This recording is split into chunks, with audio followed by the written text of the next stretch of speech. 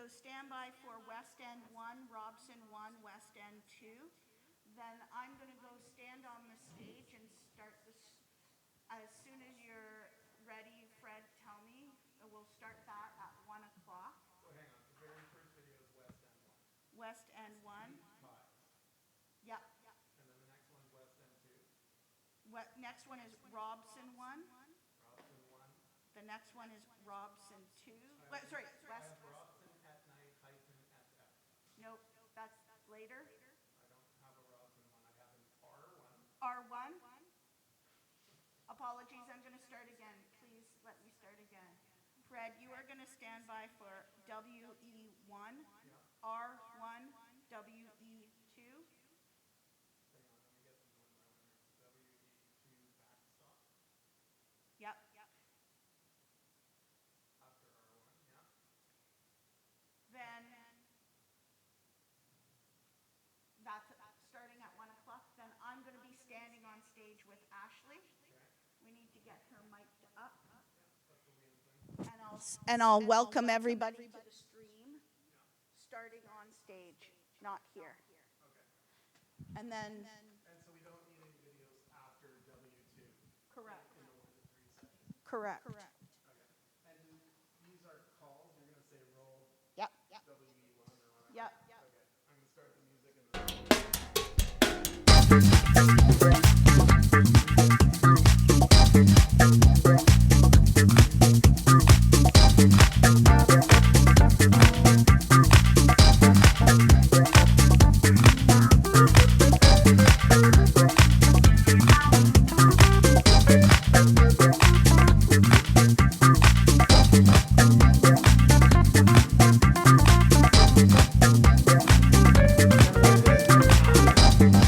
Check 1, 2.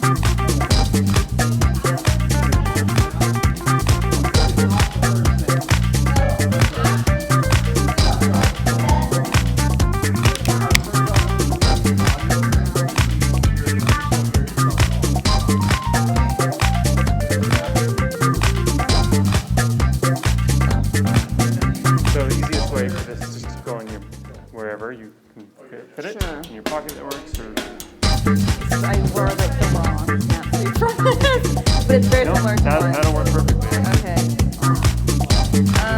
Pull it out. Lovely. So, you want this to go behind? Yeah, I think behind.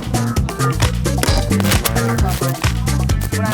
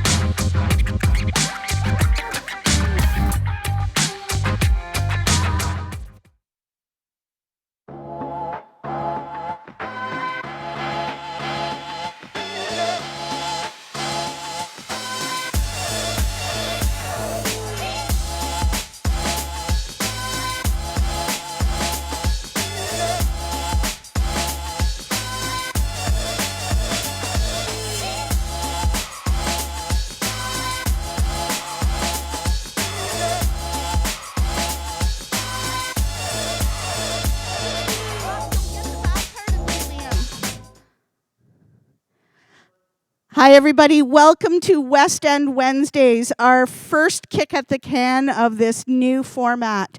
Last week we were in my home, live streaming from my home, and this week I decided to amp it up. So welcome to West End Wednesdays with Small Stage. Thank you to our co-sponsors, the Robson Street Business Association and the West End Business Association. Thank you, Terry and Stephen, Gerline and Kelsey. We're going to kick off today, but before I do that, I just wanted to acknowledge that we are on the unceded territories of both the Squamish and Musqueam Nation. And as a settler myself, I'm very thankful to live and work on these territories. Whew, that was hard to get out, but it's very important to acknowledge where we're working and living these days. And I thank you so much to my ancestors who came before me and the ancestors that came before all of us. And here we are right now, able to share on the land that we live and work on. So without further ado, we're going to continue with our programming. I decided to sort of switch it up for West End Wednesdays and kind of have a different format for us this week. The first 2 hours are going to be our mini classes, and we're going to kick off with Ashley here, who was with us last week doing Oriental belly dance. And here's Ashley. This week, she's going to switch it up and do a Pilates class. Then we're going to go to Alex tap dancing in Summerland, followed by Lisa Metz with improv, and ending our afternoon with Jack and some jazz class. And then we're going to come back. We're going to take a little break and come back for Sanka set, 5 to 7. And then later on with Corey Weeds and Corey Philly from 8 to 10. And a whole lot of guests are going to come and join us this week. But again, without further ado, here's Ashley. Ashley, Hi. you're in your mask. I am in my mask. It feels very weird to have this and the microphone. I know health Feels is good. so important Health right now. is super important. Yeah. And I know you're actually one of those almost on the frontline worker type people. And I am. Thank you. Yes, My thank goodness. you. Thank you so much.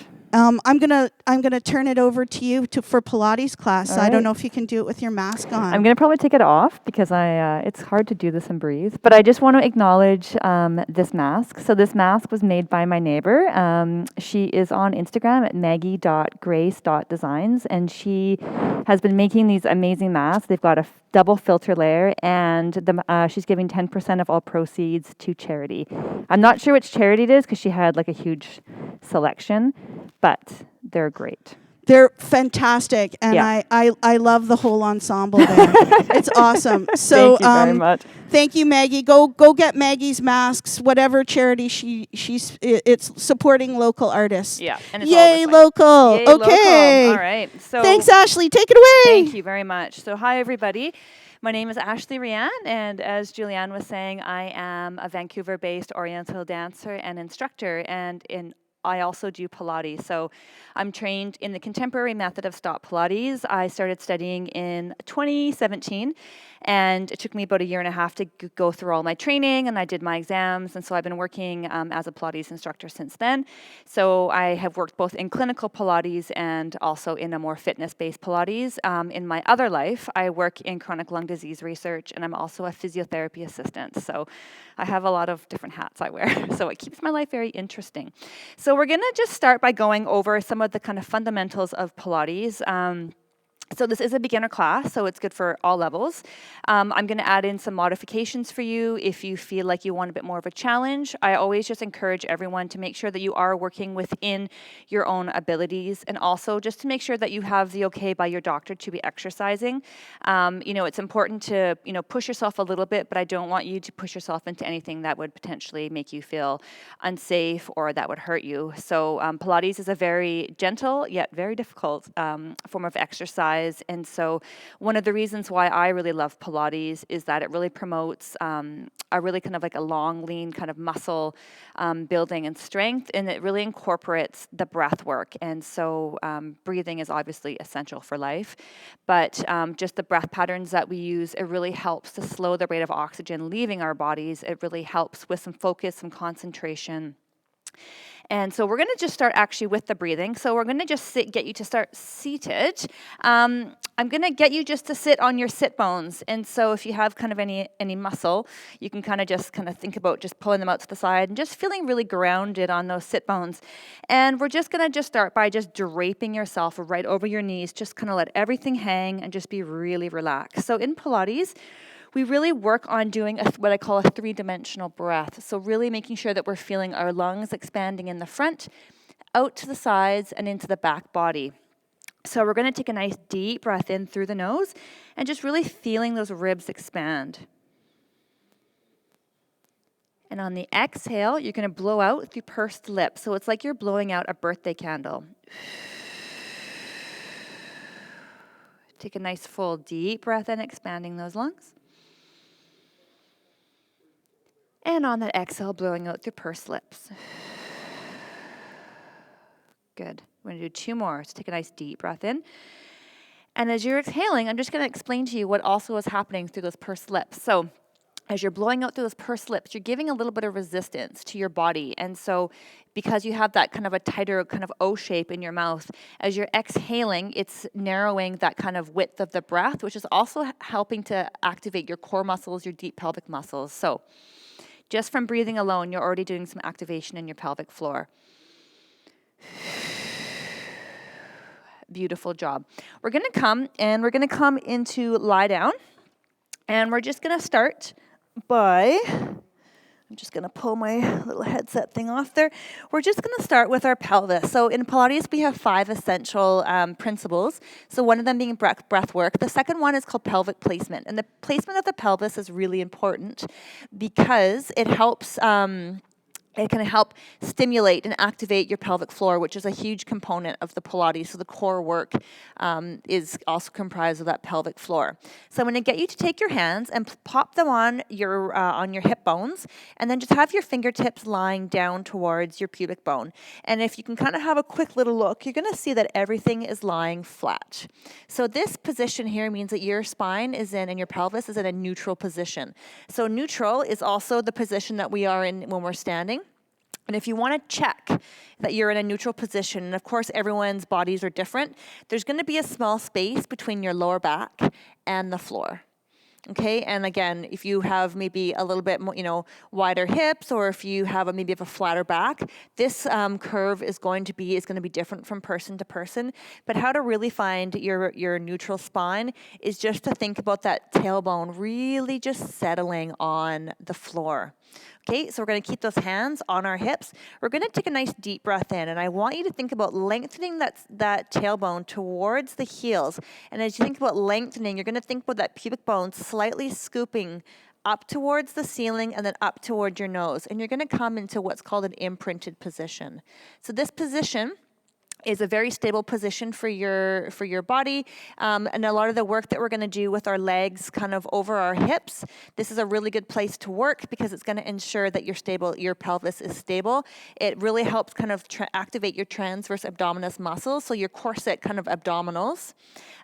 Working in neutral is always preferred, but only if you've got the stability. So in that nice imprinted position, we're going to just think about now, we're going to slightly exaggerate that neutral spine. So we're going to now release that. We're going to drop the pubic bone kind of a bit more towards the heels. We're going to just think about slightly lifting the tailbone up slightly, and again, coming into a little bit of an exaggerated arch. Nothing too strong, just a little bit. So inhale, lengthen the tailbone towards the heels, scooping through that pubic bone up towards the nose. Exhale, we're just going to release into that small little arch. Good, 2 more times. Inhale to tuck, and exhale, coming into that arch. Last time. Inhale to tuck. And exhale into that arch. Now I just want you to find your neutral spine. So again, just thinking about kind of coming back into that position where that plane, those 2 hip bones and that pelvis is stable. Okay, really nice heavy tailbone. We're going to lengthen our arms up. So our third principle in Stop Pilates is our rib cage placement. And so we want to make sure that when we do any work, we're not arching through the rib cage. We want our back ribs to stay attached to the floor. We don't want to lock them down, but we just want to have a bit of a connection. And with your upper ribs, I want you to think about them kind of drawing together. So it's almost like a corset, very slightly, like the top parts of a corset, just coming to knit together. And as you draw those upper ribs together, you're going to activate your upper abdominal muscles. Those muscles attach to your rib cage. And so we're going to have to be with our arms overhead. We're going to take a nice deep breath in. We're just going to lengthen our arms overhead, keeping the length in the fingers and the arms, making sure that we're only reaching as far as we can before we start to lift off. And now exhale, just float the arms all the way up. Take a nice deep breath in, lengthening through those fingertips. And exhale, coming all the way up. 2 more times. Take a nice deep breath in. And exhale, drawing those ribs together. Good. And last time, deep breath in. And exhale. Now we're going to do arm scissors. So we're going to take a nice deep breath in. We're going to lengthen our right arm right above our head. And we're going to reach our left arm down towards our hips. Again, really staying connected with those abdominals. Exhale, we're going to flow right through center. Inhale, we're going to go the opposite way. So we're kind of having a reciprocal pull. Exhale, gathering those abdominals, coming right through center. Inhale to lengthen.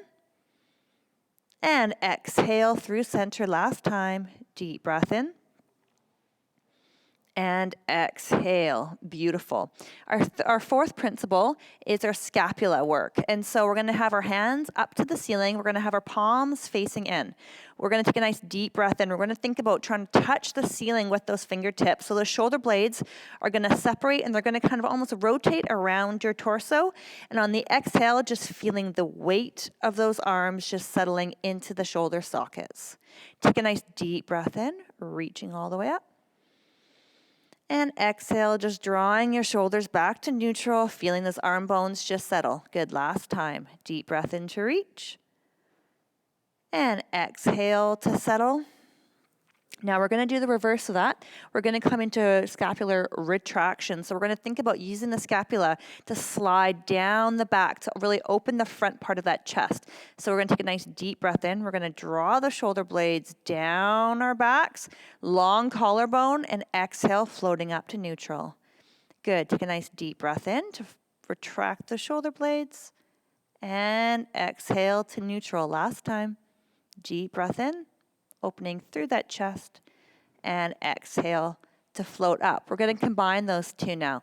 Deep breath in, we're going to protract the scapula, reaching all the way up to the ceiling. On the exhale, initiating right from that scapula, sliding the scapula down the back.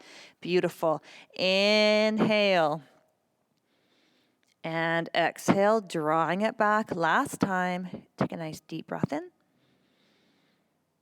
And exhale. Beautiful. Arms are going to float down by your sides. We're just going to draw the shoulder blades or the shoulders up to the ears. And now exhale. Think about trying to reach your fingers down towards your heels. Good. So we're going to do a little bit of elevation, shrugging up. And exhale, trying to reach towards those heels. Last time. Take a nice deep breath in. And exhale to reach. Good. The last principle is going to be working with our head and our neck. So we want to make sure that we're always lengthening from the top part of our vertebrae. So right where the neck meets the head, we want to always think about lifting right from there. And so the common mistake when people are lengthening is that they lead with their chin and they drive their chin down into their chest. We want to keep space between our chin and our chest. So instead, just think about lengthening up here, and we're going to just tuck that chin in ever so slightly in towards our body, not down. So we're going to look up at the ceiling. We're going to take a nice deep breath in. We're going to lead with our eyes. We're going to drag our eyes across the ceiling, and we're just going to come to kind of where your ceiling might meet your wall. And think about lengthening from that top, and then exhale using your eyes to come right back to neutral. Take a nice deep breath in. With those eyes, lengthening that neck. And exhale, dragging those eyes one last time. Deep breath in to lengthen.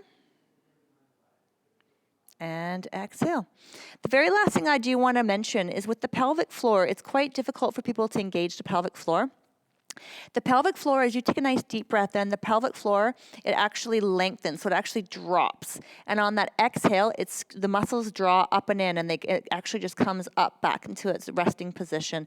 So anytime in Pilates that we're doing an exhale, I want you to think about kind of that visualization of drawing your pelvic floor kind of together and up towards those ribs. So a really nice visualization I like to use is kind of like a tissue coming out of a box. And in the next few weeks, we're going to talk about how you can kind of activate that pelvic floor a little bit more. But I just want you to kind of start thinking about on any exhale that we do, you're kind of thinking about the walls of your pelvic floor kind of drawing up and in towards that body. So we're going to just start with some really basic Pilates moves just to kind of get everything activated. So the very first thing that we're going to start with is just going to do what's called toe taps. So we're going to come into an imprinted position, so lengthening through that tailbone, scooping through that pubic bone so you have that nice stable base. Hands are going to be down by your sides, just pressing to those palms to open up the chest and activate the upper body.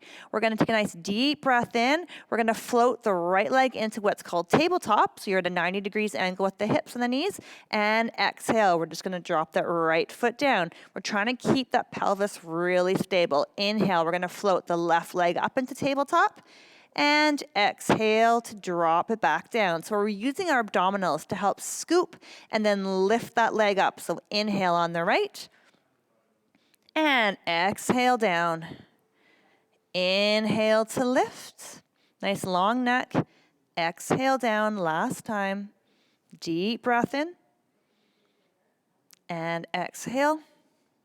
And last time on the left, deep breath in and exhale. Good. So we're going to take a nice deep breath in. We're going to float the right leg up. And on the exhale, we're going to float the left leg up. And we're going to bring those legs together. Okay, so we want to make sure that our pelvis is nice and stable. Now inhale, we're just going to touch the right toe down. And exhale, drawing it back up. Inhale with the left leg. Exhale. Deep breath in, touching the right toe down.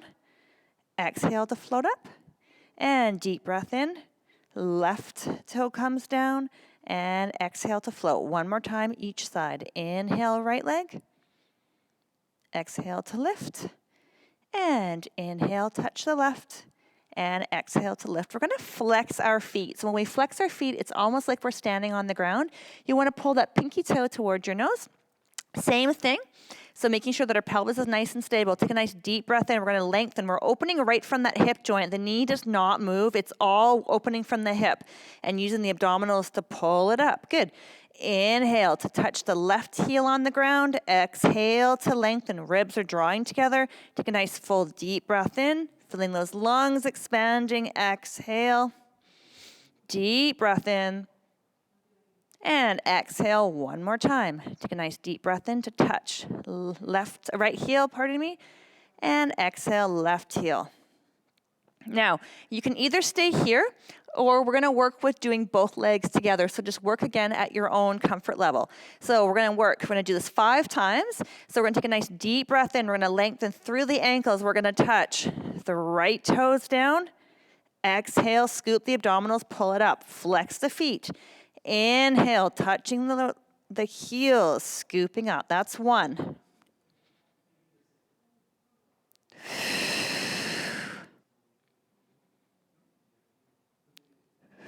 That's 2. 3 more.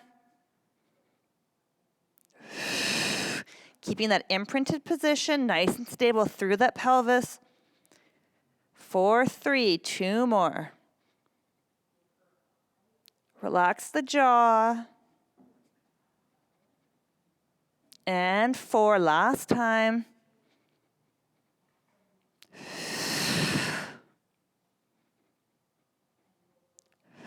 Good work. Let's draw the knees into chest. Well done, everybody.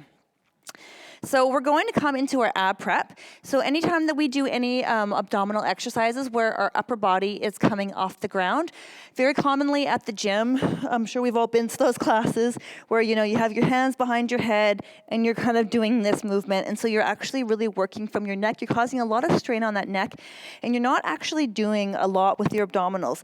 So in Pilates, how we initiate any of our abdominal exercises is that we want to think about those kind of little corset in the top. So kind of drawing those upper ribs in together, so knitting those ribs, and then we try to bring our ribs towards our hips. So we're going to come in what's called an ab prep position. So hands behind the head, just make sure your head is nice and heavy, lengthening from that top vertebra. Elbows can be at a 45 degrees angle, and we're looking right over those knees. So we're going to take a nice deep breath in. We're going to come into that little chin tuck. And then on the exhale, you want to think about closing those ribs, letting them come close to those hips. And we're just going to fold up. So as we bring the ribs towards the hips, it's going to lift our shoulders, it's going to lift our head. We're going to take a nice deep breath in. And exhale. Now we're going to open up the ribs and then we're just going to lay each vertebra down. Take a nice deep breath in to lengthen, tucking that chin. And exhale, scooping through the abdominals, ribs to the hips. Hold it here. Take a nice full deep breath in. And exhale to unfold. Good. 2 more times. Take a nice deep breath in to lengthen. Tucking that chin. Exhale to fold. Hold it here. Take a nice deep breath in. And exhale down, last time.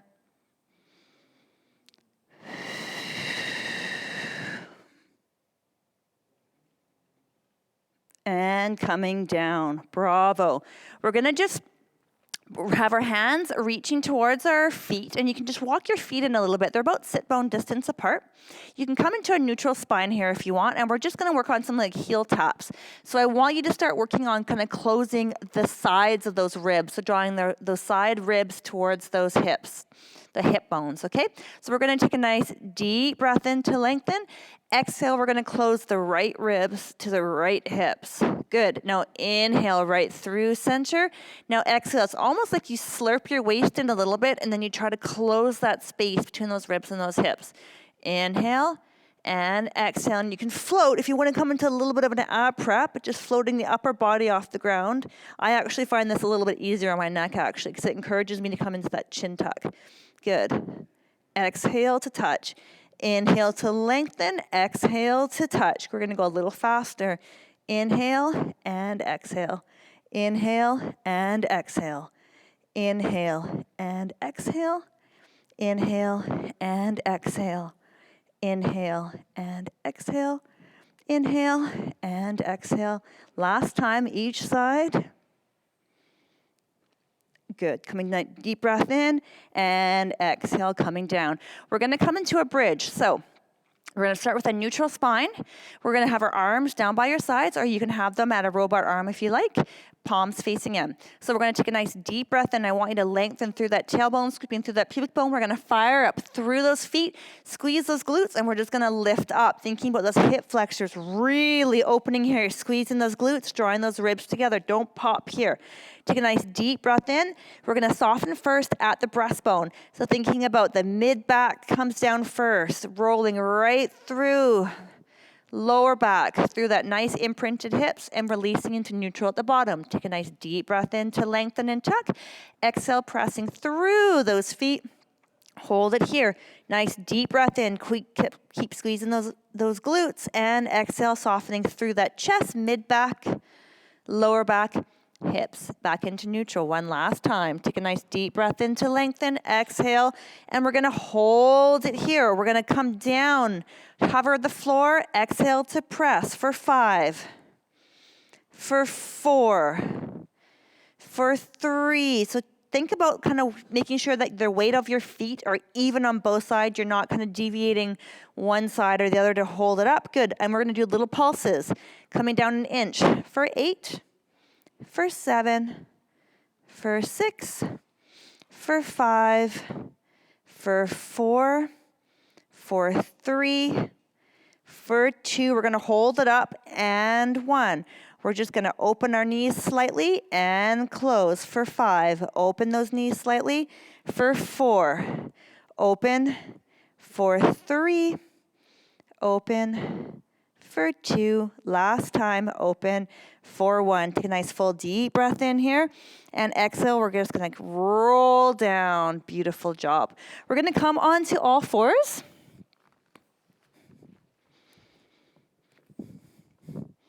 See if I can clip this on here. Beautiful. And we're just going to come into our cat-cow position. So thinking about wrists are right underneath those shoulders, knees are stacked under those hips, and we're going to place our right hand on the back of our head. We're going to take a nice deep breath in. Our eyes are going to follow our elbow, and we're just going to rotate to the side. And exhale, back down. Take a nice deep breath in, opening that rib cage right to the side, and exhale down. Last time on the right. Deep breath in to rotate. And exhale down. We're going to place the left hand behind the head. Inhale, rotating right from that right rib, the left rib cage. Exhale down. Deep breath in, opening to the side. Exhale down. And deep breath in. And exhale down. Good. We're just going to finish up with one little plank preparation. So you're going to walk your knees slightly inside your hips, making sure that your wrists are underneath those shoulders. Toes are going to be tucked under. We're going to scoop through those abdominals. Take a nice deep breath in on the exhale. We're going to press through those bended toes, and we're just going to hover those knees off the floor, making sure that our shoulder blades are nice and wide on our back. We're going to hold it here for 5, for 4, for 3, for 2, and 1. Float those knees back. Shake out those wrists one last time. So take a nice deep breath in to lengthen. Exhale, firing up through those toes and those hands. We're going to float, pulling the belly button towards the spine. Nice long shoulder blades. Hold it here for 5, for 4, for 3, for 2, and 4-1. We're gonna just sit back into a nice child's pose, shell stretch, reach those arms forward, take a nice deep breath in, filling in through our back body, and exhale. Thank you so much, everybody. I hope you got a nice little lunchtime workout in. Wow. A little lunchtime workout A little lunchtime workout. Oh my gosh.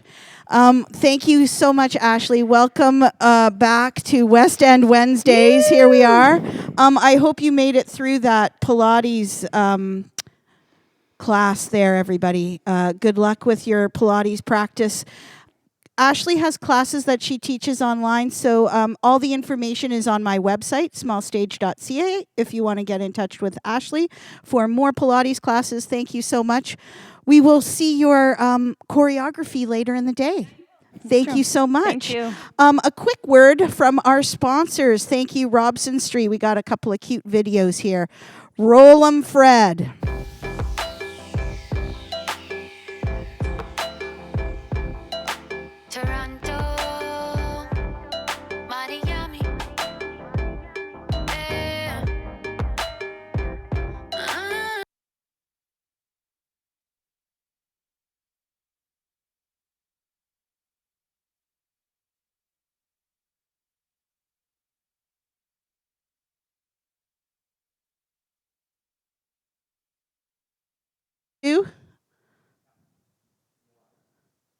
Hi, everybody. Welcome back. We're almost ready for our class in Summerland, our tap dance class in Summerland.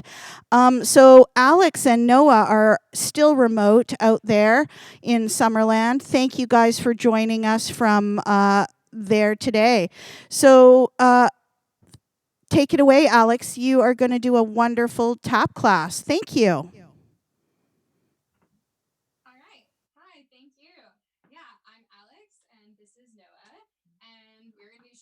Tap dancing. So tap dancing is when we get to make music with our feet by doing different things. It's an American art form and has this beautiful history. And it's very involved in jazz music. And we are very fortunate to have a jazz musician to accompany the class today to kind of really feel the spirit of tap dance and music and all of that fun stuff. And we're going to hop right in so we can kind of get through some basic steps and put it together and do a little fun dance. So we always want to think about relaxing and feeling grounded in tap. So even while I'm talking, we can shake out our feet because we want very relaxed ankles and shake out the other foot. Even though we're going to be doing some things, we want to try to not get tense and try to keep our ankles and our whole body are just really relaxed and very grounded. And we'll do some circles. Great. Noah's doing some circles, getting our everything warm. So while we are doing our tap dancing, we want to maintain grounded and have kind of a plie and a bend in our knees the entire time. So our ankles are relaxed, our knees are relaxed, our hips are relaxed. You can stick out your butt and put your arms out and feel grounded this whole way. So there are two different— Hey, you guys. Alex, are you there? Hey, Alex and Noah, are you there? I can't see you, but I hope you are. We're just having a few technical difficulties. So if you can just hold on for 1 second. People at home can't hear you, so we're just fixing that. Thank you so much for your patience, everybody. This gives me a quick opportunity to talk about how we've shifted this week in our broadcast. So again, I was at home last week, and it was a bit of the wizard behind the curtain that didn't work out, and we're making this shift over here to AV Strategies today. Thank you, Fred and his team over here. And we're just having a few technical difficulties working things out, but we're back. The magicians have done their trick. So, Alex, would you mind reintroducing yourself? I apologize for this. And just going over again what you just told everybody because they couldn't hear you. So, take it away once again. Thank you, Alex. All right, fantastic. That's totally okay. My name is Alex, and this is Noah, and we're going to get to share some tap dance and music with you guys today, which we're very excited about. Tap dance is an American art form and has a beautiful history and is very intertwined with jazz music. And we're very fortunate to have a jazz musician here who's going to be playing some upright bass with us. And in tap dance, we want to maintain all sorts of relaxed and groundedness. So we want to have relaxed ankles, relaxed knees, relaxed hips, and everything will be grounded and really into the floor the whole time. We kind of use a combination when you have tap shoes on, but you can be doing this in socks, bare feet, or sneakers, whatever is most comfortable. There's a toe tap and a heel tap, and you can use one or the other or both to make noise by striking the floor. So we're going to just start by doing some toes and heels to kind of feel that. The first will be toes. If we keep our heels glued to the ground in our nice deep plie, and we lift up our toe and drop it, we have these lovely toe taps. We're going to do 4 in a row.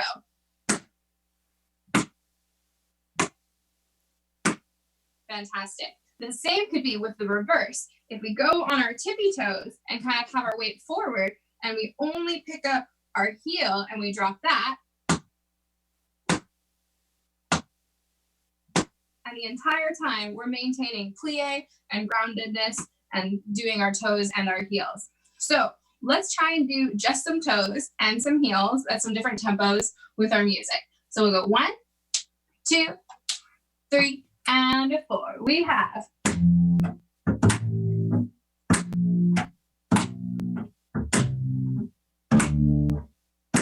good. Double time.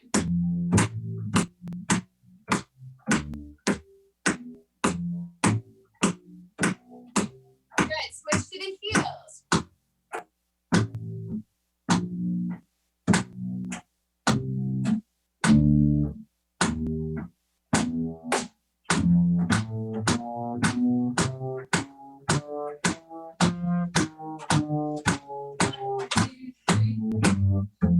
Very good. So even just with the different sounds and tones, we have our higher sounds and our lower sounds. We can use these different tones and sounds to make noise. So building on this, we can now pick up our foot and just step on it with only the ball of our foot. This is a step. Then we can drop our heel. Then we can switch and drop our toe. And then we can drop our heel one more time.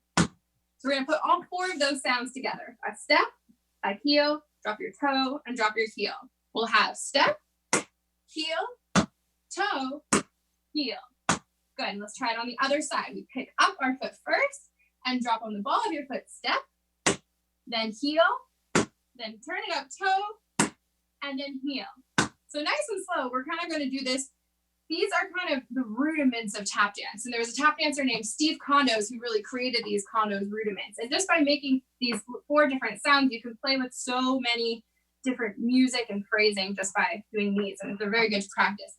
Maintaining our bent knees, we're going to go back and forth playing with this a bunch with some music. 1, 2, 1, 2, 3, 4.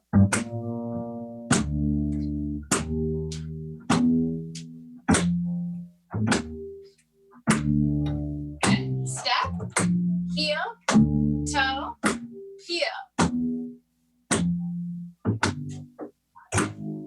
Good. Again.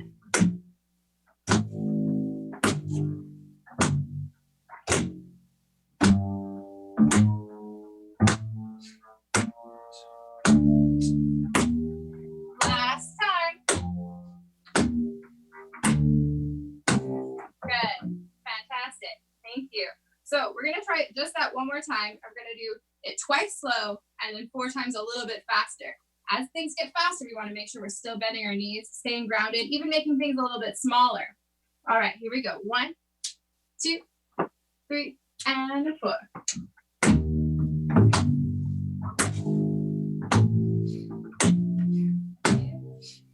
And now faster.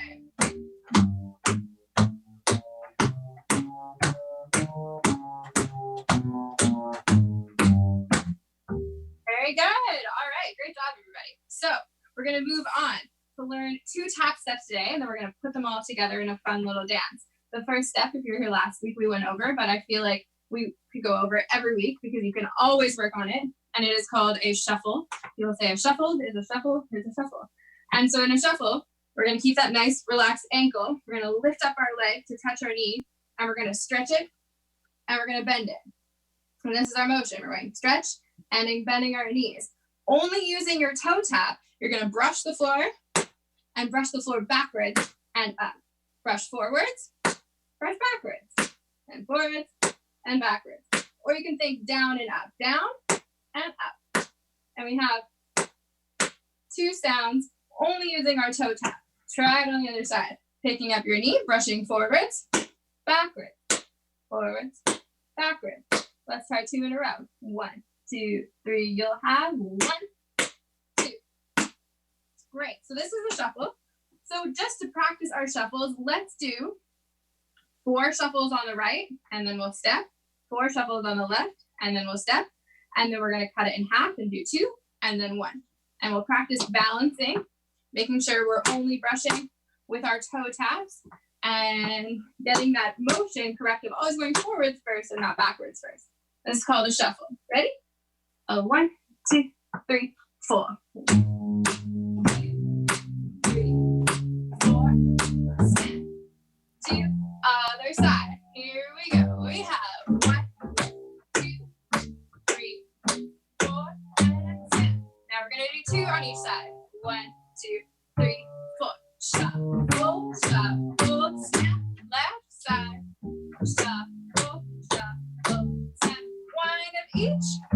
Shuffle, step. Shuffle, step. 2 more. All right, good. Fantastic. Okay, that was our shuffles. That was step number 1 that we're going to be needing. Step number 2 is called a riff walk. We're going to have 4 sounds with things that we kind of already know how to do. We're going to face the side because it'll be easier to see. So we're going to pick up our foot and start with the step like we were doing before. Really nice and close to you. From here, you're going to stretch your leg, and you're going to be using your heel to create something that's called a scuff.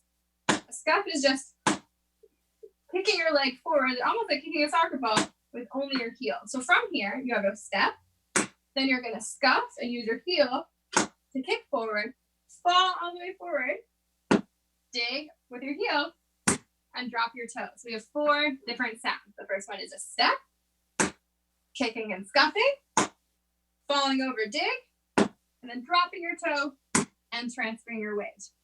Cool. Let's try that one more time. We have step, scuff, dig, and toe.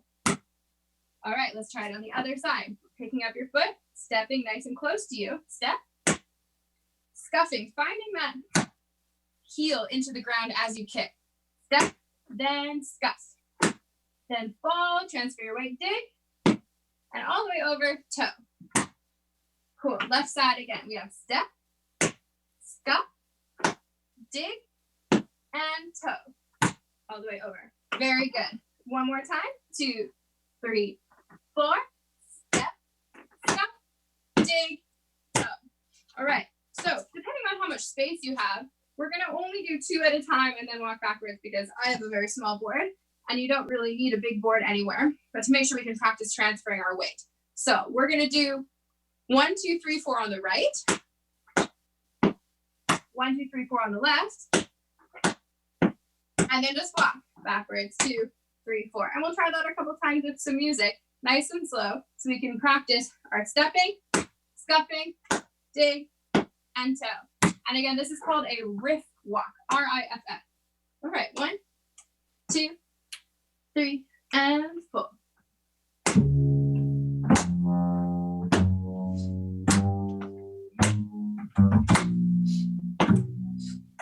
And walk it back, 2, and 3, and 4. Again.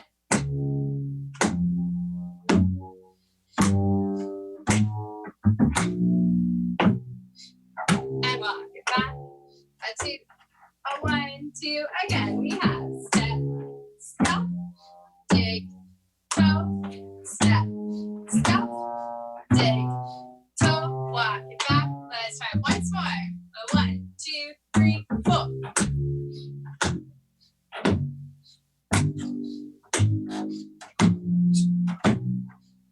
And walk it back, 2, and a 3, and 4. Very good. Let's try it once more, but a little bit faster. A 1, a 2, a 1, 2, 3, 4.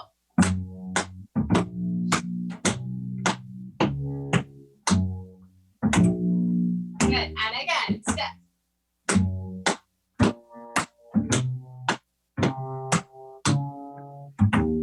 Very good. All right. It won't be any faster than that, but you can always practice on your own if you would like it to be faster. All right. So let's hop into putting all of these together into a fun little dance. The tune that we're going to be using today is called Satin Doll. And Satin Doll is by Duke Ellington and Billy Strayhorn. So let's hear just the first phrase of what we're going to be dancing to so we can kind of get into the feel. Yes.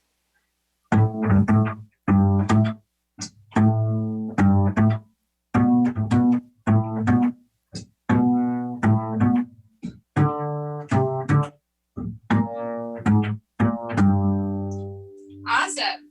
Fantastic. And you know it. So that is our tune. The tune is very syncopated, which is where rhythms kind of are not always straight on the downbeat, but for the most part, we will be keeping time. And we'll be kind of holding down that time during our different steps and then kind of slowly referring to the melody, but not as syncopated as that. So to start, we are going to start with a riff walk, which we just learned. Starting with our right foot, we're going to do one riff walk, step, scuff, dig, toe. Let's try that. 1, 2, 3, 4.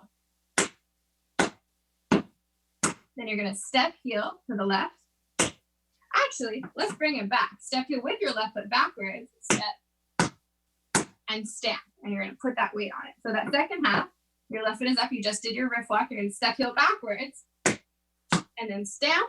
And transfer your weight so your left foot's ready again. So let's try the first half. 2, 3, 4.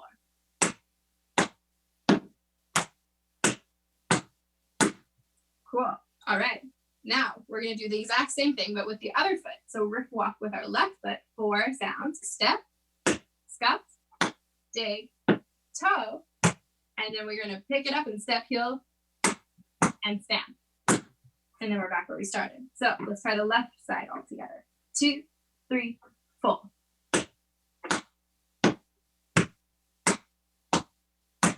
Okay.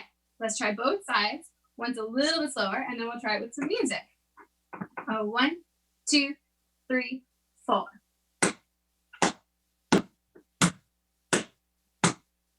Left side. Okay, let's try that with some music, please. Nice and slow. 1, 2, 3, 4.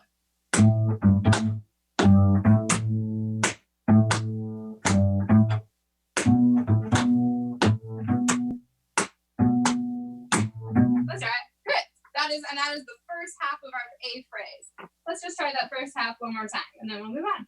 1, 2, 3, 4.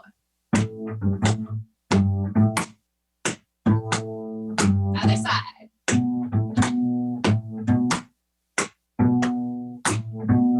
Nice, fantastic. All right, our second half. We're going to step heel towards the right.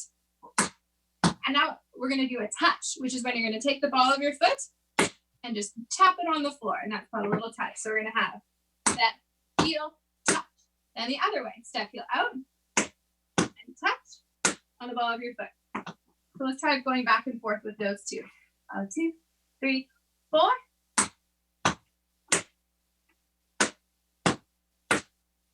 Great. Let's just do that a couple times with the music. We can play with the A phrase. We're going to play with that a little. 1, 2, 3, 4.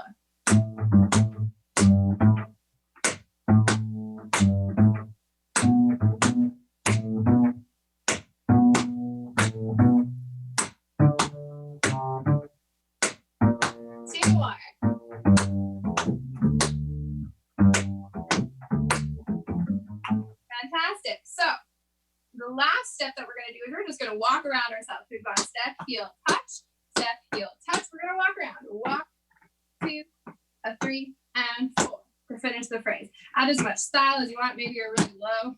2, maybe you're walking on your tippy toes. Very high as you go around. The tap dance is very full of individuality. So bring you to the table as you do this. So the second half from our step, heel, touches will go step, heel, touch, step, heel, touch, walk it out, 2, 3, and 4. So if we remember the very beginning with our riff walks, we're going to put everything together. Let's try it. 1, 2, with music. Yeah. 1, thank you. 2, 1, 2, 3, 4. Other side. To the side. We got. Walk around. 1, 2, 3, and 4. All right. Hopefully everyone's doing great. Back at home, finding their own space, feeling the music, feeling that pulse. So the A phrase happens twice. So we're going to do that whole thing twice. So for some practice, let's do that 2 times in a row. And then we'll keep moving on. Great job, everybody. All right, starting with those rip walks. Don't forget about our knees bent and relaxing so we can really get those sounds and dig into the floor. Okay, 1, 2, 1, 2, 3, 4.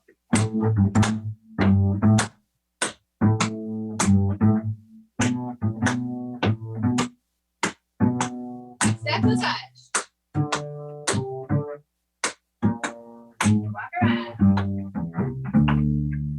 And then we do it again. Here we go.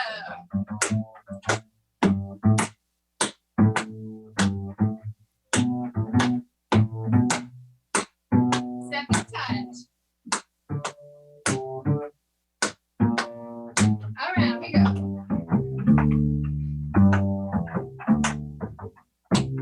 Fantastic. So those are the 2 A's. Now we've come to the part of the jazz standard in this song. This is called the bridge. So the melody is a little bit different. So we're going to do something a little bit different with our feet. We're going to do some shuffles. We're going to do 2 shuffles on the right foot.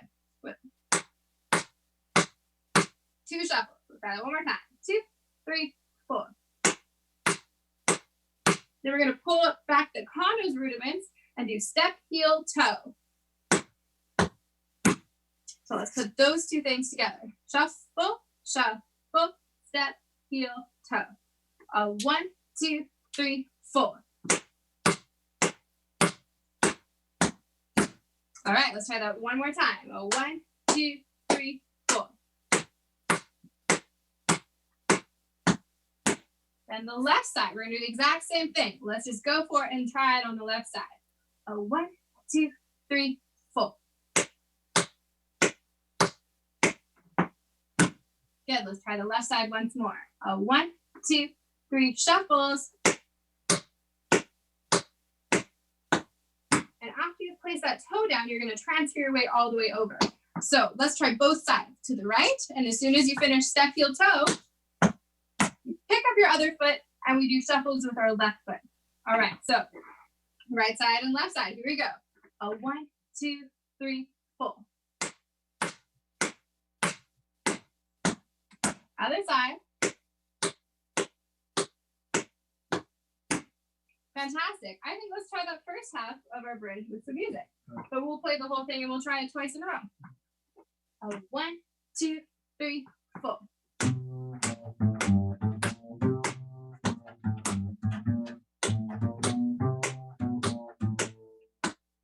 Again.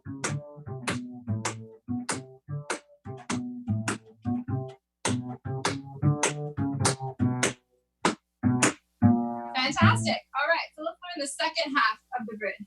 So shuffle, shuffle, step, heel, toe. Shuffle, shuffle, step, heel, toe. We're going to do 2 shuffle steps. Shuffle, step, other side. And 2 step, heel, toes. Other way. So those are steps that we've already known. We're just mixing them around a little bit. So again, shuffle, step, then step, heel, toe, step, heel, toe. So let's try that second half. 1, 2, 3, 4.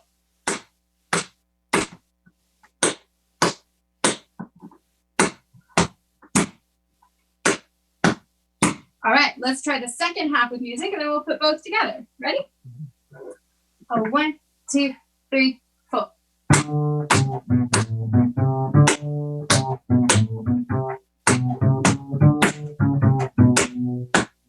Again.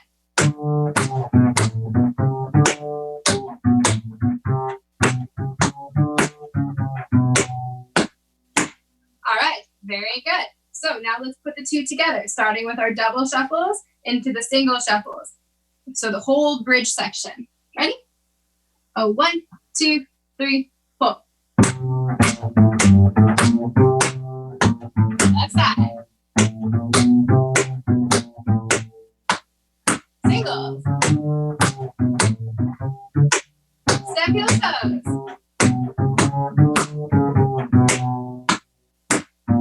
Fantastic. All right, and that's our whole V section. Then we're going to go back to the beginning, which we already did from our step, scuff, dig, toe, step, heel, step, step, scuff, dig, toe, step, heel, step. And then there's going to be a slightly different ending. So let's try all of that all the way through, and then we'll learn the ending, and then we'll run it 1 or 2 more times. Great job, everybody. Okay, from the very top, yeah. Okay, from the top, from our rip walks, here we go. 1, 2, 1, 2, 3, 4.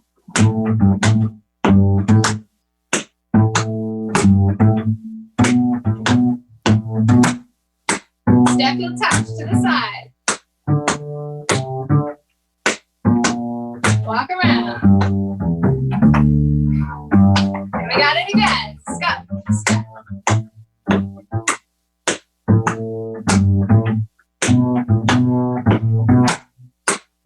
Step heel touch. Walking around. We've got our shuffles.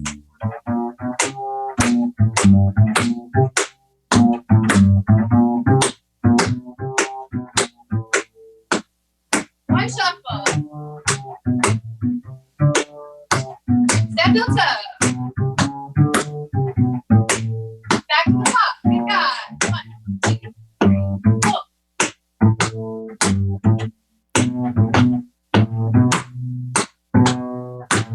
And there's the ending. Fantastic.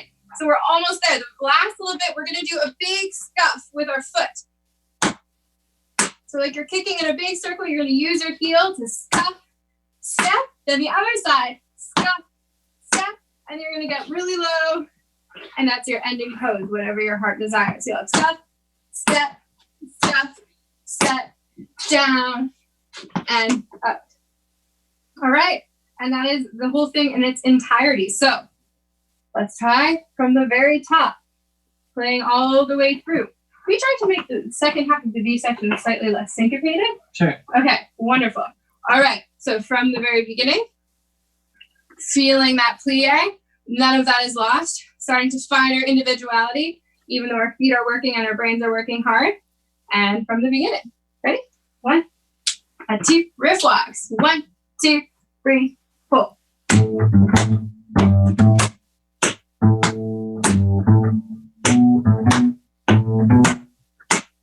Step heel touch. Walk around. And again.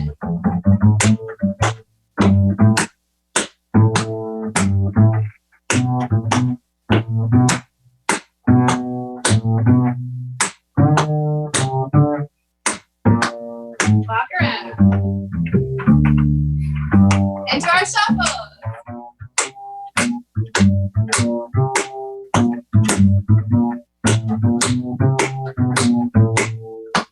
One shuffle. Step heel toe. Back to the top.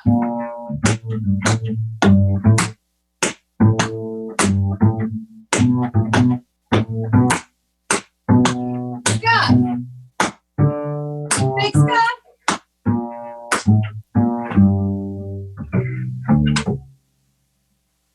Fantastic. Great job, everybody. And let me just, I think that's probably it for us. Do we have Can I time? go live now? Yeah. Thank you so much. That was awesome class there. Thank you for doing that for us from Summerland. Yes, thank you. Have a great afternoon, and we'll see you online with your own choreography later this evening. That sounds great. Thank you. Thanks. Bye. Our next little video clip is from our sponsors, West End Business Association. Hit it, Fred.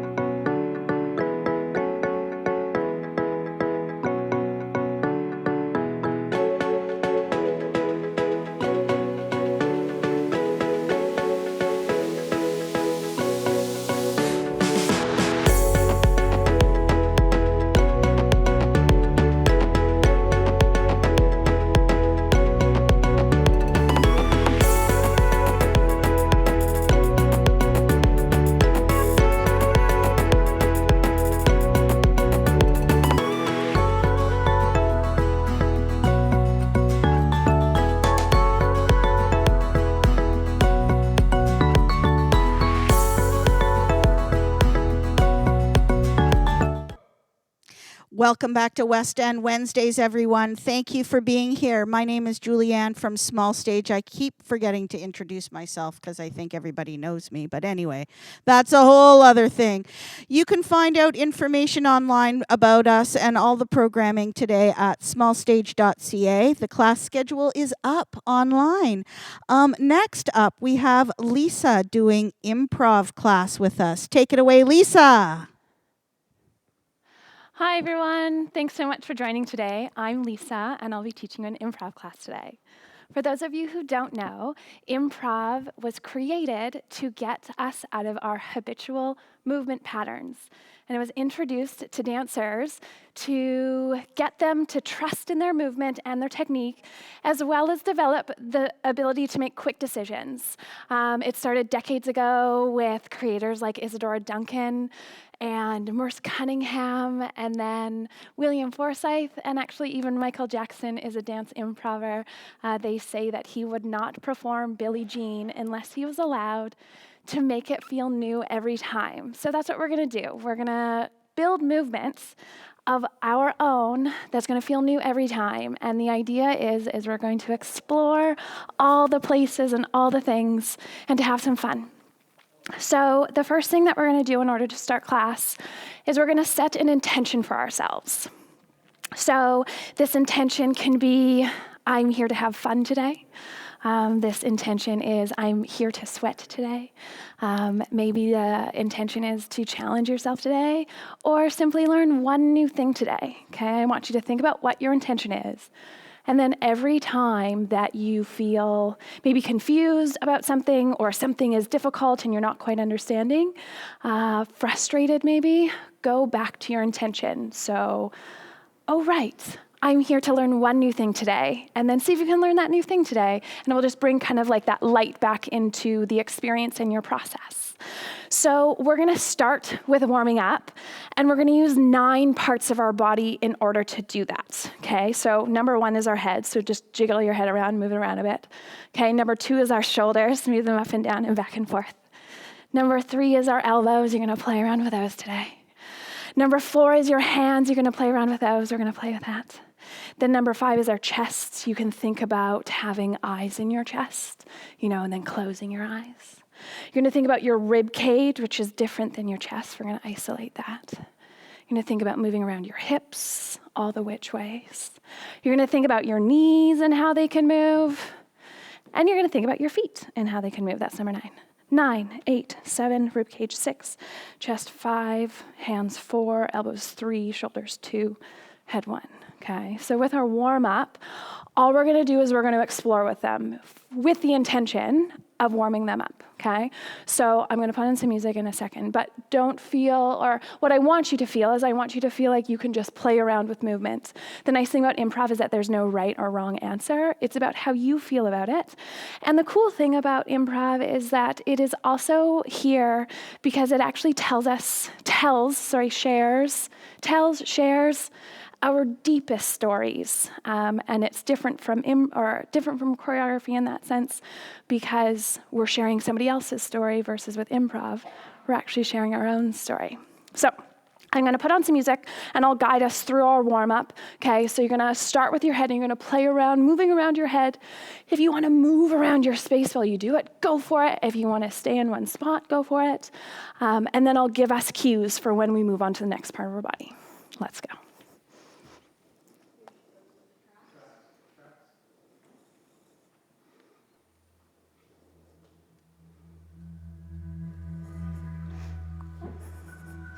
So you're gonna start with your head, and you're just gonna move it around.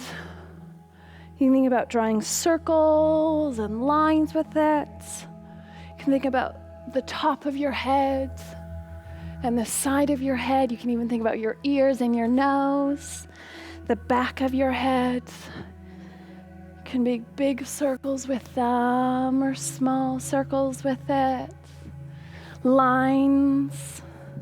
Draw your head forward and back into the corners, maybe side to side. Yeah, keep on playing with all the places that your head can go. For now, just in your small space. Okay, now you're gonna start moving your shoulders. Okay, you can circle them. Again, we like our diagonals. I think I like my diagonals. Move them around, let them be awkward, let them be weird. Let yourself move through things. Make shapes with them. Draw shapes with them. They can be big and they can be small. Again, just to warm up though. You're gonna go elbows, okay? The insides and outsides of your elbows, initiating your movement. They can be soft. They can be long. They can be strong. And again, keep playing with slow and fast. This is your exploration. It's about how you feel.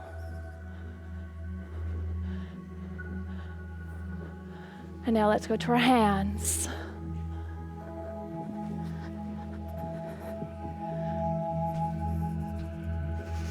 Okay, think about the palms of your hands. Think about the palms of your hands being your eyes, so that when you press them somewhere, what are they looking at? Think about your fingers and your fists. Keep going, it will play again for us, don't worry. Yeah, keep moving through those hands. That's a lie, we're going back and playing that last one again. Okay, now go into your chest. Okay, maybe now start using some levels. Start moving a little bit bigger. What does your chest feel like? Find breath in there, right? Our epicenter of breath and life in there.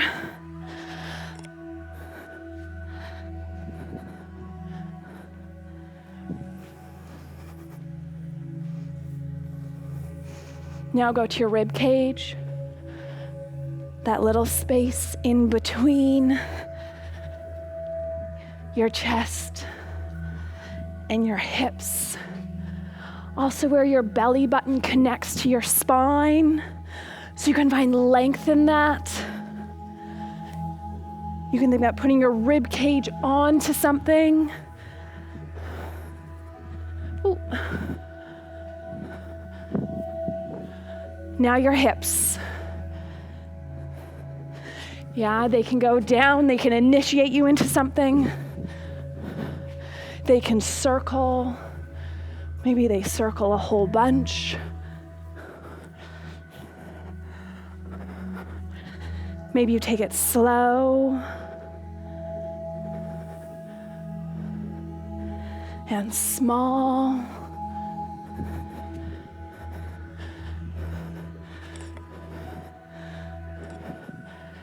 Now go to your knees. Explore with the front of them and the back of them.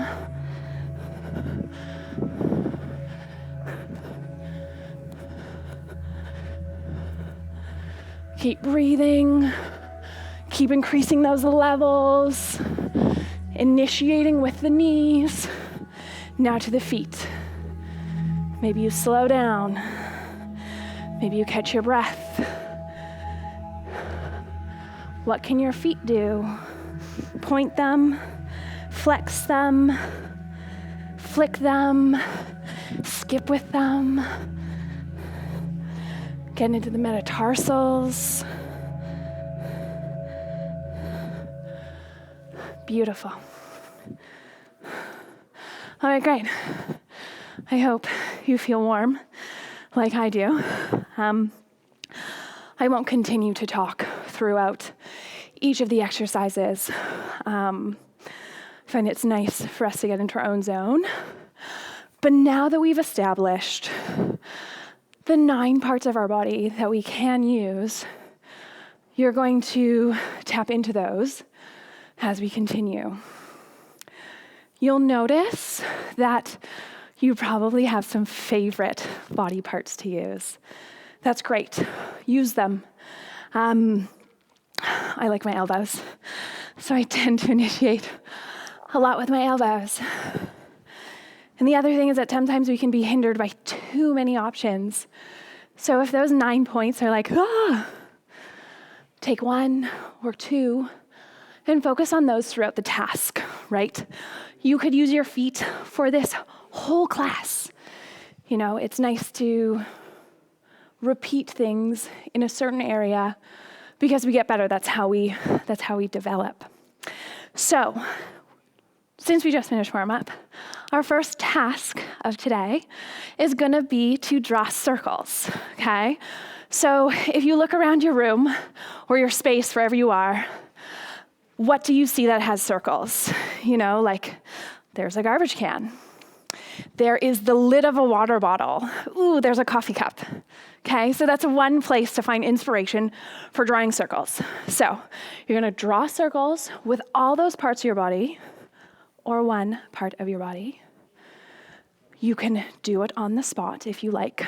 I am gonna travel on the diagonal, okay? And use my circles and travel. Remember, fast, slow, big, small. Create circles.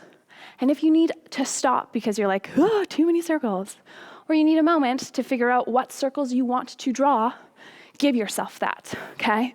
We're gonna listen to the next song and we're gonna draw circles with our 9 parts of our body. Here we go.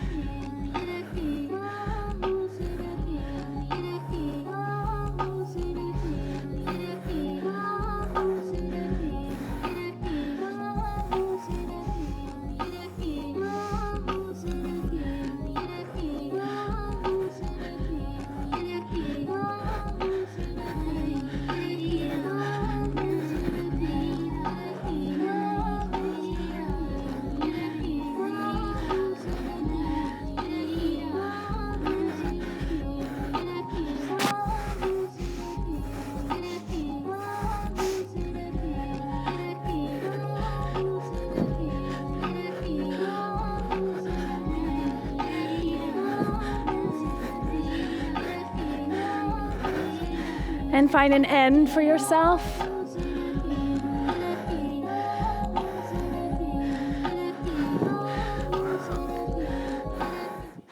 All right, cool. I don't think I warned you prior that this might be cardio half hour. The next task we're gonna put in is the task of stopping. The commercial dancer side of my brain says, go, go, go, go, which I love, but I find that I always feel like this after. So we're going to continue our circles, but this time we're going to add in stops, okay? I'm also going to add in one more task. I'm going to ask you to do lines, okay? So we just made a whole bunch of circles with our body that you were just practicing, okay? Now find some lines, okay? Again, they can be big and small. Use your hands, use your hips. Look around your space for inspiration of things that you can draw.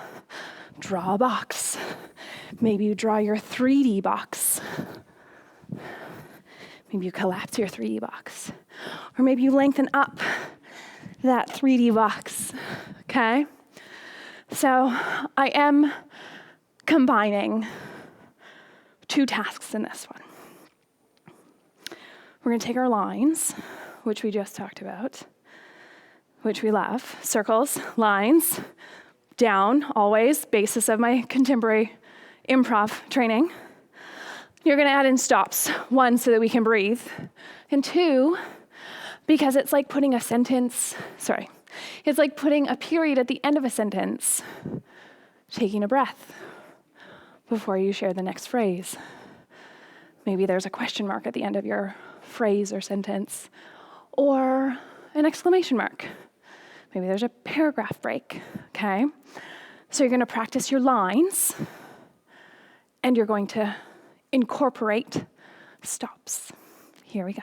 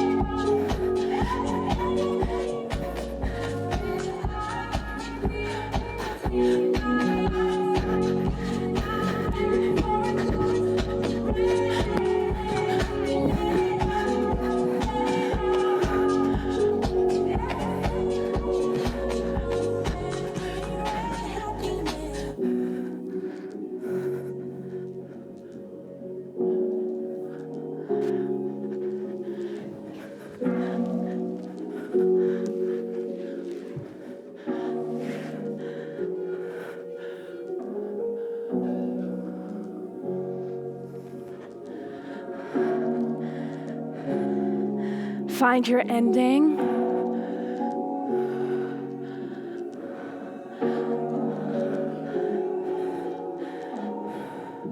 Nice, you guys. We literally just did the whole song, so solid work.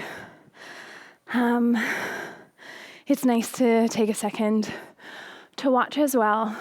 Use YouTube, use the internet. I know we're all on it right now.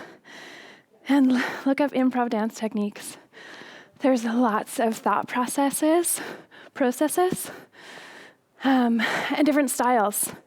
So find some people that inspire you and use these tasks and continue to build your vocabulary. Our next task is to write your name.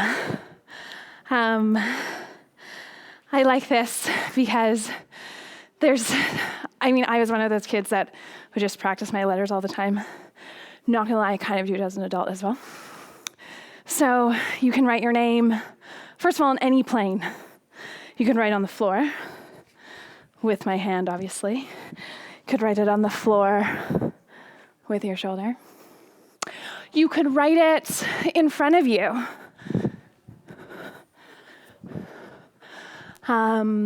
You could change planes. You could start on the floor, then you could go to the side, then you could go to the other side. You could go to the corner and you could make it really, really small. So play with your space. The nice thing about improv is you don't need a lot of space. And if you have more space, use it. First name, middle name, last name, repeat. First name, first name, first name, middle name, last name, middle name, last name. Play around. So you can start off by spelling your whole name front to end. Maybe you want to spell it backwards. The idea is that we find ways to continue the process. What are ways that can help us continue the practice? So that if you finish your first name, it's like, okay, I'm done. Well, no, try again. Move on to your middle name. Write your husband's name. Write your children's name. Write your best friend's name, okay?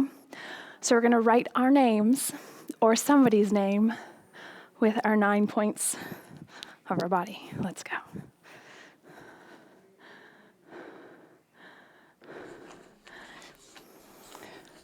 What's the next song? The one about me. You can also ignore the music. You can use it to help you with timing, or you don't have to use it. It can just be in the background.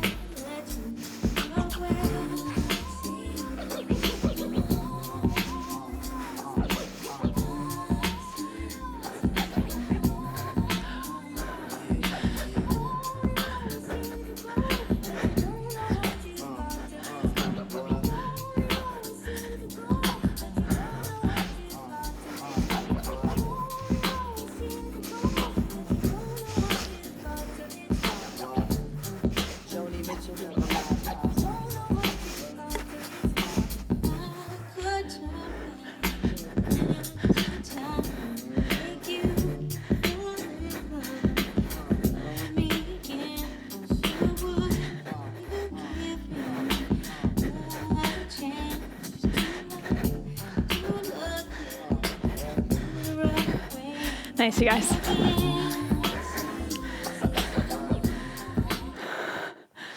Okay, solid. I think that the music has a lot to do with, obviously, your movement. So, as you noticed, we've used ambient music, we've used classical music, we're using old school R&B. So, put on any music that you want to and explore stuff. It's super fun. It's a great way to stay creative every day. You don't need to do it for an hour every day. Do it for 5 minutes. Put on your favorite song. Give yourself a task. It helps us stay directed in our growth. The next task we're gonna do is we're gonna put all those things together, okay? So we started off with our circles. From there, we went to lines and stops. And then after that, we finished with our names. So now, you're gonna use all those things. Some of us go like, oh my goodness, too many things. The goal is that you start dancing. And now that we have these new tools to create vocabulary, to share our stories better, you're gonna use them when they come up, okay? I'm not saying you have to go do a line and then a circle and then a letter and then a stop, okay? Let yourself build. Start by moving in your most comfortable way and then introduce a circle. And then what comes up next? A stop. And then a line. And then it falls into the R of my middle name, okay? It doesn't have to be in any particular order. And maybe you only use one of them. The idea is that if it comes to your brain while you're moving, then use it. And if it doesn't, that's okay. It means that we're gonna put some more practice in with those other tools. All right, circles, lines, stops, name. Let's go.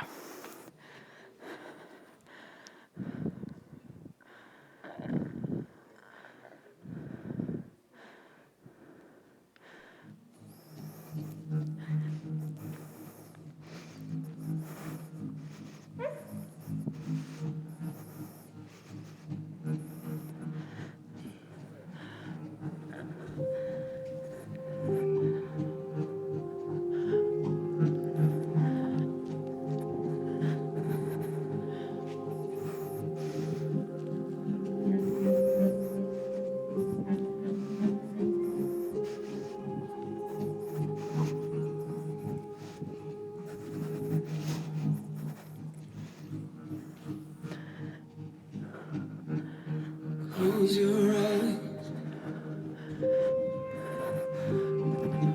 Swallow the swan. You have only just begun.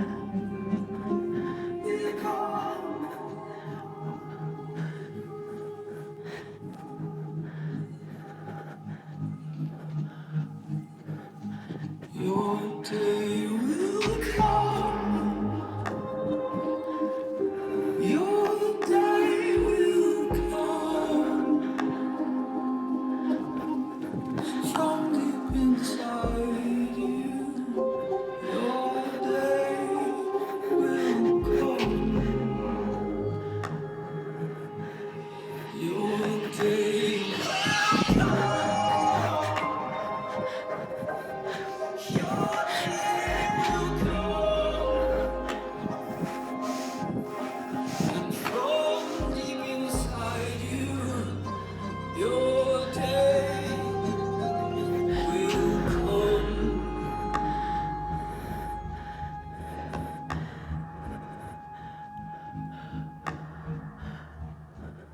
So open your ears. Open your ears and tell me what you hear. Tell me what you hear. Tell me what you hear.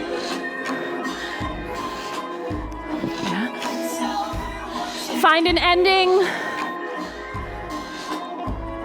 Oh, tell me what you hear.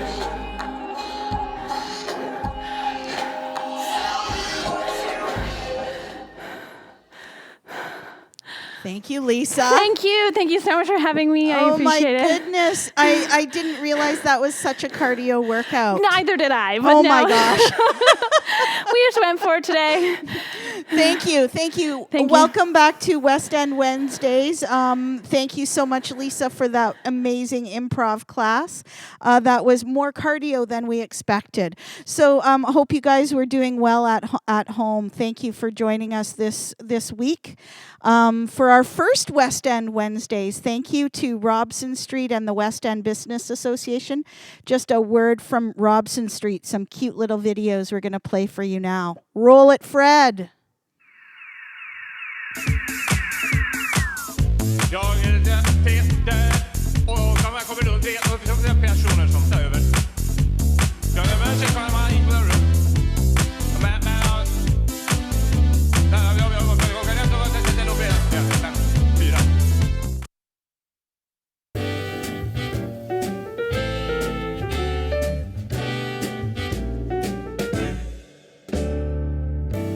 Some might say that I'm a loner, but I just call it being free. I am my heart's only owner, or at least I used to be. For years I've kept my feelings grounded and gone without all kept within. By these high walls I've been surrounded, whilst to her eyes only paper thin. 'Cause now a wildfire is raging deep inside. Welcome back to West End Wednesdays with Small Stage. We are here now with Jack for a little jazz lesson, but just a quick shout out to Jen, who's helping Jack out here. And sometimes what happens is we don't know what's going on behind the scenes. So Jack has enlisted a friend to help her, right? Where I don't know, Jen's in Vancouver somewhere. So thanks, Jen, for joining us remotely. Take it away, Jack. Okay, today for our jazz class, we are going to try to get the cardio up, have a little bit of fun, and we are going back to a 60s theme, shall we say. So the music that we're going to use today is from the musical Catch Me If You Can, which is one of my favorites. If you haven't seen the movie, go see that. That's homework for you. And if you haven't downloaded the soundtrack of the musical and you are a musical theater person, download the soundtrack. She's adorable. Okay, but before I get excited and start on that business, I want to do a little warm-up for us. So we're going to do a disco-themed warm-up that'll get our heart rates up, and then a little stretching, but just a little. Okay, so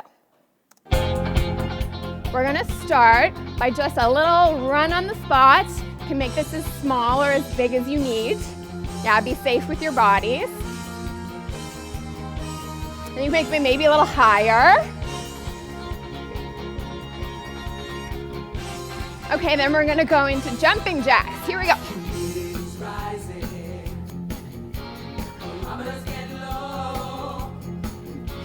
Keep going, just a little more. All right, now we're gonna step touch. So side together. Let's add some snaps.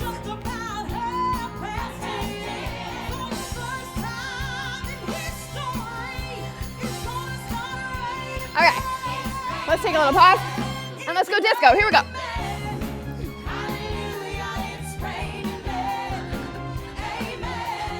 Good, and let's snake.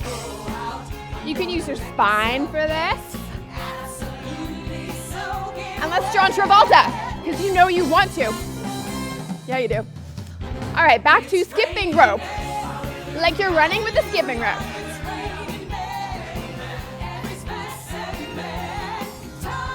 Good, keep it up, keep spinning. Get your heart rate up. Okay, we're gonna go out, out together. Out, out together. Let's add some arms.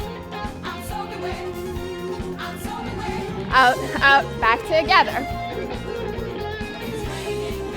We're gonna go back to disco. Other side. And snake.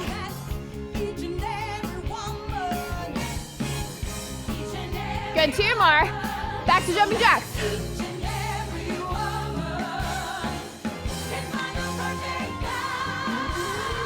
Good. That was 2 minutes of cardio. That's enough, right? Yeah, that's good.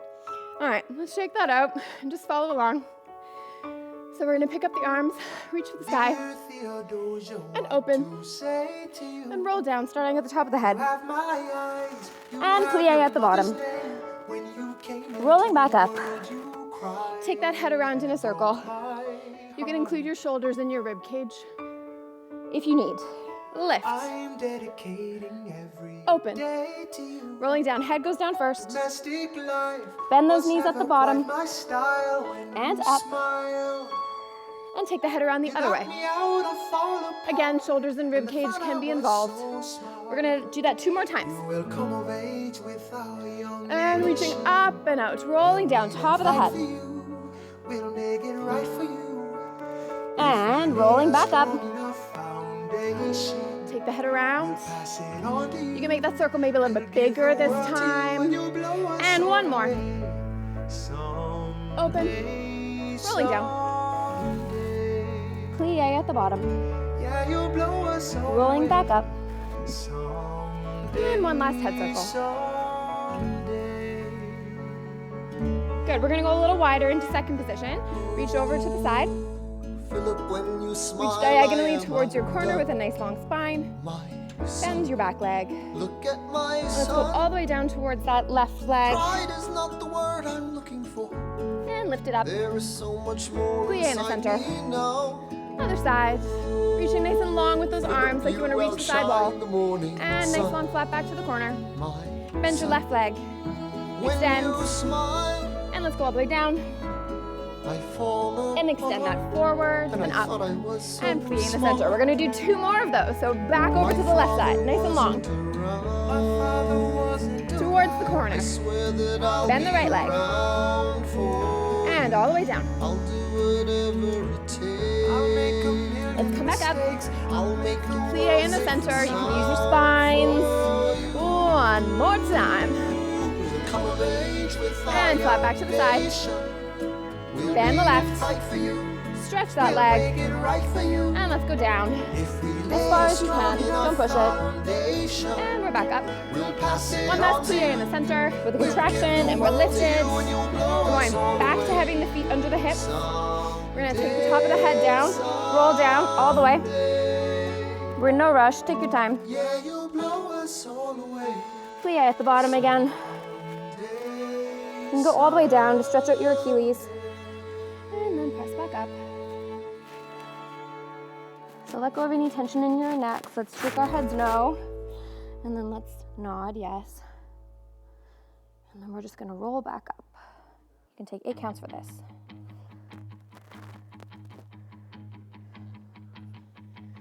Okay, cool. I'm toasty. I don't know about the rest of you, but I'm toasty. I'm ready to do a little Life in Living Color.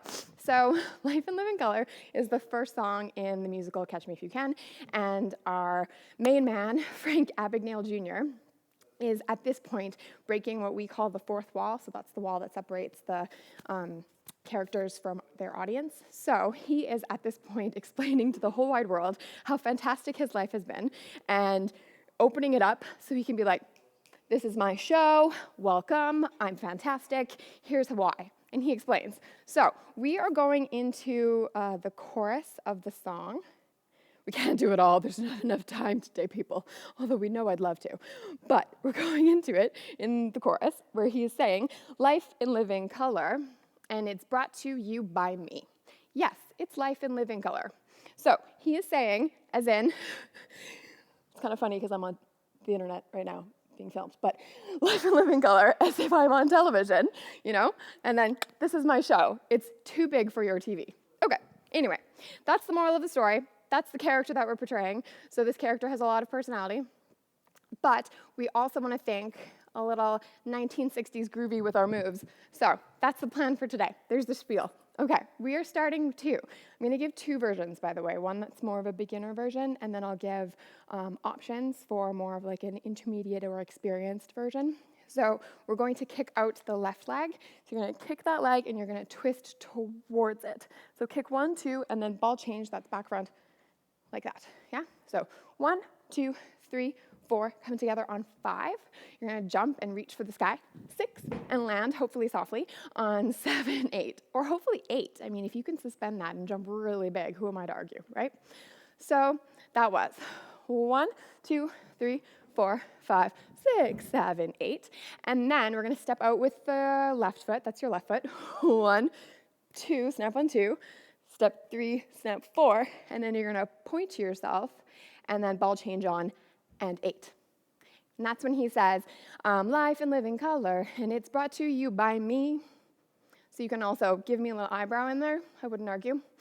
It's going to look like 1, 2, 3, 4, 5, 6, land 7, 8, step out, 1, snap, 2, step out, 3, snap, 4, point, ball change. And both of those ball changes that we just did were right, left, and the right foot is back. So here, right, left, we jump, we go to the side. You can look to the side, so look towards your left side, look towards your right side. And then as you point to yourself, you can maybe like wink at the camera, hey, and then ball change, right, left. No, that's your left, right, left, right. I have to mirror things for you. Okay, got it. That's left, right. Okay. I want to try that with music just so you can hear what it sounds like. And then I'll tell you some options if you want to make it fancier for those of us that are feeling frisky today.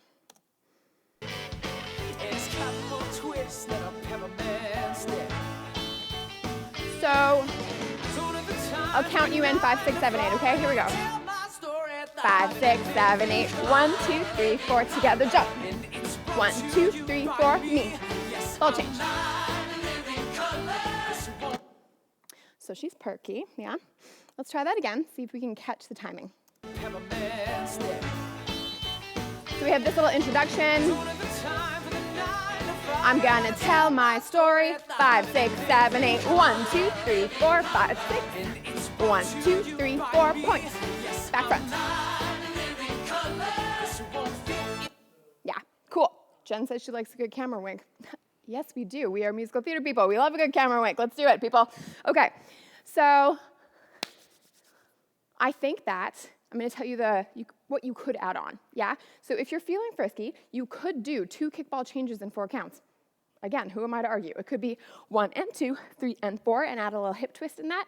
So the hips twist towards the front leg, and then towards the front leg in your ball change, towards the extended front leg, towards the ball change front leg, yeah? So 1 and 2, 3 and 4, if you're feeling frisky. Otherwise, one is beautiful.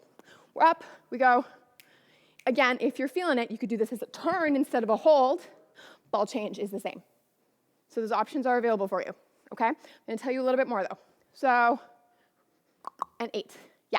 We're gonna go, take the left foot, that's your front foot right now, and it's gonna go 1, 2, 3, 4. So when it extends, it just touches, no weight on it, step, touch, no weight, down. And the shoulders are going opposite to your feet. So opposite, down, and then we're gonna go out on 5 and hold, and then you're going to go slash on 7, down on 8.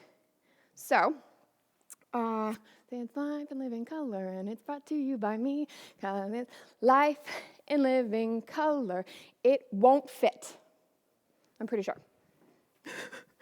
But you know, we should definitely double check me. I'm just gonna listen to that section.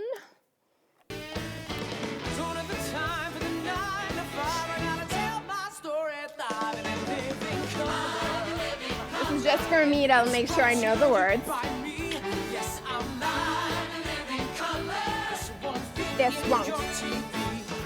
This won't. If that helps you, and or 7, 8. No. 1, 2, 3, 4, 5. Yeah, 7, 8 if you like counts, or this won't if you like words. Either one is beautiful. They'll both be on the same time. So that was We just did the snaps. We turned or we didn't turn on this little point. Ball change. Then we do 1, 2, 3, 4, 5, 6, 7, 8. Again, if you're feeling frisky, you could go 1, 2, 3, 4, 5, inside twist, outside twist when you cross, then drop the arms. Yeah? Option. Okay, so I'm going to do the beginner version from the top and then the intermediate version next. So beginner version looks like 5, 6, 7, 8, 1, 2, 3, 4, 5, 6, 7, 8, 1, 2, 3, 4, 5, 6, 7, and 8. 1, 2, 3, 4, 5, 6, 7, 8. Or intermediate version sounds like 5, 6, 7, 8. 1 and 2, 3 and 4, 5, 6, 7, 8, 1, 2, 3, 4, 5, 6, 7, and 8. 1, 2, 3, 4, 5, 6, 7, 8. Options. Okay, I'm going to tell you one more set of 8, and then we'll put that together with the music. 6, 7, 8. You're going to go step, kick out that right leg, and it comes right back in immediately, so retract it back in. Step, you're going to drag to the side, and when you do, you're going to draw a nice straight line, make it really flat, and then plie with the arms coming down, because he is saying, this won't fit in my TV. So you are describing really didactically to your audience that this will not fit in the TV, people. My life is bigger than that. Okay, 1, 2, 3, 4, 5, 6, 7, 8. 1, 2, 3, 4, 5. Hold 6. You're going to step to the side, 7, brush that foot on the floor, and reach to the side on 8. So everything, eyes, fingers, and the left toes, they're all going towards your right side. Okay, I'm going to do that again from here, this little transition. We turn or do not turn, ball change. Then we go 1, 2, 3, 4, 5, 6, 7, 8. 1, 2, 3, 4, 5, 6, 7, 8. Yeah, okay, so. Grant, love it. Love it. Let's try this with music. I'm going to go from the top because honestly it's just easy for me to find. And then we'll do it a few times and check in with Jen and see how we're doing, okay? Okay. Guys, I'm sweating. All right, here we go. Beginner version. 1, 2, 3, 4. 1, 2, 3, 4, 5, 6, 7, 8. 1, 2, 3, TV. Okay, that was the first version. Now I'm going to spice it up a little for you. You stick with the beginner version if that's where you're happy, but I'm going to spice it up.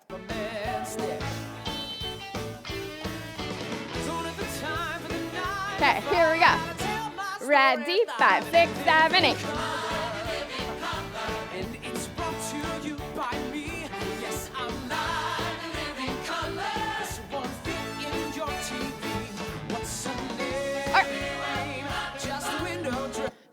Bop. I love that part. All right. Yeah, let's do it one more time. You choose which version you want to do. I'll do the beginner version. If you're feeling frisky, go to town. Yeah? For the 9 to 5 is our cue. Here we go. 5, 6, 7, 8.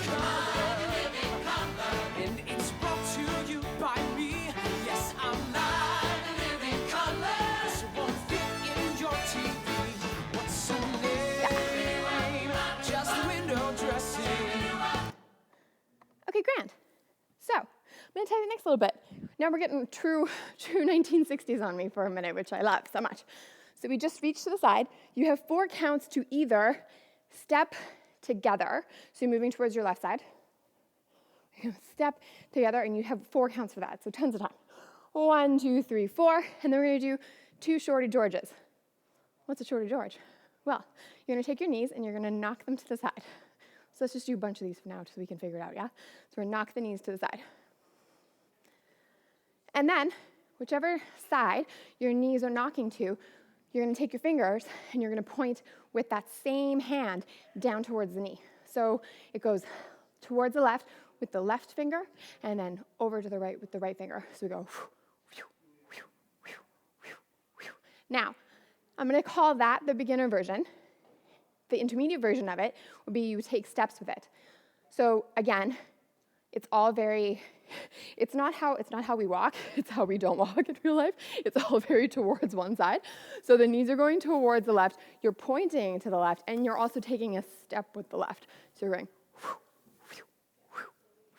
yeah, that's Shorty George. So let's just do a few of those. I'm gonna do a couple, I'll do 8 on the spot, and then I'll do 8 coming forward so we can like get all that into our bodies, yeah? So 1, 2, 3, 4, 5, 6. Let's try walking. 1, 2, 3, 4, 5, 6, 7, 8. Yeah, that's a lot. Okay, good. So you only have to do 2 of those in the piece, so don't stress. And also don't stress if you don't have room. There's just 2. So we came here, we went 1, 2, 3, 4, 5, 6, 7, 8. C'est fini, yeah, not crazy. We're gonna come together with the arms reaching over towards the right, and I'm gonna give you options for this, okay? So we're going on a plie. We're either gonna go slide the feet straight out into second, and then come back down on the other side. Or, if you're feeling frisky, and maybe if the floor is okay and nice to you, so be careful if you're on concrete, please. You're gonna go here, and then you're gonna go heels down. Options, yeah? So either feet go out and down, or heels go woo and down. Okay, so what was that? The new stuff. We just did reach to the right. We go 1, 2, 3, 4, 5, 6, 7, 8. 1, we're gonna come up on 2, 3, land on 4, whichever version, yes? And then from here, yeah, then we're gonna step out with that left foot, step clap. So I just need to do this on time for a second. 1, 2, 3, 4, 5, 6, 7, 8. 1, 2, 3. I'm missing something. 7, 8, 1, 2, 3. Oh yeah, I'm missing jump. There it is. So 1, 2, 3, 4. You're gonna jump towards the right, and then plie, jump towards the left, and plie. And when you're doing that, you're gonna snap up and throw it down, like accent down. Snap, throw, snap, throw. So together it would look like jump, down, jump, down. Okay, I'm gonna repeat that again from the Shorty George transition, okay? So 1, 2, 3, 4, 5, 6, 7, 8. 1, 2, 3, 4, 5, 6, 7, 8. And again, if your floor is concrete, maybe don't jump. You can like scooch over. Whew. Safer, yeah? Let's not break our knees during this time, people. Yeah? Okay, so where were we? I think I want to do that with music. That's where I am. That's the truth. Just want to find this part of the music so you can hear what I hear, okay? Twist and a peppermint stick. It's only the time for the 9 to 5. And it's brought to you by me. Yes, this is this part. Fit in your TV. 2 step together, 2 Shorty Georges, then down, up, jump, snap, jump, snap. Okay, so in other words, she's perky, but that's what we're here for today. People, we're here for a little bit of cardio. So let's try that again, that part. And it's brought to you by me. Yeah, it's brought to you by me. And 5. So step together, 2 Shorty Georges. Up, jump, snap, jump, snap. Okay. Now, so we don't lose the beginning, I'm going to put that together with the beginning, okay? So.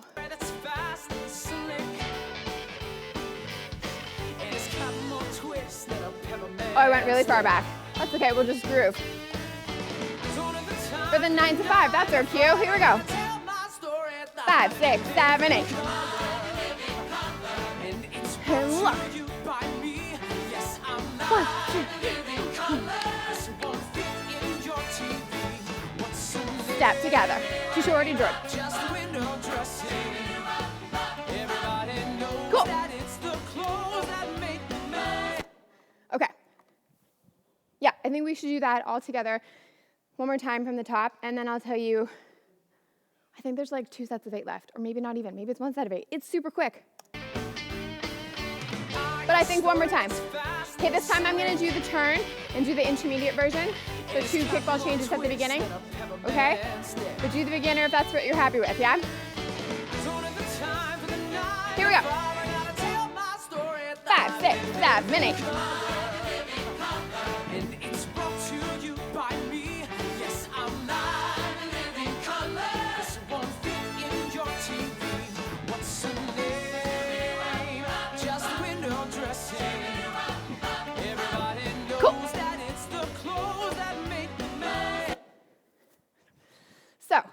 I'm going to tell you the very, very little bit that we have left over, and then we're going to do it a bunch of times. So we're here.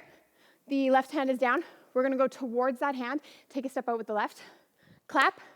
Then we're going to go swing to the right 2, 3 times. So that is 1, 2, 3, 4, 5, 6, 7, 8. So all the accents are on the even counts, okay? Forward towards your left side, and then swing everything towards the right. Now, what are we swinging? Well, we're swinging our hips. We're accenting the right side of that circle with the arm.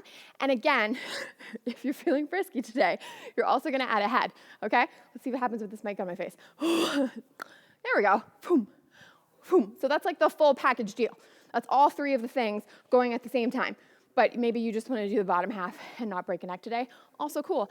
Again, intermediate dancers, we should definitely be doing this, okay? 1, 2, 3, 4, 5, 6, 7, 8. And then from here, you take these 2 little snap hands that are prepared for you, and we're going to go-go dancer, boom, in a circle, and then step to the side, slap the thighs, step across, slap the thighs. So that's a step left, right, okay? Left, right. And that's it. So let's do the ending again, yeah? So we just did this side, this side. Then we go forward. 1, 2, 3, 4, 5, 6, 7, 8. Circle 2, 3, 4, 5, 6, 7, 8. The end. Let's listen to that chunk, like the second half, you know.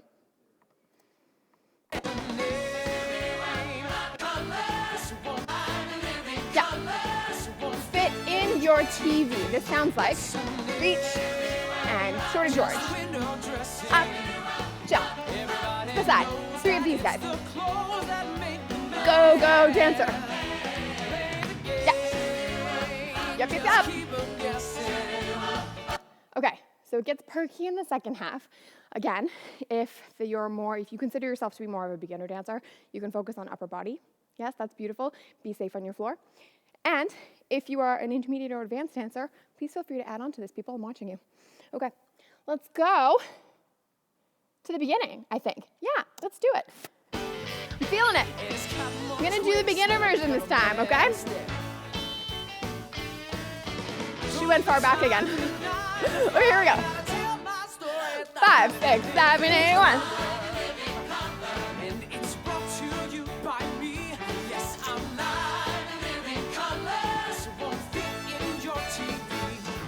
And step together.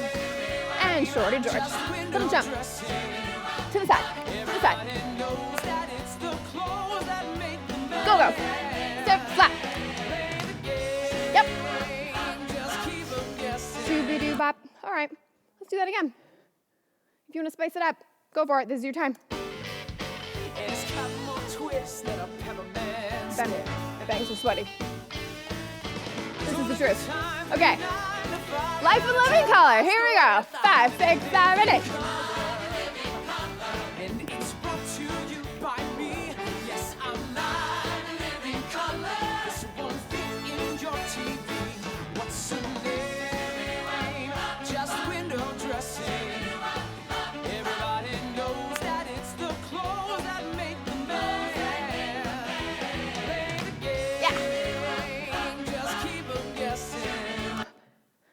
Love it. Jack, that's awesome. Are we done? I don't know. What does Jennifer say? Jennifer says A+ this week. A+ this week. We did. Yeah, girl. Thanks, Jennifer. But Does Jennifer want to see one more time? One more time, girl? Yeah. Jennifer, please hurry with your texting. yeah. Yes, thank you. Yeah, Okay. Okay, one more time, and then we're going to take a break. Yeah, okay. Course. We should. I'm sweaty. Okay, you choose beginner version or intermediate version. I'm going intermediate. I'm feeling frisky.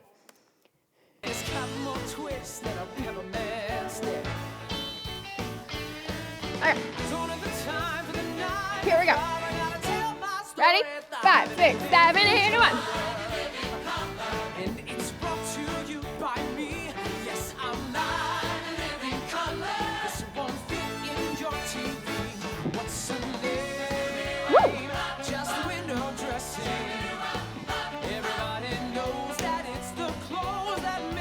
Go, go.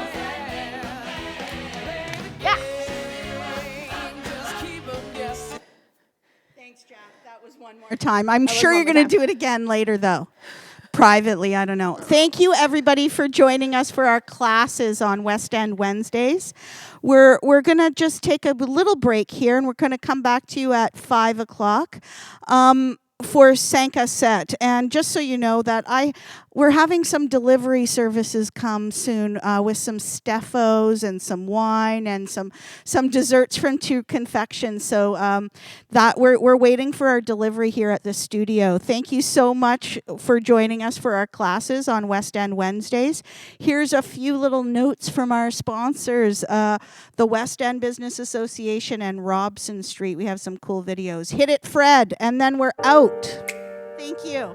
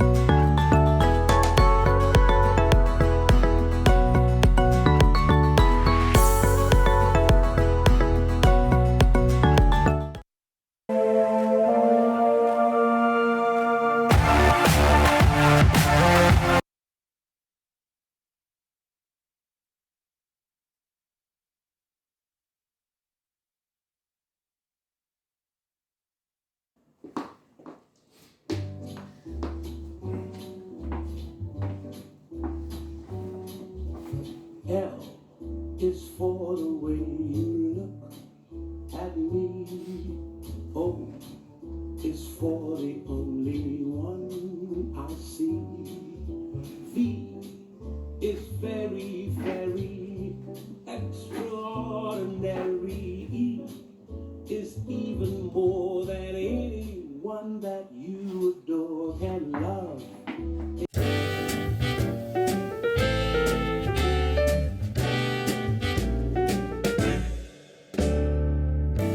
Some might say that I'm a loner, but I just call it being free. I am my heart's only owner, or at least I used to be. For years I've kept my feelings grounded and gone without all kept within. By these high walls I've been surrounded. Walls to her eyes only paper thin. 'Cause now a wildfire is raging deep inside.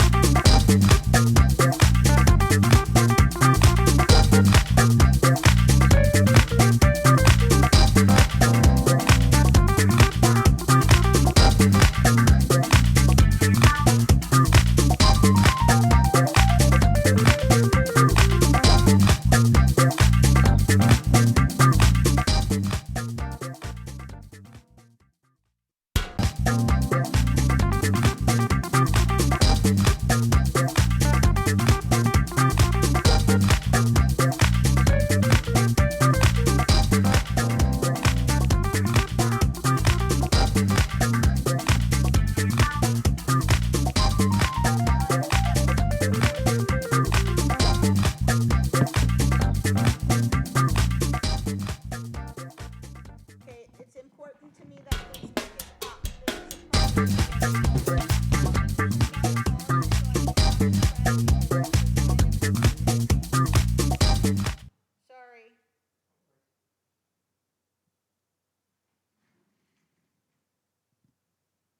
Enjoy yourselves.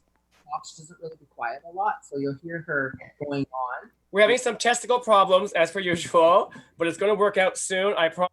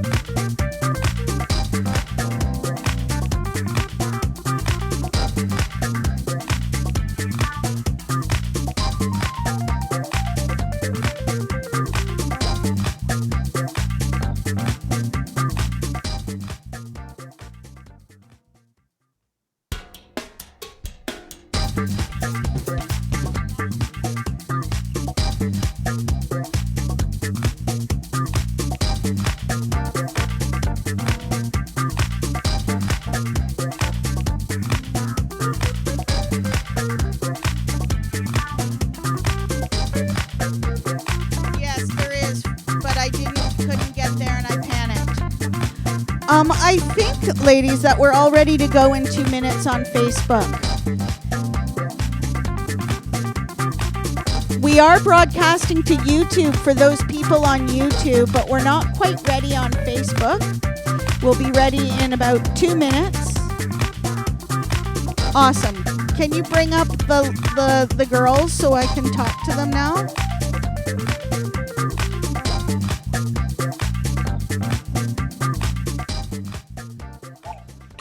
That's fine. We can go live. I think we're going live, girls. Are you ready? Yay! Yay! Yay! Just 1 second. Let me just check with my main man Fred and make sure we're live on all our channels now. Whew. Whew. I'm just going to take a second to calm down myself. One moment. Hey Fred, how are we doing on all of our channels now? We have no way of knowing, but we think we're live.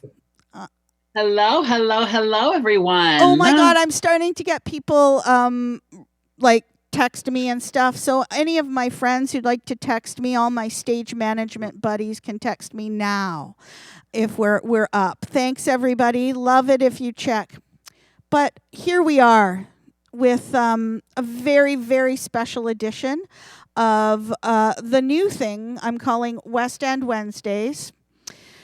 Thanks so much, Peach, for taking care of this amazing conversation with other amazing girls here.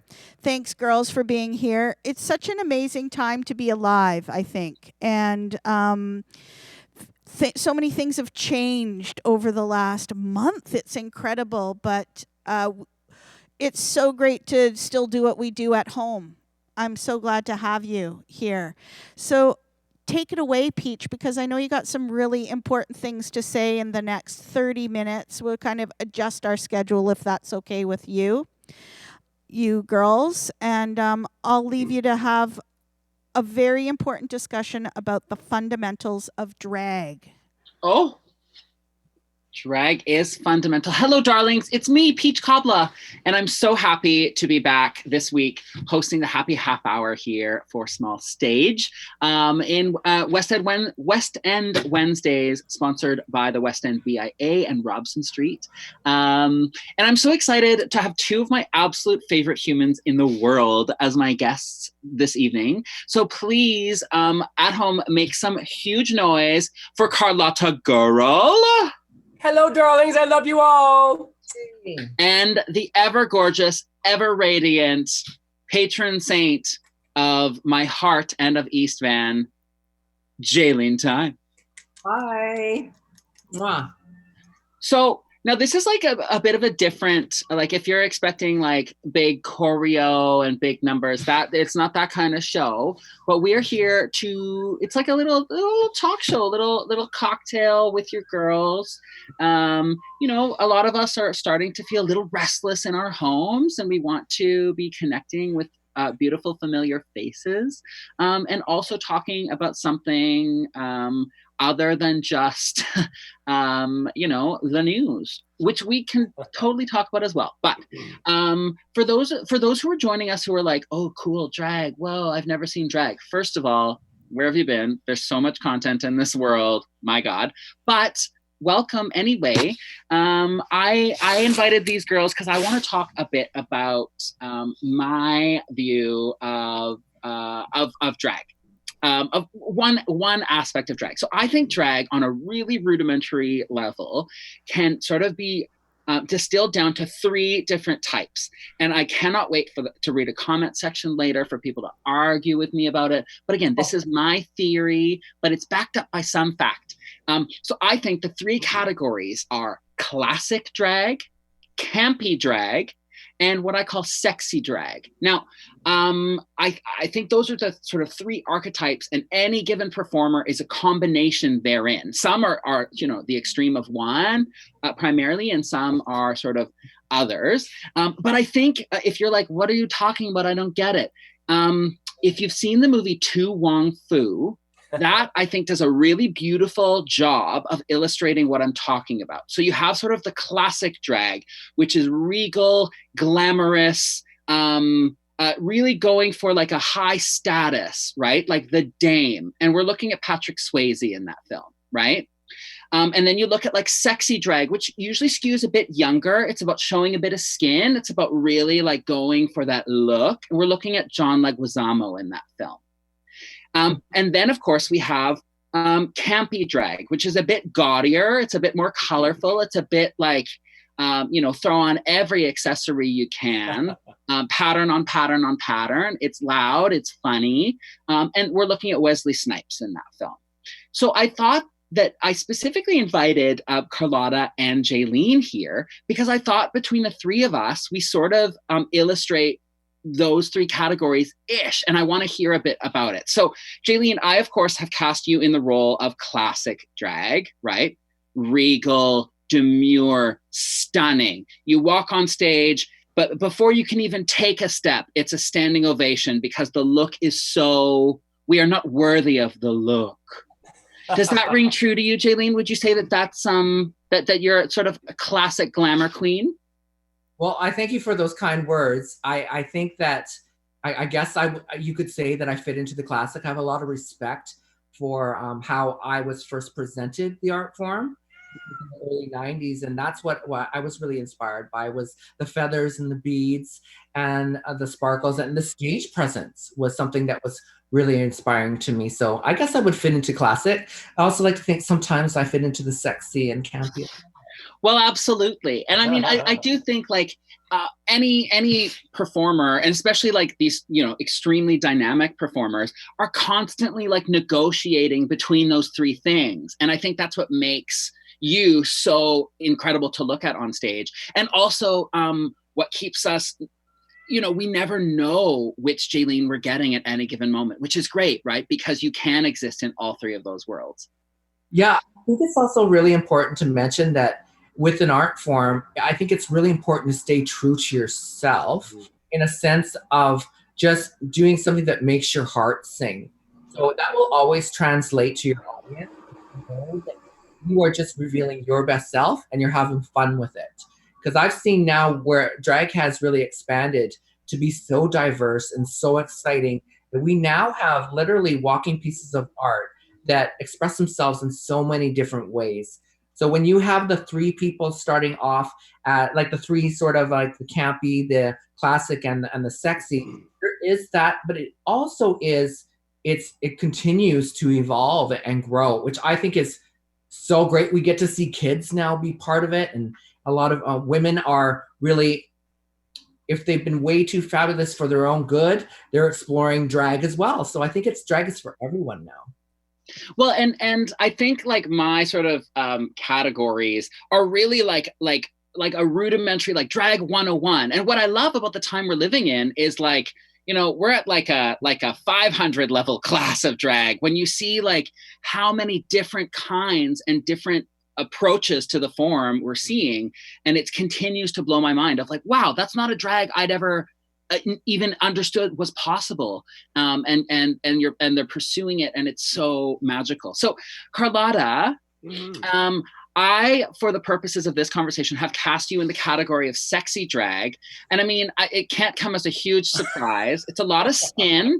You know, Carlotta is very notorious for her cutouts. Dirty. She's filthy.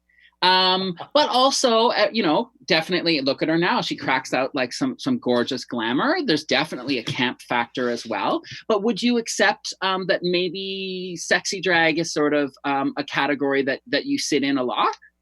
I think for the staple of my drag career, I've leaned more towards, the sexy, almost fishy type drag in most of the looks that I don. But I like to think of myself as a multidimensional, multifaceted, and double-jointed character, because I'll try to do a lot of different styles of drag. And in order to be successful in this career path of doing drag on a professional basis, you kind of have to try to do everything. You kind of have to be campy sometimes, do some impersonations, do some live, do some fish, do some all sorts of different myriad versions of that sort of drag. So, but you're right. I do tend to show a lot of body, oddy when I can. And I do enjoy it a lot, yes. Now, I mean, I you know, we know each other very well, all three of us, and you'll probably find this very shocking that I've cast myself in the role of campy drag. I would never have imagined in a million years. Right? But it's, you know, there's a certain reverence. There's a certain, I never take myself, even when I'm taking myself seriously, it's never too serious. Which I would like to clarify is not in any way me not loving and respecting the medium. It's just me being a fairly irreverent person who doesn't take myself seriously in most circumstances.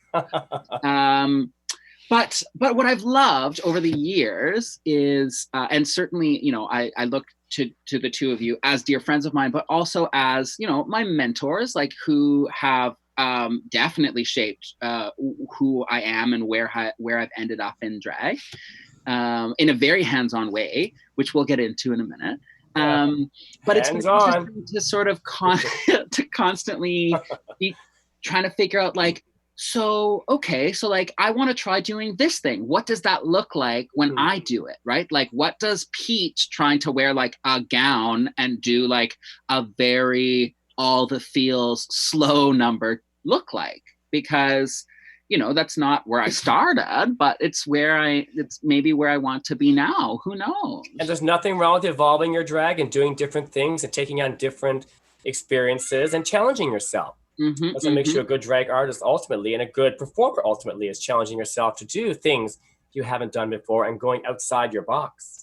I remember one a circumstance in particular where you left all your makeup at home when you're getting ready at my house.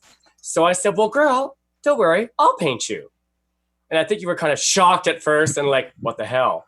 And I did your makeup and I did you a bit softer and a bit more less sharp contour than you usually go for, and made you a bit more, dare I say, fishy. Well, it was a whole other Peach. Like, and that's what I find so amazing. And I will say, like, in my early days, we hired Jaylene to do my face as well. And I will say, like, the photos of me that night are my favorite photos ever, because I've never since looked that gorgeous. I never will. But there's something about, I mean, and you can both speak to this. You've both put people in drag for the first time, for example. Like, there's something about the relation, like how we relate to the reflection we see when it's not the thing that we see on a day-to-day basis. When suddenly it's like, oh my God, I didn't know that my face, my body, myself could be that. So there's sort of this aspirational thing that happens. Do you want to, Jaylene, do you remember that night? Do you want to speak to that? Well, I remember, like, specifically you and your journey into the drag community. And I think unique and very special. I think our city is something that is amazing for that, is that people have a great respect for the art form of drag. And I remember even before you did drag, you were putting on parties that were so well attended because you had the intent to create the safe place for the queer community to really come together and feel safe to be themselves. And you really respected drag. You treated us really well. You invited us to be part of it. Mm-hmm. You treated us really respectfully. And you also made it very clear that you really loved the art form. And then over the years to see you doing that and then trying it with, I remember with Bambi Bot and with Isolde, and just coming together and doing your own form of what drag meant to you. And a lot of times it really was about the energy of just the authenticity. Just be yourself and have fun. It's a party. And over the years, I've seen you evolve. And I have to say, I'm so proud to see somebody that is such a stabulous writer and playwright and real a leading force in community, really incorporate the drag love that you had for it and the respect that you had for it into your own art form, because we're all artists. As a writer, as a makeup artist, as a singer, as a dancer, we all kind of come together, and it's our different mediums that we work with. But I love how you have incorporated all that into your style of artistry, but also your contribution to community. And as an example, and I'm going to be really clear here, I'm so proud of this, that you and Cameron are another example. You have a child that you are raising in a world that is allowing them to feel free to be themselves. It is, I can't even express it with words when I think about it, to see you and to see that little child's, like the brightness in their spirit, and know that they are going to meet this world with a different understanding than a lot of kids will ever have the opportunity. So my hands, like 2 hands up emoji to you. I love you with all my heart. And to be part of this with Carlotta, I've known for so long as well. We continue to really celebrate our history of our drag, but also celebrate the freedom that we have. I am a trans-identifying person that does drag, and I love the fact that I'm able to have a platform that celebrates that and has a real commitment to making sure that we continue to provide the environments that allow other people to find their tribe, because it's saving lives. Absolutely. Carlotta, can Yes. what is drag for you? What does it mean for you in your life and in your identity? Well, drag pretty much saved my life. I come from a very small town in Eastern Canada, Newfoundland, Labrador. Didn't have a lot of venues and a lot of places for me to showcase who I wanted to be. So I found drag as an amazing outlet to showcase my personality and my talent and my art. And I absolutely loved what it brought to me and brought to the people around me. I've always loved entertaining. I've always loved dressing up. So that marrying the two of those things together made it possible for me to become my ultimate person and my most authentic self. So drag is anything you want it to be. It's theater, it is art, it is performance, it is getting out there and making people feel very happy about who they are and enjoying you to your finest and best version of yourself. Drag is amazing. I recommend it to everybody to try it at least once. It'll totally expand your world and your horizons. Cheers to that. That's beautiful. Yeah. Jaylene, I mean, you spoke a bit about it, but do you want to elaborate at all about your, like, where drag sits in your life, in your understanding of self, all of those things? It's a pretty spiritual experience for many of us, I think. Yeah, that's a really good question, because it literally drag, the community of drag, the extended family that comes along with it, was an environment that I could be myself, and I could have fun, I could laugh, I could be creative, I could be challenged. I mean, all of that along the lines. It's like when I first came to the gay community, I had a lot of adversity when I was younger. So I went through some real challenge. And I think that the one thing that was constant was the drag community was always there for me. And I actually witnessed that community come together and support people with different causes, like for HIV/AIDS and people that were for homeless. And I saw so many people and was a recipient of many couches when when I needed it. And I always look at it now that drag over the years helped me really explore further who I was as a person. As I mentioned, a trans identifying performer, but really just a person. And I've been able to really realize that I've been able to create such an amazing life for myself and have beautiful people that have really guided me along the way. And I'm so grateful for that. So I think now that I continue to do this art form and be visible with it, I'm also on the International Court Council for the Imperial Court System, which is in over 65 cities. And I've been able to watch that and see the difference that makes in people's lives. Created by Empress Jose of San Francisco, and also brought to Canada by Empress of Canada Ted North, and also led now by Nicole the Great, who's the Queen Mother of the Americas. And this is actually, we're talking 55 years of community that, you know, we all have a benefit to be part of, but I just love the fact that now today, as I sit here, that I'm alive, that I have people that love and respect me, and I'm able to contribute that as well.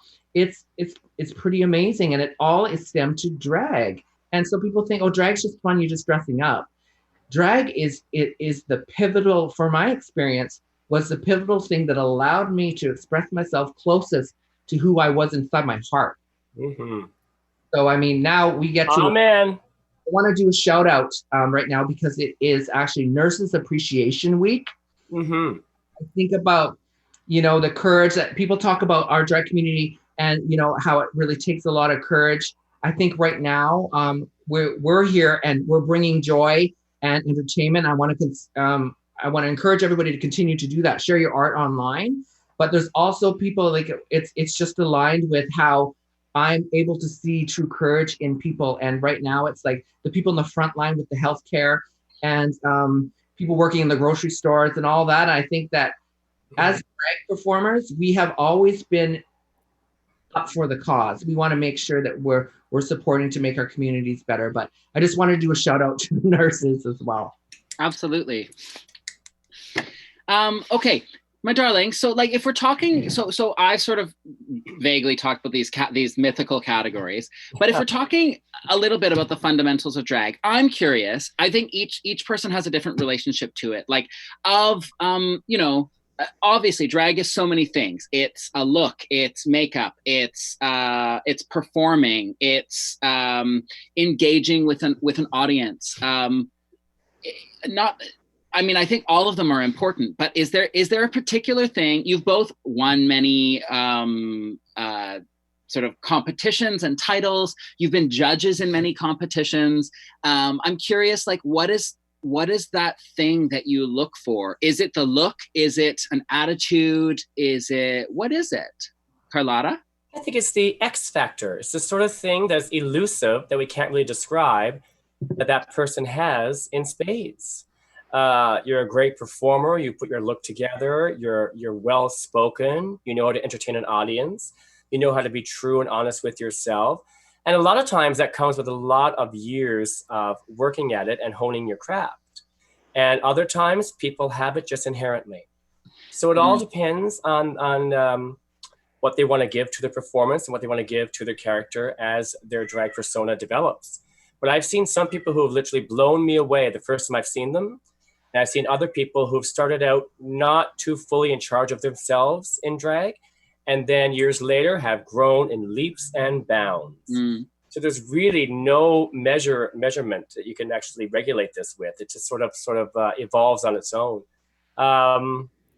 Drag is a funny creature because you never know what you're going to see and what you're going to get out there. And there's so many different interpretations of it that it leads to the whole fabulousness of the entirety of what drag is all about. I love now that we have drag kings, drag queens, drag things, hyper queens, gender fluid, non-binary.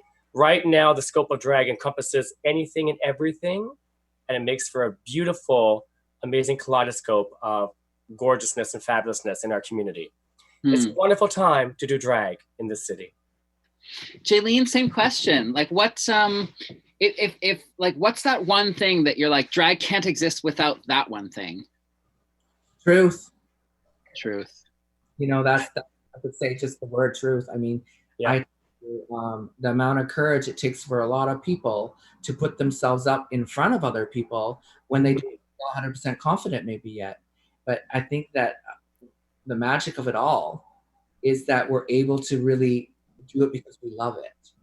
And that is being true to yourself and following your heart. Follow your heart. Always listen to your heart, because that will guide you into the right direction. No matter what you're going through, just navigate towards that. I really believe that is what will create a wonderful life for you. Yeah. Heart is key for me, because I've seen some performers, so I'm like, your look is not there, your makeup's not there. This song choice is maybe not the thing for you, but the heart, the truth of it, the you wanting to tell a story or connect in some way to me in the audience is so there. That and maybe it's because I come from the theater, but for me, like, that relationship to audience is so key. I love it. And sometimes, likewise, like, sometimes I see performers who are like so polished in so many respects, but like there's no engagement with the audience, and I'm like, okay, well, I'm missing something. So it's fascinating. I mean, we're coming up to the end of our time together ish, I think. But so here's my question: in these complicated, unprecedented times that we've all been navigating our shit, and I think I speak for probably everyone when I say that there's been peaks and valleys every day. You sort of think like, I'm existing in a state of gratitude, but there are days that are dark and there are days that feel very light. Sometimes it's the weather, sometimes it's not. So in a time when we can't be gathering in the spaces we would normally be gathering and having that sort of community piece, that like all of us sharing an energy in a room together piece, what is your hope for the future of drag? Like, I'm not a fortune teller. I don't know how long this is going to last, and maybe we have to remain apart, like socially distanced, even that those 2 meters for some time. I have no idea. I'm not saying that's the case, but if that's the case, how do we keep the spirit of this kind of community sharing alive? Well, this is one very good way of doing it. I love seeing all the incredible artists and talented individuals out there pouring themselves into online media, videos, webcast, incredible ways of connecting with each other and to the public so they can still be entertained while not being directly there physically in front of you.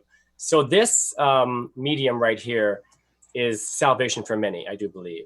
And ways of making that different and evolving with that are incredible. I applaud you guys for making this happen tonight. Thank you so much. It's a way for a lot of people to connect with us when they haven't seen us in a long time, get to enjoy their favorite personalities, and hear some inside stories of our lives. I think it's wonderful. Let's keep doing what we're doing and keep evolving with the times. And when things change, we'll change right along with it and be better versions of ourselves because of it. And I mean, I will say that like the real silver lining of all of this is that suddenly, people who want to see us perform but don't live where we live can see it. Like, that is really magical, right? Absolutely. It's totally true. I'm going to interrupt you guys, you ladies there. I'm so sorry because we have to get on with our programming, but I'm so thankful that you are here talking about inclusivity. Coming from small towns. Thank you, Carlotta. I am also from a small town, and although I'm not a queen, I'm a fruit fly. I've been a fruit fly for a long time. Thank you. And thank you so much for being here with us. Peach, thank you for hosting this wonderful discussion. I can't wait to have you back not all of you, but Peach next week with us for more discussions of drag. Yeah. Cool. Different lenses. Thanks, everyone. Thank you so much. Thank you, Jaylene and Carlotta, for joining us for this magical time together. Thank you, Peach Cobbla, and thank you, Julie, and you guys are fabulous. Thank you, Jaylene. It was a joy and an honor to be here. Thank you, guys. Thank you, ladies, so much. Have a great night. And we're going to get on with our programming right now. But before that, we're going to just go to a brief sponsor message. Roll it, Fred.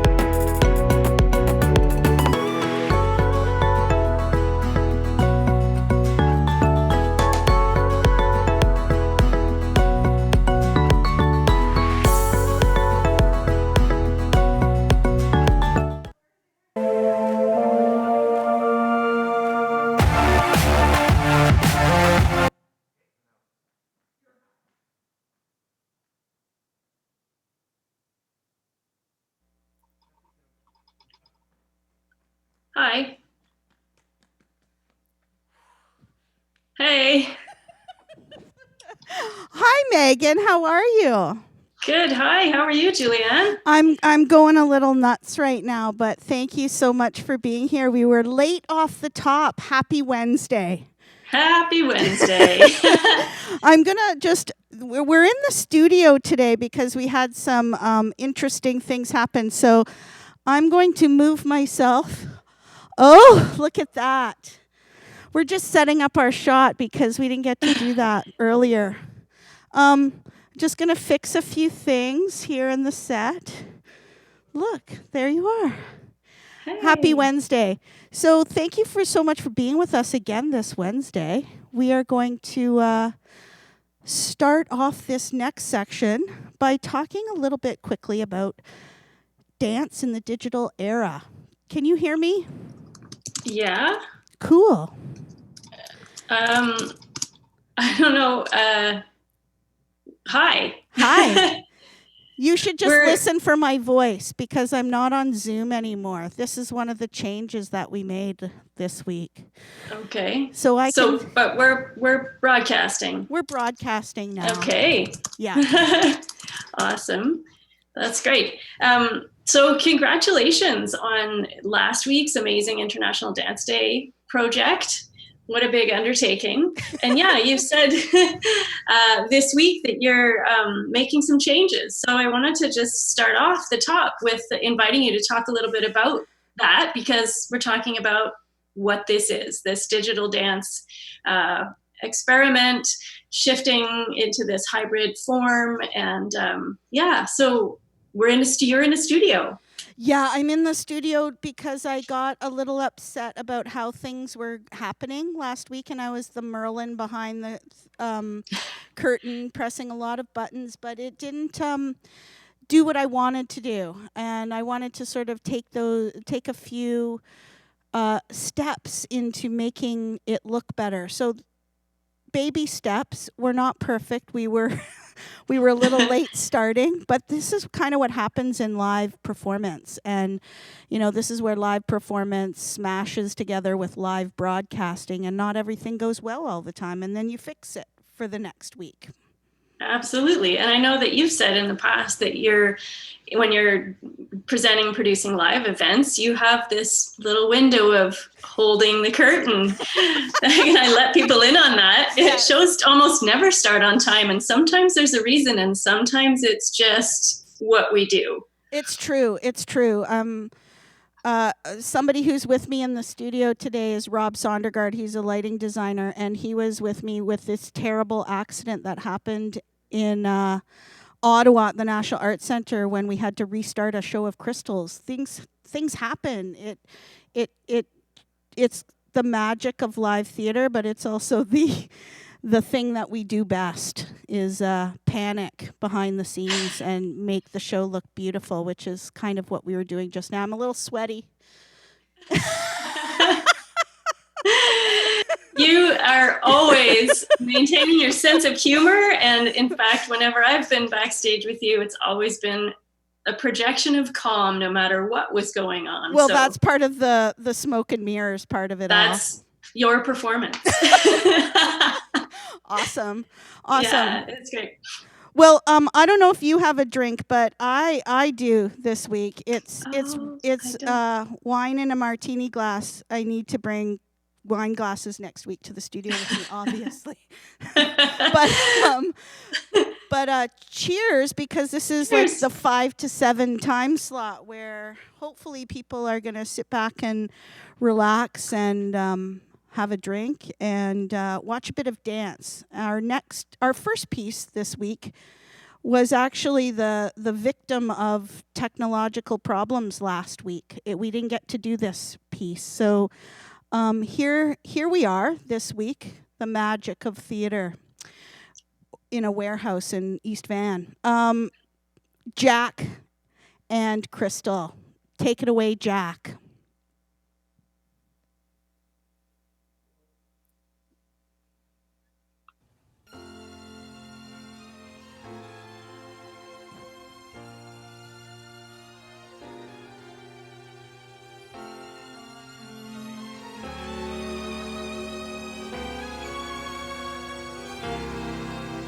At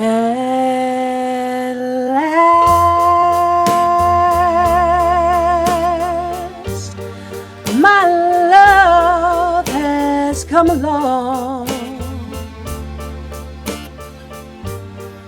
My lonely days are over, and life is like a song.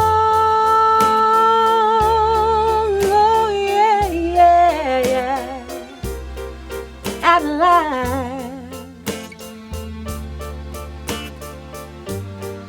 the skies above are blue. My heart was wrapped up in clover. The night I looked at you,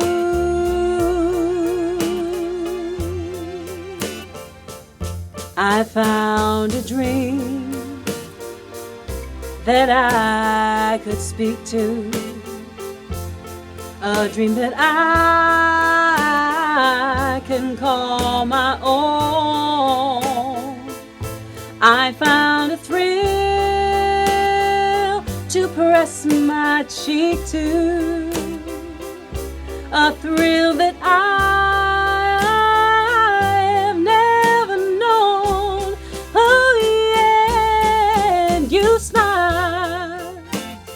you smiled, yes, and then the spell was cast, and here we are in heaven, for you are mine.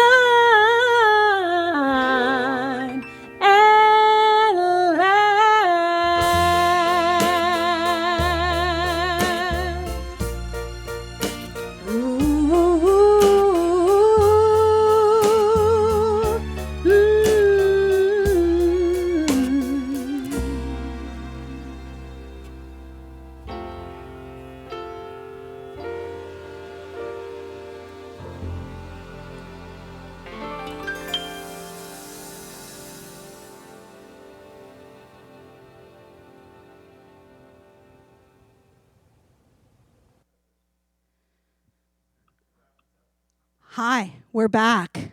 Thank you, Jack. That was beautiful. So that was Crystal Dos Santos back there singing in the top corner. I thought it was so beautiful just to have those two juxtapositions there, one with the dance but I love watching Crystal's face. So it was so interesting to have that juxtaposition. Of course, we can't do things live now, so this kind of seems like an alternative in dance right now, is that we're finding new ways to do work and figure out what that is. Yeah, and bringing artists together to collaborate, but even by actually being in totally different places. Yeah, Amazing, Yeah. amazing. I mean, we've fantastic. always dreamed of doing this, but now we're doing it in a different way. Our next video is Chin Chin, and Chin Chin has been at Small Stage a lot. He was actually in Small Stage number 3 in 2003, I believe. If I'm wrong, Chin Chin, sorry about that. But this next video is Chin Chin in his house. And this evening there's a lot of different interesting settings. So let's watch that, Megan, because that's this one's really cool too. It's another intimate kind of look for sure. And I think I just want to invite everybody to applaud in your own home after these performances, even if the performers can't hear you in a way. It's part of the process. Yes. In fact, what would be really great is if you find them on Facebook and Instagram and send love that way. We love the love on the love on the social media. That's the best place. Anyway, sure. Here we go. Hit it, Fred.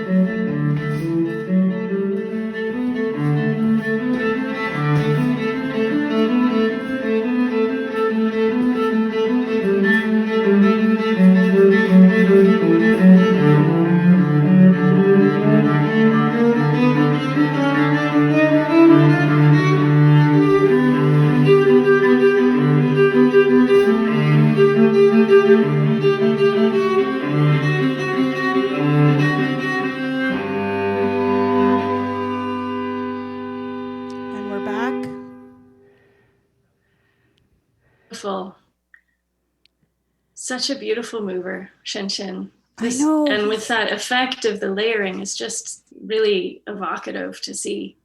It's so beautiful to watch him just simply move. He's such a beautiful mover. Over the years, he's been his ballet and classical Chinese dances has led him to that place that you see this exquisite movement. I think it's beautiful.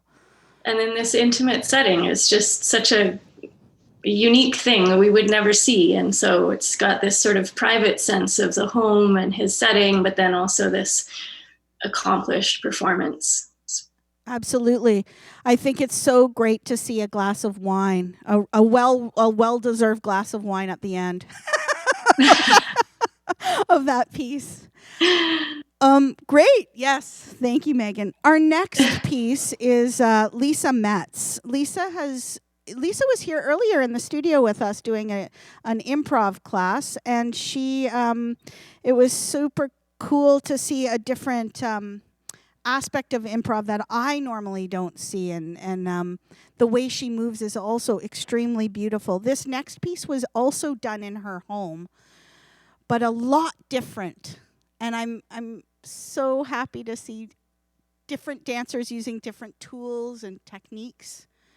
You know, everybody's at home stretching their skill set.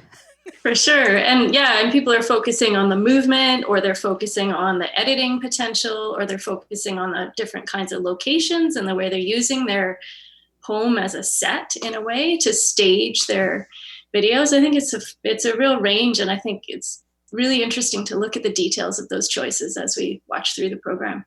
Totally. One quick note Lisa gave me when we watched her piece is that she's interested in sharing stories through movement and what a day in the life looks like. So here's our next video by Lisa. Everything is on our website if everybody wants to go look at and find information about all the artists and the names of the pieces and the music. Please go there. But anyway, here we go. Hit it, Fred. Next track.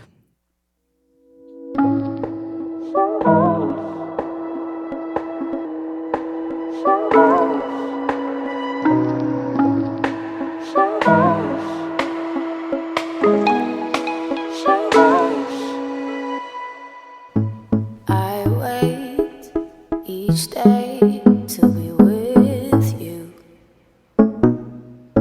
So long, so far gone, I crave you.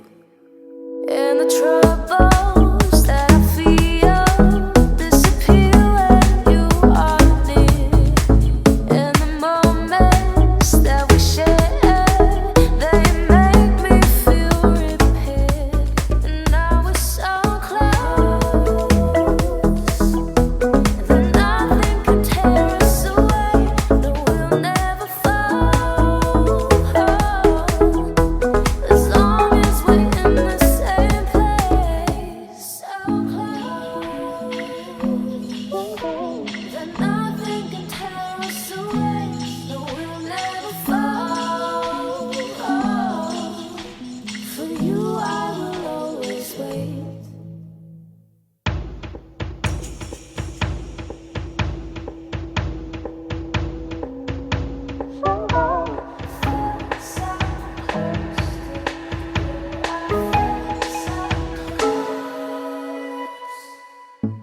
I try each night to please you,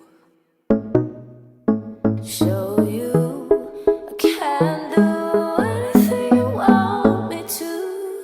So the troubles that you feel disappear when I am near. And the moments that we share, they make you feel repaired. Now we're so close that nothing can tear us away. No, we'll never fall. As long as we're in the same place, so close that nothing can tear us away. No, we'll never fall. For you, I will always wait.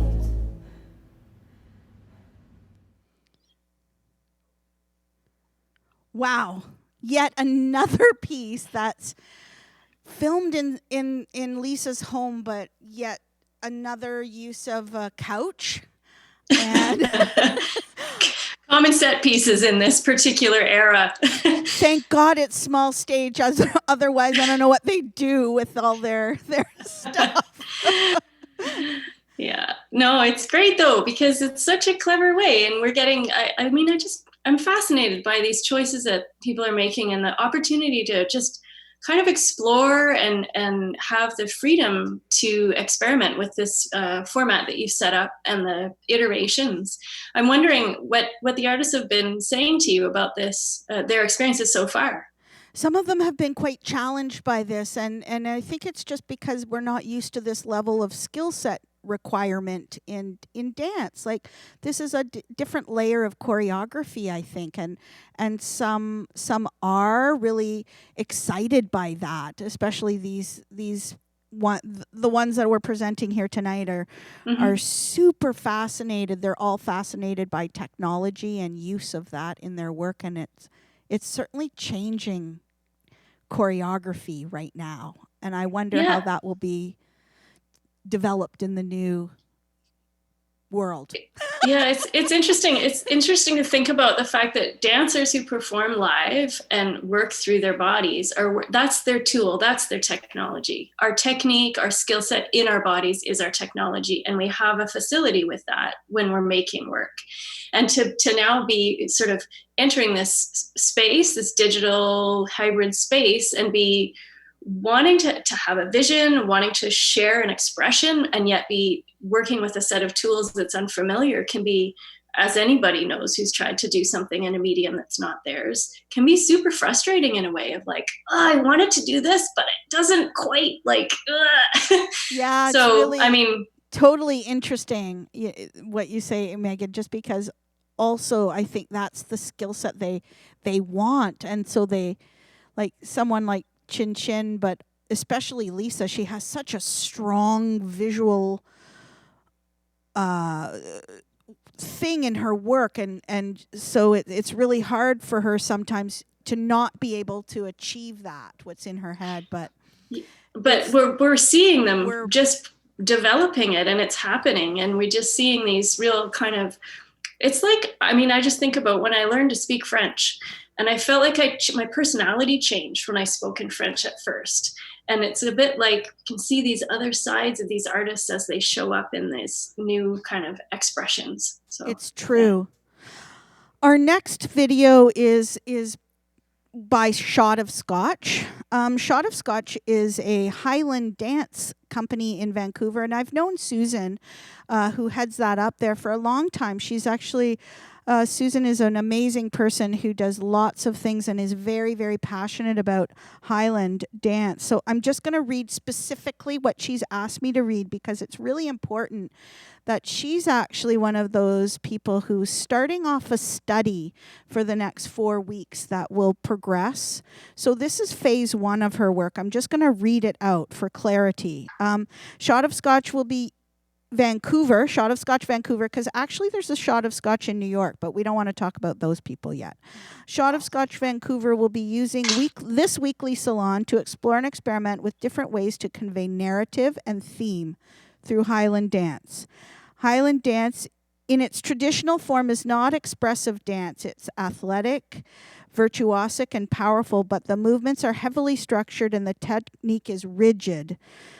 The lyrics to the song, which you're going to hear tonight, all the blue bonnets are over the border, conjure up images of Scottish Highlanders being called to arms and marching off to war, which is in great contrast to the graceful and delicate traditional Highland dance that is paired with this tune. This week, our video presentation starts with a choreographed version of traditional dance set to an original Shot of Scotch Vancouver recording of the song. Their intent each week is to experiment with various elements of dance, theatrical and digital tools to find ways to further enhance and convey the narrative behind this dance and song. Pretty clear what their intention is, so I'm super excited to share this next piece with you. Take it away, Fred.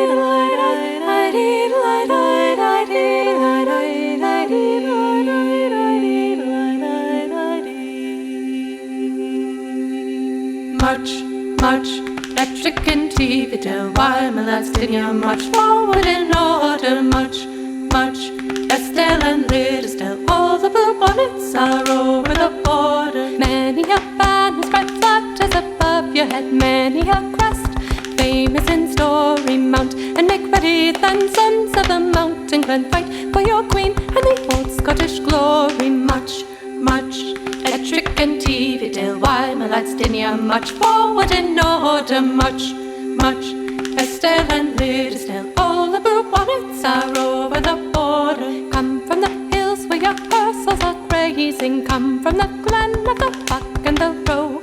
Come to the crag where your beacon is blazing, come with the buckler, lance and the bow. And much, much, Ettrick and Teviotdale, while my lads dinna much forward in order. Much, much, Estelle and Liddesdale, all the blue bonnets are over the border. Trumpets are sounding, war steeds are bounding, stand at your arms, march in good order. England shall many a day tell of the bloody fray when the blue bonnets came over the border. Much, much, Ettrick and Teviotdale, why my lads dinna much forward in order. Much, much, Estelle and Liddesdale, all the blue bonnets are over the border. Much, much, Ettrick and Teviotdale, why my lads dinna much forward in order. Much, much, Estelle and Liddesdale, all the blue bonnets are over the border.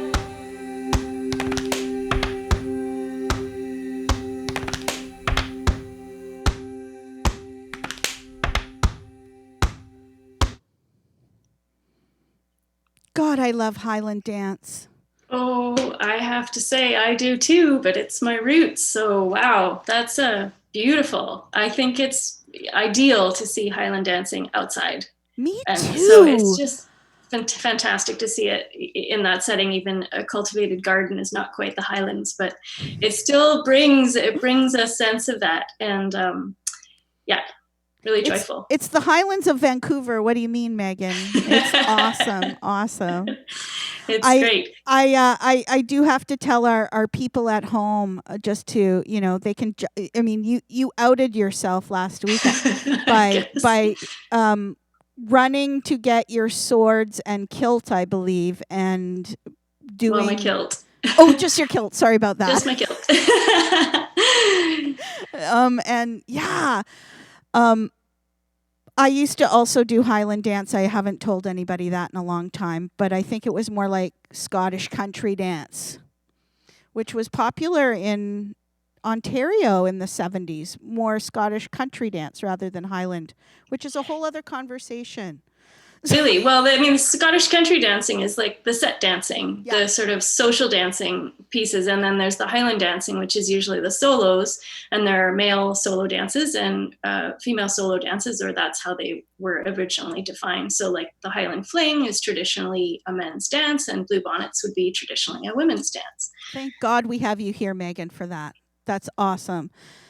In fact, later in the program, just before we go out off air at the end of this, we have a classmate from York University, Cheryl Joyner, whose kids sent in a video that we're going to show later. Scottish Highland to Love by Nat King Cole is a bit, interesting, but Cheryl Joyner, she tackled it with her kids. We're doing hybrid stuff here. We're doing all it over all. the place. Yes. So our next piece is by House of Ladouche. House of Ladouche is an amazing little company based in Vancouver. And a very cool thing happened last summer with our summer series is CNN came out to Vancouver to video them, and they did a segment on CNN. I think to date it's had almost 180,000 views on CNN. Jojo and his crew whacking and talking about whacking and the inclusivity of LGBTQ2S. I know there's letters I've forgotten. I apologize. But here is House of Ladouche. There's two pieces that are next by them, and they're so cute. Thank you, House of Ladouche. Hit it, Fred.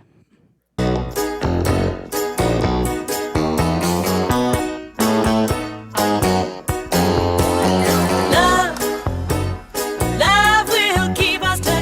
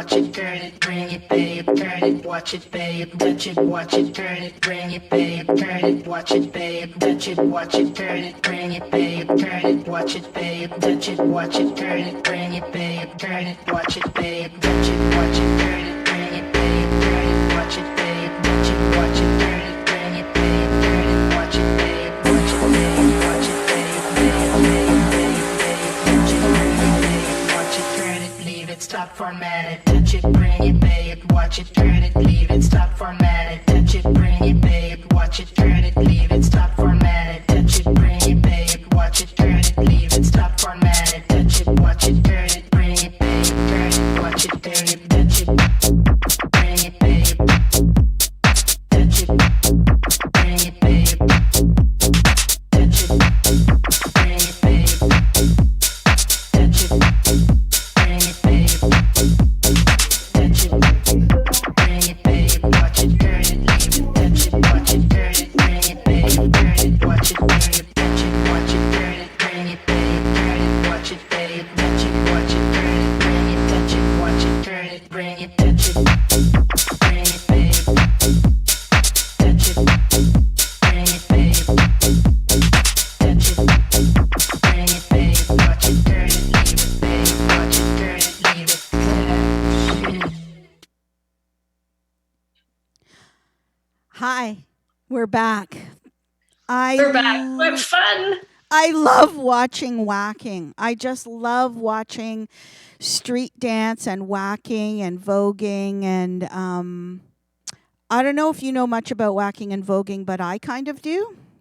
Go for it. A little bit, not very much. and Jojo always has to help me with this, by the way. But voguing, by the way, we grew up with Madonna, so we're very used to voguing. You know, we went to school in Toronto. Let me tell you, we were voguing then, and that's like East Coast, like voguing, East Coast, New York, whacking, West Coast, LA, disco. Like it's although it looks similar to some people, it really doesn't. Like when you see it side by side, it looks completely different to me, and I'm always fascinated by this. It's great. I really loved in the video the way that, like, so it's such a arm gesture form. Sorry, I shouldn't try and do it because that's just a really bad effort. But the theme or the motif of the paper, folding and throwing the paper and unfolding it, is just so much about this sort of dexterity of the fingers and the hands. And that seems to just be such a cool link for that particular concept in that video. Totally. I actually think that whacking could be for like people with arthritis. Well, Jojo's going to start teaching whacking for arthritis people. I don't know. There was a beautiful dancer that I just want to point out in that video, Jomar. Jomar is like one of my favorite dancers in Vancouver, actually. And yes. Hi, Jomar. Hi, Jomar. I love you so much. And I love all of House de la Douche. Thank you guys for the amazingly creative videos. My God. Super so fun, creative. super expressive. And yeah, that's Cool. great. What's up next? What's up next, Julianne? Jeanette is up next. Fantastic. Jeanette was with us last week, did our land acknowledgement, taught Métis jig, and is a beautiful, beautiful contemporary artist that combines Indigenous practice. Wouldn't you? You probably have better language than I do about this, actually, Megan. Well, I mean, Jeanette has the language for her work, but for sure she's bringing her Indigenous heritage and background and contemporary practices together with a contemporary dance training that she's also undertaken. And so really exploring those contemporary expressions and her very unique way of articulating that. She likes to work with different kinds of media, and for sure she's got a practice with the land that she brings into her work as well. So yeah, she's really multifaceted. This next piece that Jeanette did for us today is really interesting. She took herself outside where she was inside last week. So she took herself outside, and I'm super excited to watch this with you. Take it away, Fred.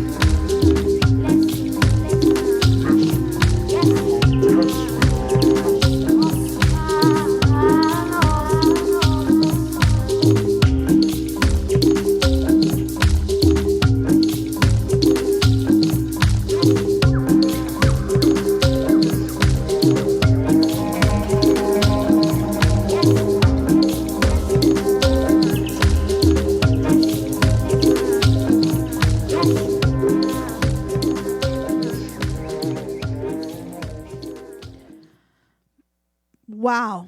Beautiful piece. Beautiful, stunning piece. Just because we went out after I was saying she has a practice of working with the land, and then this, and I feel like even though this was a solo, this was a work that seemed to me to be a duet between Jeanette and the city and the landscape behind her. And somehow she has such a relational quality in the way that she's performing always. It's like she's really sharing a connection. And I don't necessarily mean to be speaking about her Indigenous background. I just mean as a being, as a performer, we're seeing a kind of relational quality that is different than a outwardly performative quality in the way that she performs there. Did you see the little red car? I did. In fact, I just wanted to say that I saw my house in her video. I actually live in the same neighborhood, and I didn't realize that we lived a block from each other. That view, that vista of Vancouver, to me is the reason why I live here.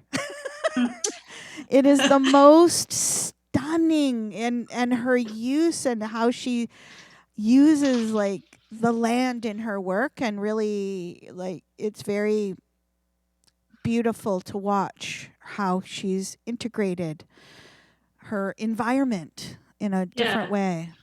And then I think it's also a bit like it's just a bit of a cheeky comment I'll maybe make, but with the red car. Oh, the red car. Yes, we're back to the red car. Well, Right. The neighborhood, like the chance things that happen when you take your work into an outdoor setting. So there are, the ways that these artists are working in their homes and either very intentionally staging their space, yes, or very intentionally allowing it to be their daily space. Yes. Like say Lisa. Yeah. Or Sheng when he sort of pared it back and has just the couch and the thing. But when you go outside and you get these chance happenings in the background, there was just a little, I just love that little piece of humor. And that also for me speaks to Jeanette's work somehow. I know. What about Even if she didn't plan it? that bird that she finished, that bird in the background as she's finishing too. I don't know how she conjured that up, but she did. She did. I just wanted to pause and say thank you to the Robson Street Business Association and the West End Business Association, because you could see that in the background of that shot too. And there are sponsors for tonight, and it's really special to have people be local and think about how that it just reminded me the vista of Vancouver with Jeanette's work, that we're all here together. We're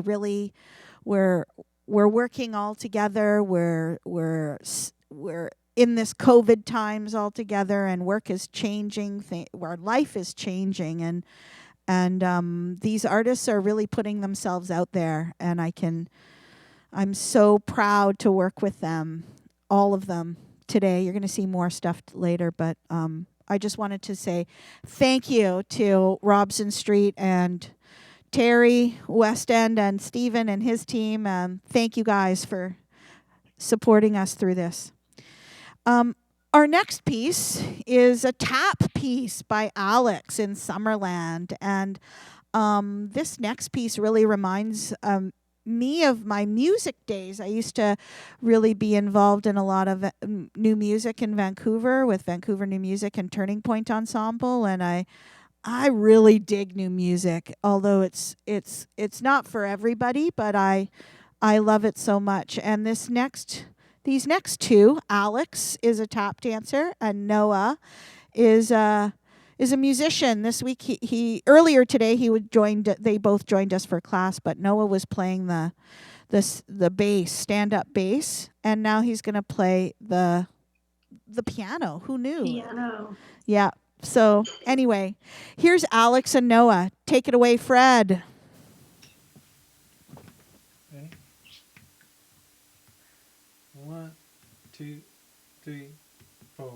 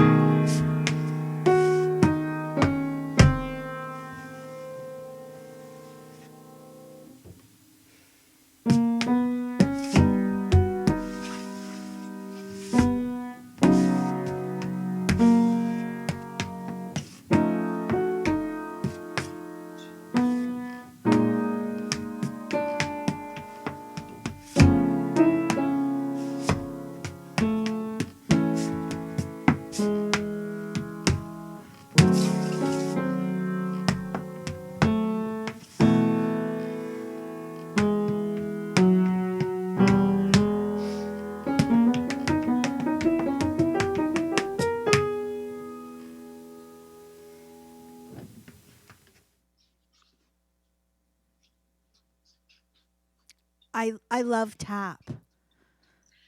I love do tap. too. I love I do tap. too, and I was never allowed to take class in tap when I was a kid. Oh my God, what? Well, the story goes that my mom didn't want me practicing at home because she thought it would give her a headache. Oh, so she That's let you do really- Highland instead? That doesn't make the same Did kind she of not noise. hear the bagpipes? What the hell?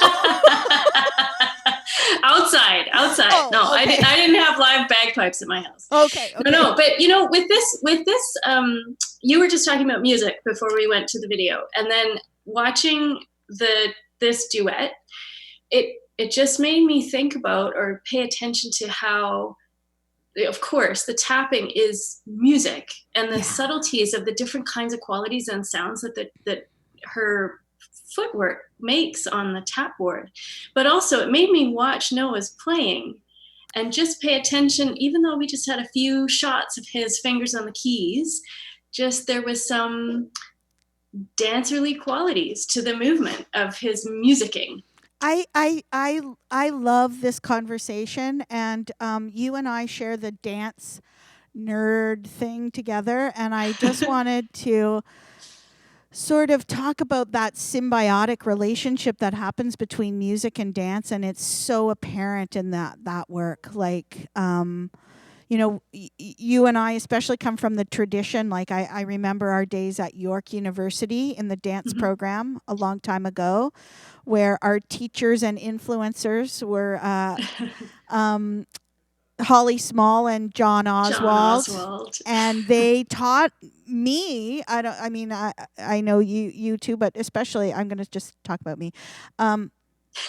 They really laid that foundational work for the symbiotic relationship of dance and music, and I thought that's why I love that piece so much, is to see Noah moving and supporting movement in many ways, musically.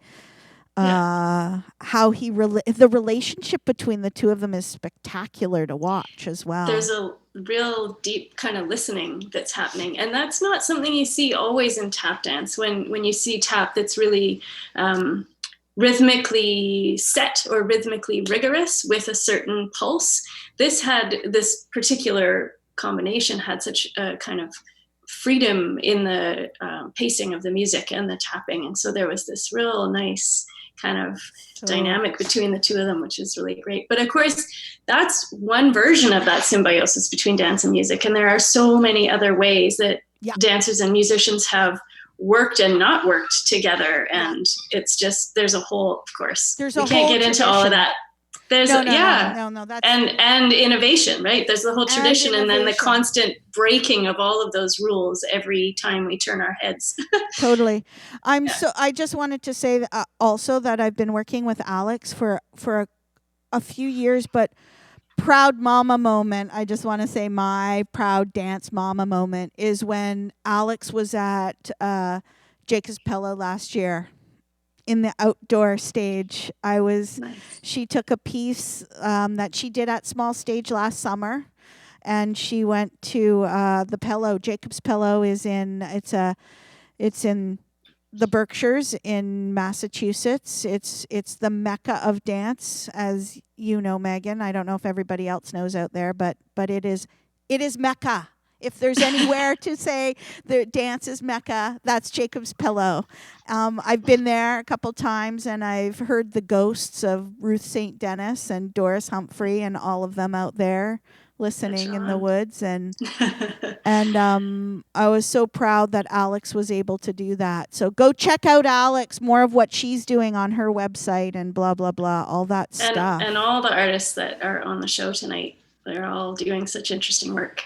Go ahead. What's up next? Next is Jack again. So much like we started off the program with Jack because that was a live piece we did with Jack earlier in the program. But now she's coming back with the work she was actually meant to do this week. And this week she has another little video she made for us. This one's outside. And she gave me a few notes quickly to talk about her piece. This is a fusion of choreographed material and improvisations. utilizing contemporary dance and the inspiration of the sky. Take it away, Fred.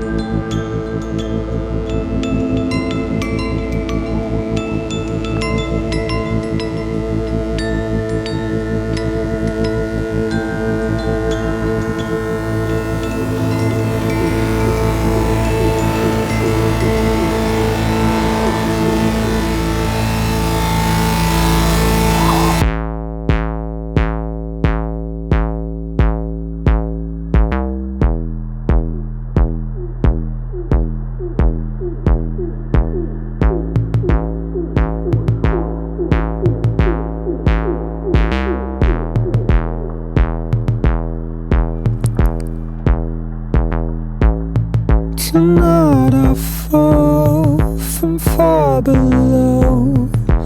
I'm ready for dimensional connection gone.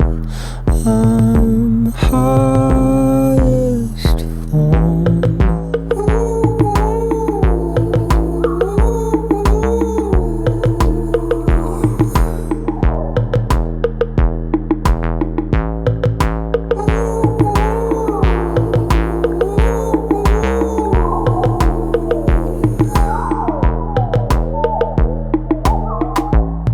Tonight I call in chakra form. Already gone. Dimension realm in spirit form. I'm highest.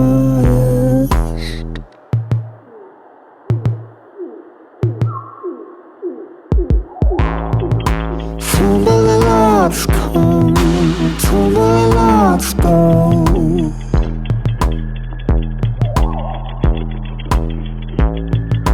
Tumbling lights come, tumbling lights go.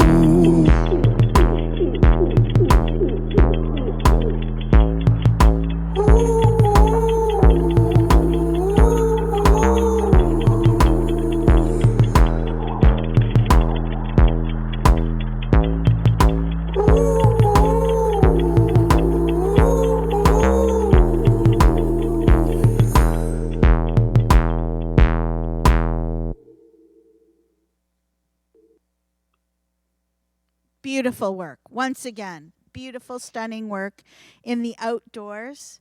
Jack told me that she tried to reshoot actually quickly yesterday because of the clouds weren't behaving for her on the weekend.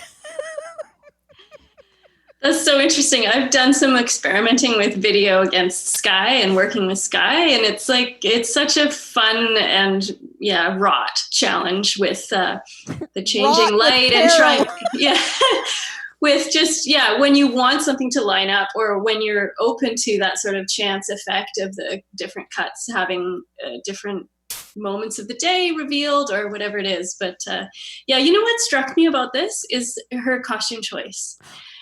And Tell it's me just about that. Tell me. Yeah. Oh, but it's just it's just one of those things I just noticed, and who knows, but just the way that you can see the sleeve is just so much like what's going on in the sky behind. Yeah. Just that, and so that just brings attention to those two resonant elements of the video to me, and I really enjoyed the way she was working with proximity and level with respect to the camera angle. Yes. And just the choices she was making there. And her hair. she's got I mean, it's not Margie Gillis, but she's got hair going on there. So Well, Margie Gillis, pioneer of Canadian contemporary dance, with hair down to her backs of her knees. yes, yeah, that's a whole. Margie Gillis is a whole other conversation, but But there's Jack's hair and there's Jeanette's hair too. yeah, the hair provides another level of movement. Again, a total dance nerd thing, but I think it's really interesting to see that too. Jack has also another interesting practice because she's a designer and works with Ainsley Wear actually, and helps design some of their things, their dance wear. And I think that's why she's so particular as well about how that looks for her, and how that the shape of her body and different things that reveal her body and sense of movement in that as well. So I just wanted to mention that because I thought it was really interesting that she does a number of things with her dance practice.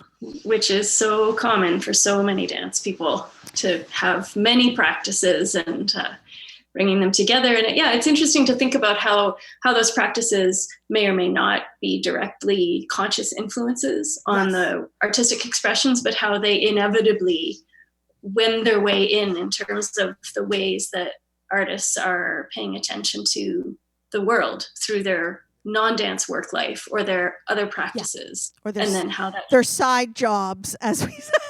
Yeah, well, I mean, maybe you don't know this, but I'm the BC program manager of the Dancer Transition Resource Center, as one of the hats that I wear in the community here, artist, scholar, and such. But the DTRC really advocates for the idea of parallel careers or portfolio careers, where dancers have multiple practices that they're engaging in, that gives them a kind of multifaceted, sustainable career picture.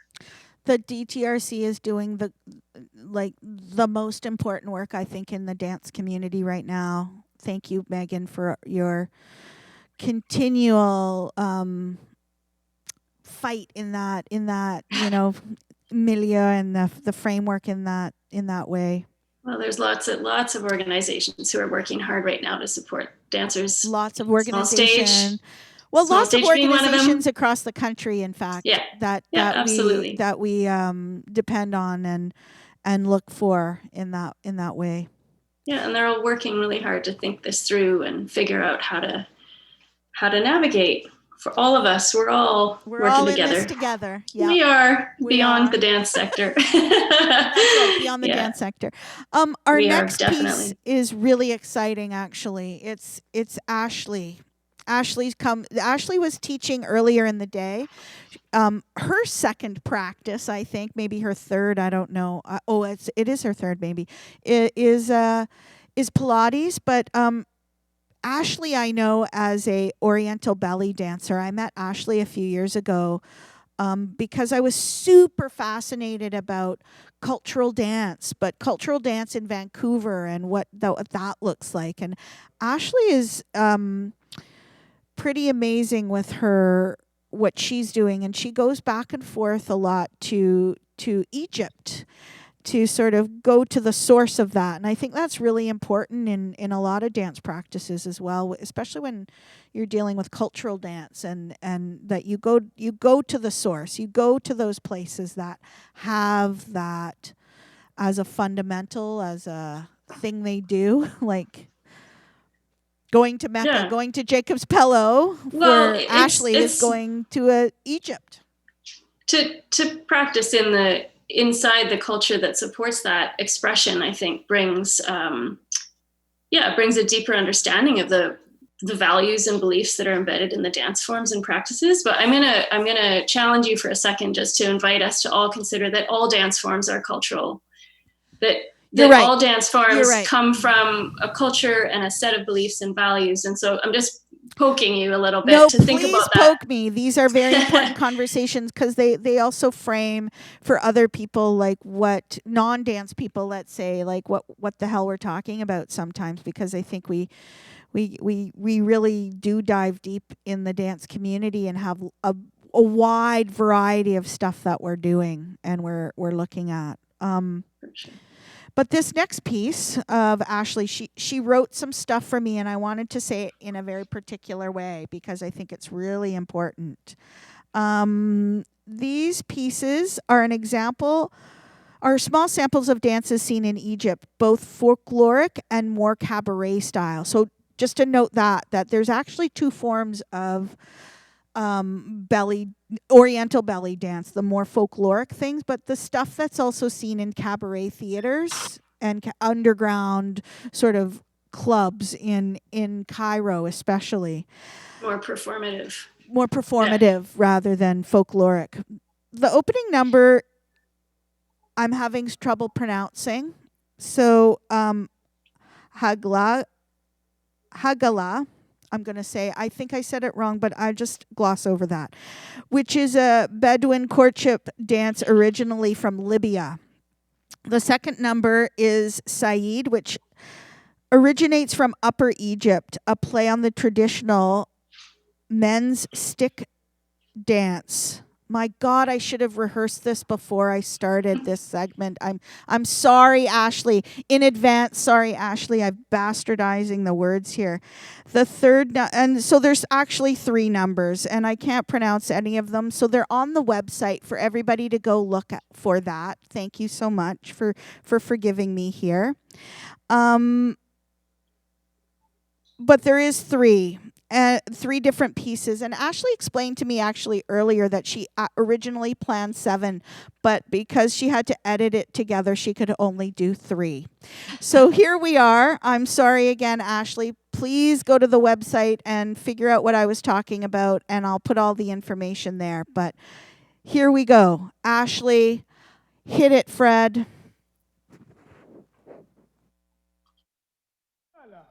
في هنا حجالة جمال ما بعده جمال والله مليها مثال أراهم عليها كمال مين هي يا راس زينة والله زينة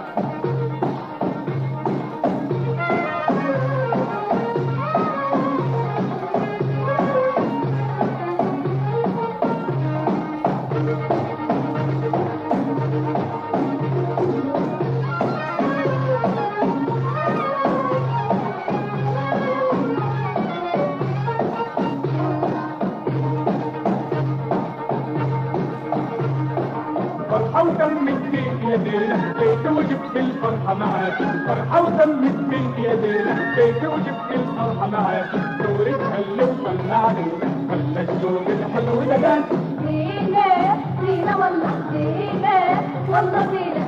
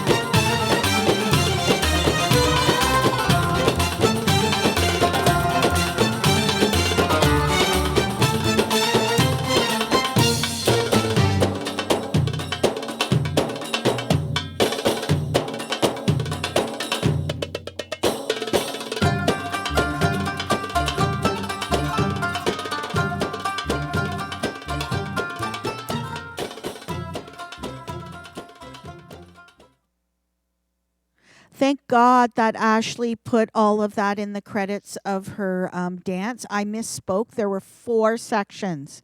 And the last one, obviously, was the more traditional belly dance style that you would traditionally think is belly dance. So apologizing for misspeaking earlier. Thanks for clarifying in your video, Ashley. Whew! And the thing that's so interesting to think about is I'm just going to make one quick comment about belly dance and this particular situation where we're seeing it actually in her home. Yeah. And that's actually a common part of the practice of belly dance, is that people gather in their homes and share the dance practices with each other in those intimate home settings or living rooms and things like that. So in a way, this makes me think of that particular way of sharing dance. I love it. I love it. I also love Ashley's costumes. Like, they're so beautiful and vibrant colors. Really.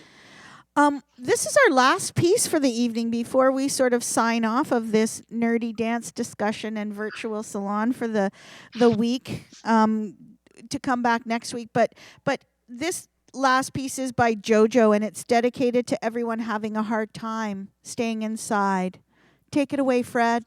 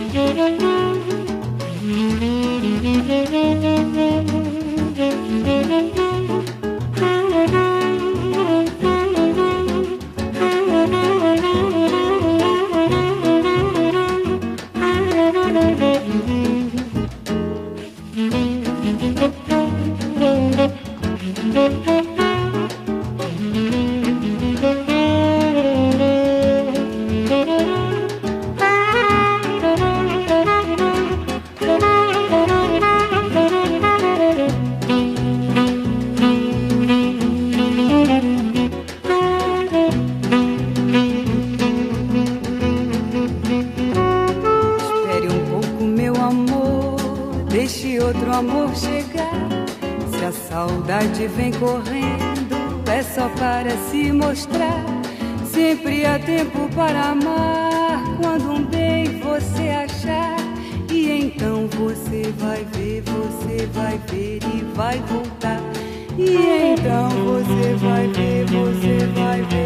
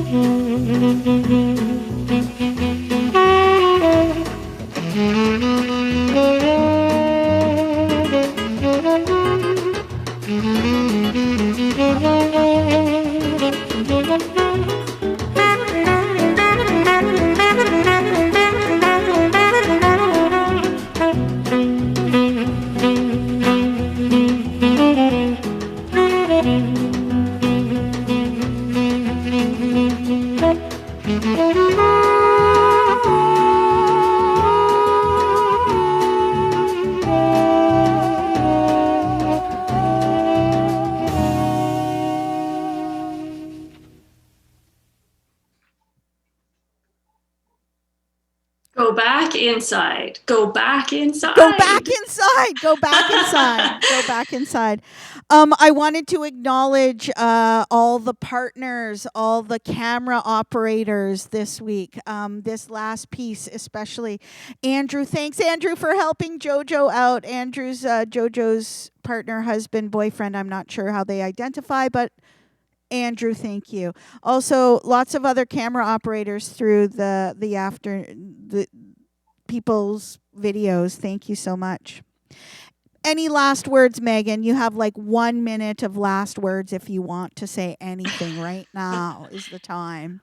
Well, I just want to say, just congrats to all the artists for the work that they've done in the time that we've had, which is a week. That's a pretty short time to produce a piece of work. And with all the technological navigatings that everybody's doing in this mode and shifting to digital, I just want to say congratulations, well done, great work. And I'm excited to be part of this. Working in the Vancouver community in various different ways with my different commitments to the field. Happy to be here and excited to come back next week to be with you, Julianne. So thank you.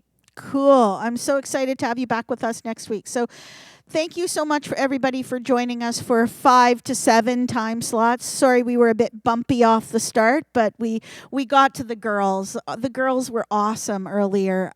All the artists. And we're continuing next week with West End Wednesdays. Thank you so much for the West End Business Association and Robson Street Business Association for supporting West End Wednesdays. We love them. We'll be back later with some stuff from Corey Weeds. Thank you, Megan. Cheers. We're going to leave you with a piece that we created for last week, but I think it's most important to continue the tradition of honoring and dedicating this last piece that all of the artists worked on for International Dance Day, but it is most significant still to dedicating our performance today to the frontline workers. There are many of them. There are many, many people who keep the city going here. Thank you. We're sending love to you. In the best way we know possible. Dance out your feelings. So before we go, we have dinner coming from Steffo's. Thank you, West End. Wine from Marquee, and we have dessert from True Confections coming. We're going to take a little break and come back to you at 8 o'clock with the music section of the evening. So thank you, everybody, for joining us. And sending love to our frontline workers. Hit it, Fred.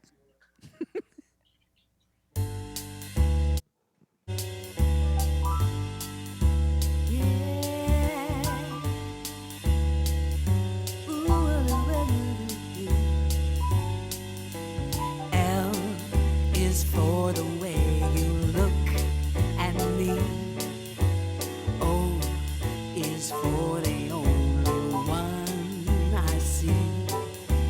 V is very, very extraordinary. E is even more than anyone that you adore can. Love is all that I can give to you. Just a game for two. Two in love can make it. Take my heart, but please don't break it. Love is made for me and you.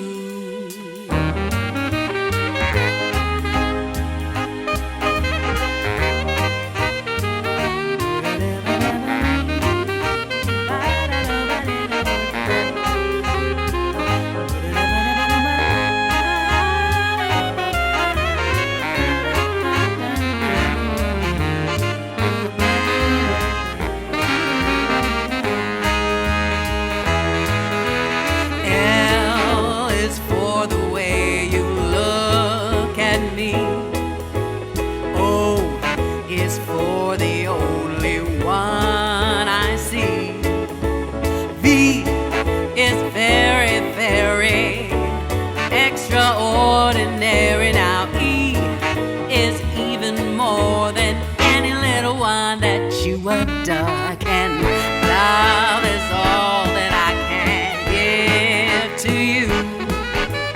Love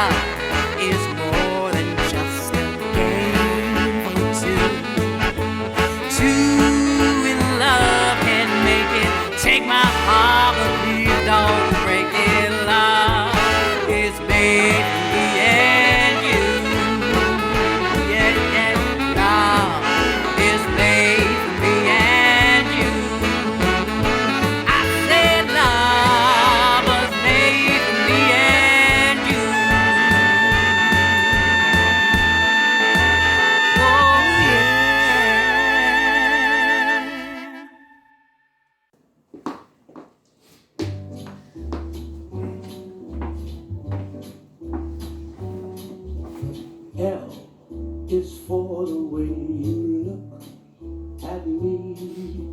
O is for the only one I see. V is very, very extraordinary. E is even more than anyone that you adore can love. Is all that I can give to you. Love is more than just a game for two. Two in love can make it. Take my heart and please don't break it. Love is made for me and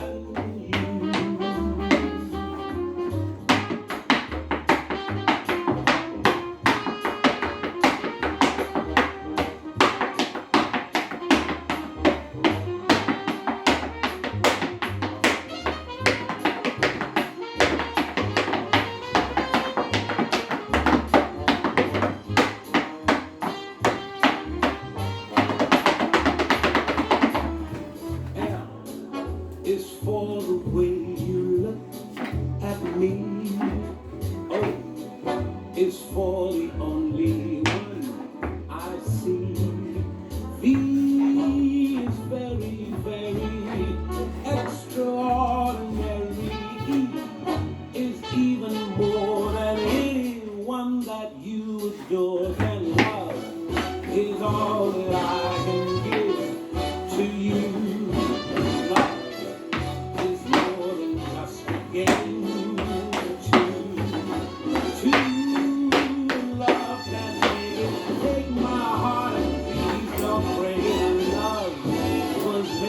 For me and you, love was made for me and you.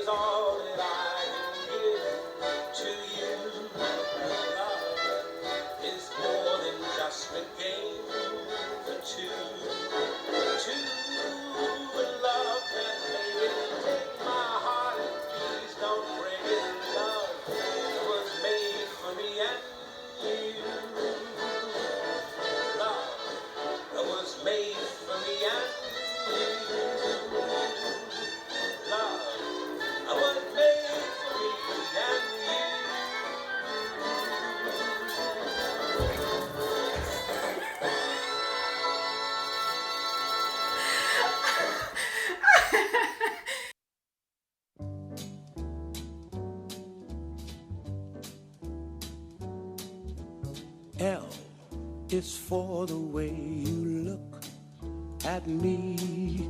O is for the only one I see. V is very, very extraordinary. E is even more than anyone that you adore can love, is all that I can give to you. Love is more than just a game for two. Two in love can make it. Take my heart and please don't break it. Love was made for me and you.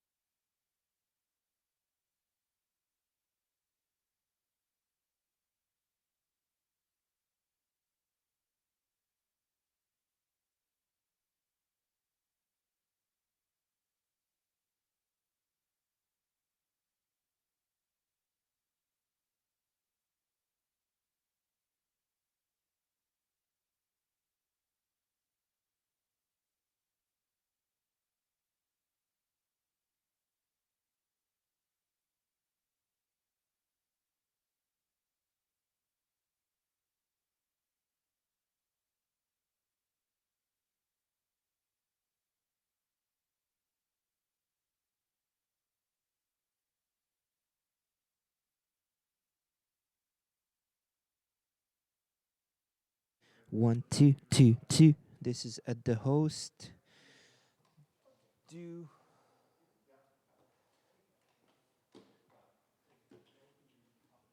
you speak from there to the performers? No. From I'm always going to be there. yeah, but do you talk to them through the mic? No. Okay. So I guess you go over there, talk. How do you introduce? I'm just going to yell from there. On the mic? Okay. Yeah, that's fine. I'll just. Okay. So I'll send this host. 1, 2, 2, 2, 2. Hey, hey, hey, hey, hey. And this is going to stage no performance. 1, 2, 2, 2. Hey, hey. Okay, this goes over here. This goes over here. Check 1, 2. Why don't you and I recap about today, and then I'll tell Lisa, like, I haven't set a time with them, but won't reach out with them until I talk with you tomorrow. Performers.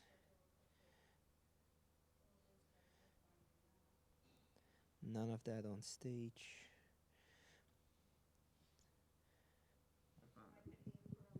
I'm home, so when you're up,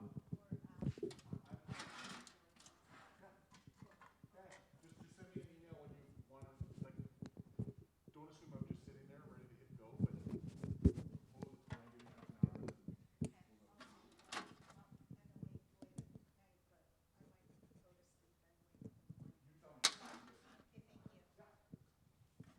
Thanks, Rob.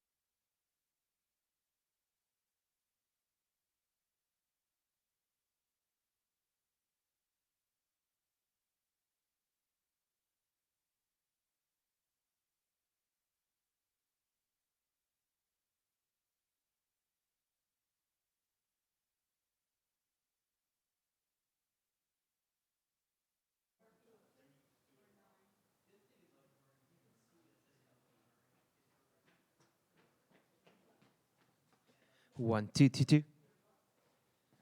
Two, two, two.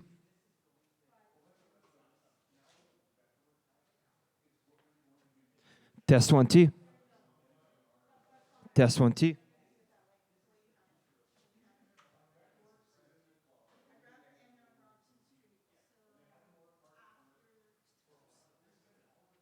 One, two.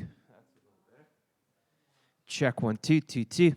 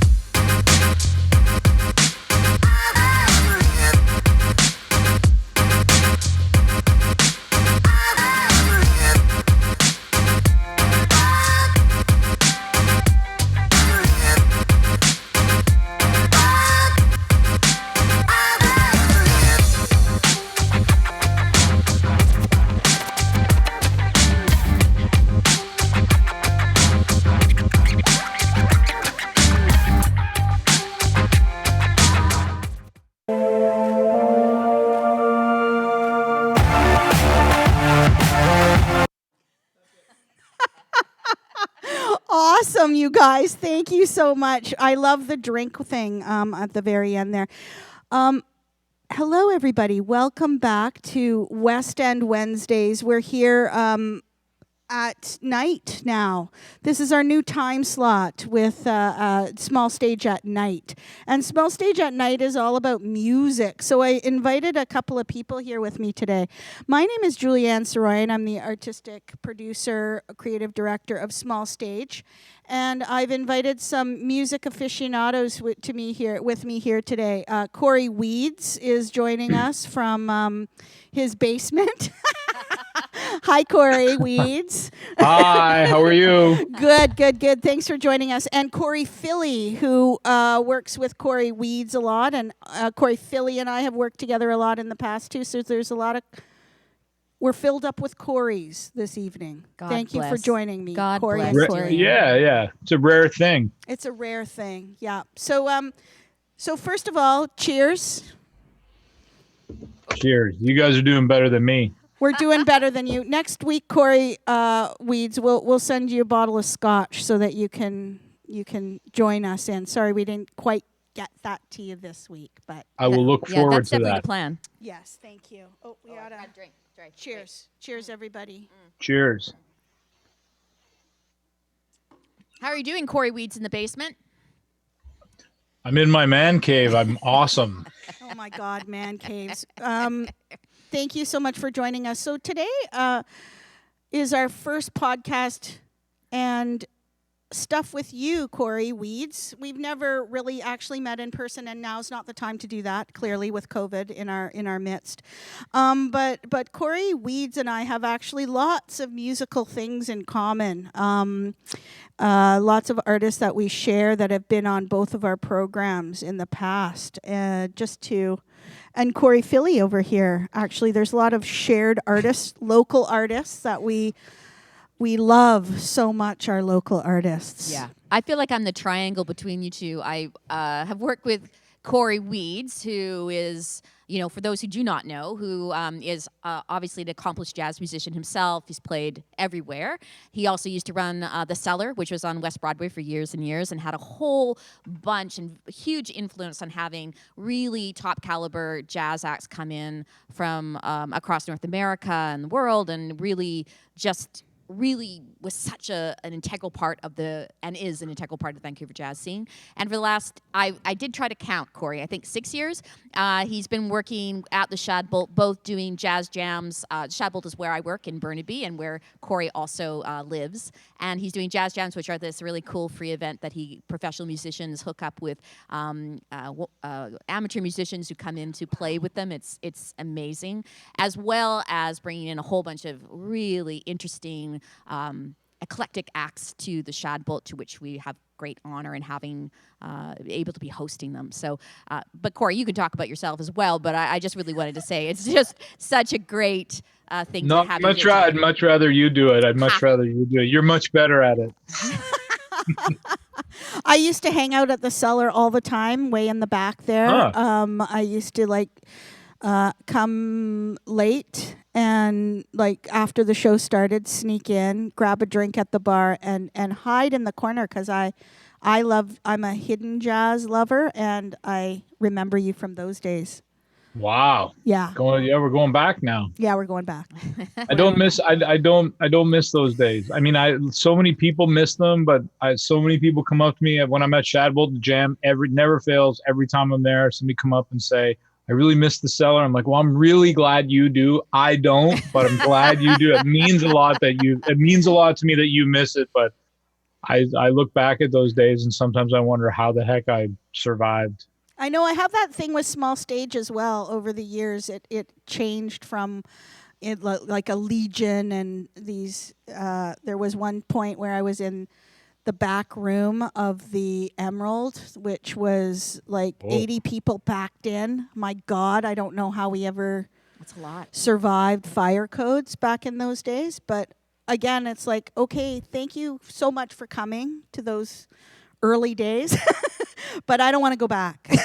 It's we evolve as presenters, producers, and the artists that we work with evolve as well. It's Absolutely. amazing Yeah, to watch. Amazing to watch these artists evolve. So our first artist actually came into the studio earlier today, Corey Weeds.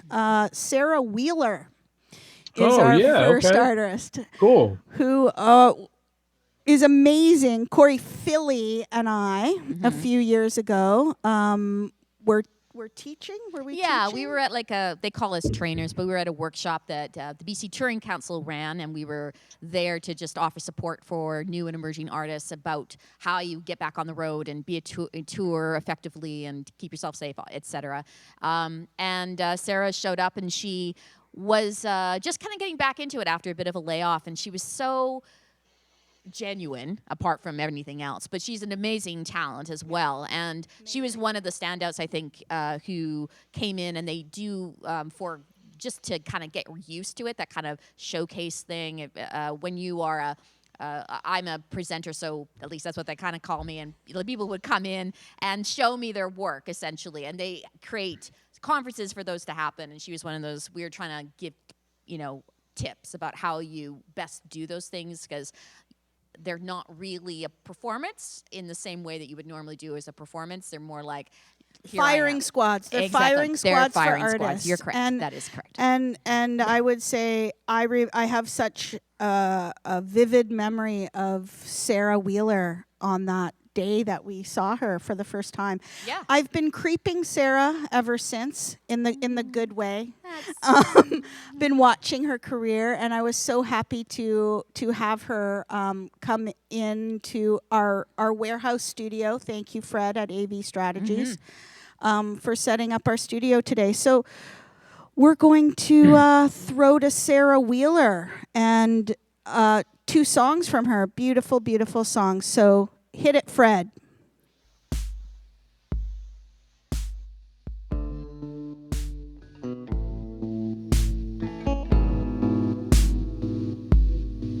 I'm coming back with flying colors. I'm gonna be there with all the others. And if you don't believe me, you can step aside. I guess you never seen somebody turn the tide.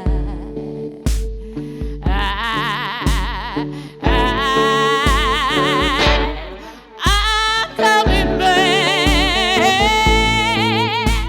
with flying colors. I'm gonna be there with all the others. I'm coming back with flying colors. I'm gonna be there with all the others.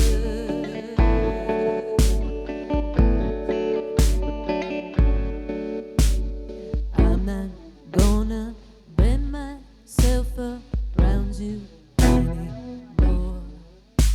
Been smashing through glass ceilings since the day that I was born.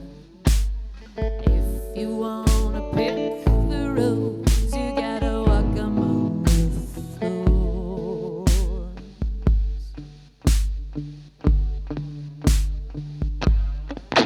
I'm coming back with flying colors. I'm gonna be there with all the others. I'm coming back with flying colors. I'm gonna be there with all the others.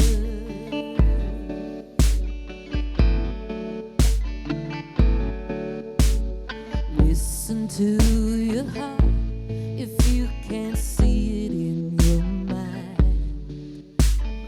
Watch me through the darkness, 'cause I'm gonna I'm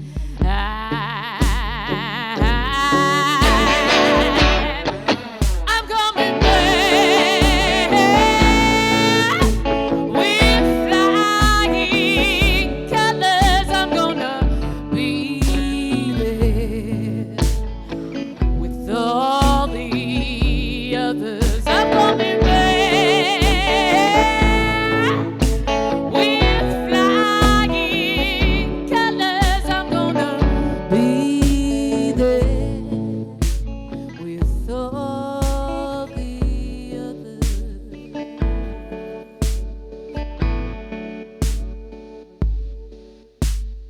I'm not gonna bend myself around you anymore. Been smashing through glass ceilings since the day that I was born. If you wanna pick the rose, you gotta walk among the thorns.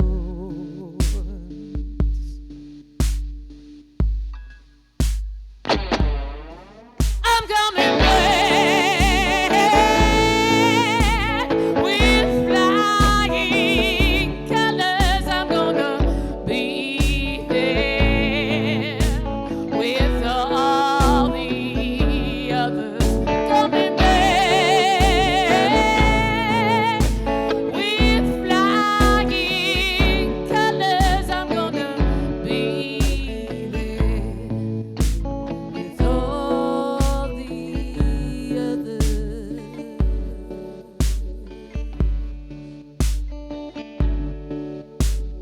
Listen to your heart if you can't see it with your mind. Watch me through the darkness, 'cause I'm gonna shine.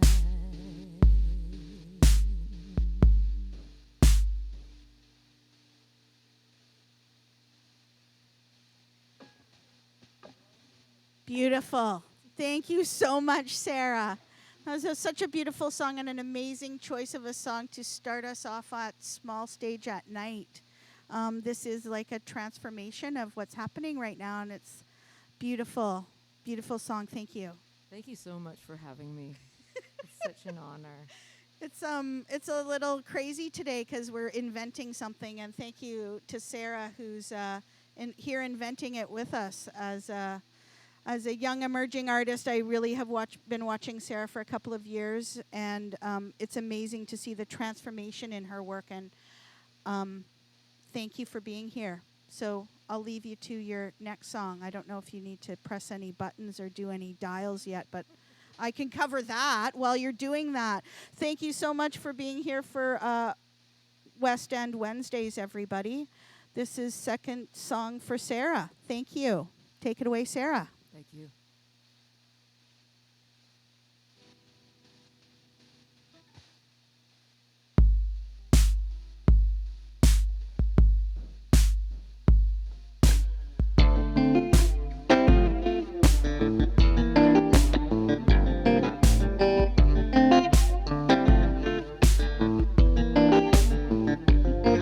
If you're lonely,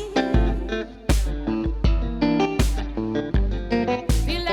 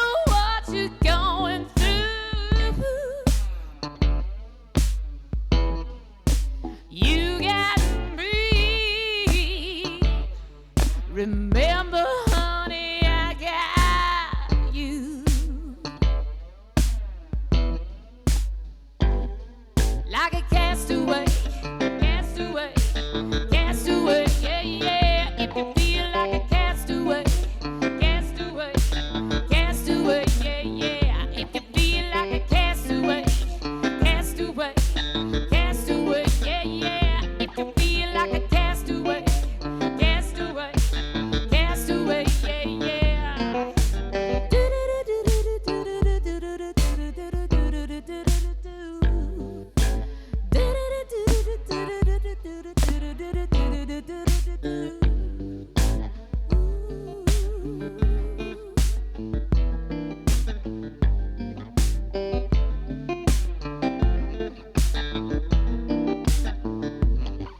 If you're lonely, feel like a castaway. If you're lonely, don't hide away. Like a ship on the ocean, riding the waves. Every direction, skies are all gray. Everything's distant, everything's changed. Remember tomorrow, nothing like yesterday. It's nothing like yesterday. You got me, no matter what you're going through.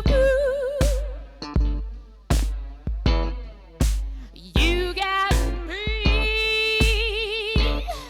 Remember, honey, I got you. If you feel like a castaway, castaway, castaway, yeah, yeah. If you feel like a castaway, castaway, castaway, yeah, yeah. If you feel like a castaway, castaway, castaway, yeah, yeah. If you feel like a castaway, castaway, castaway, yeah, yeah. If you feel like a castaway, castaway, yeah, yeah. If you feel like a castaway, castaway, yeah, yeah. If you feel like castaway, castaway, yeah, yeah. If you feel like a castaway, castaway, yeah, yeah.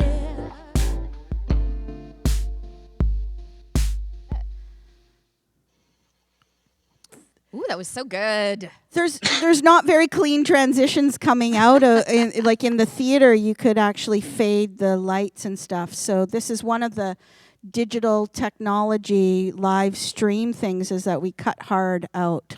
I'm a fan of crossfades always. I'm a fan of crossfades. Corey Weeds, are you a fan of crossfades? I like the hard out. Oh, done. Oh my God. Over. Transition. Transition. No, what do we need transitions for? Out. No transition. Oh, that's funny. Awesome. All right. Awesome. Well, now it's all about you. 2 in a row Uh-oh. for you, actually. We have 2 of your tracks that you have put so much time and effort into choosing for us tonight. Yeah, I mean, the first one is the Brad Turner Quartet, and I was just Oh, wondering, yeah. yeah. So why this one? Why did you choose this one? I mean, why did you choose any of them? But why this one? Let's So start this there. is, well, this is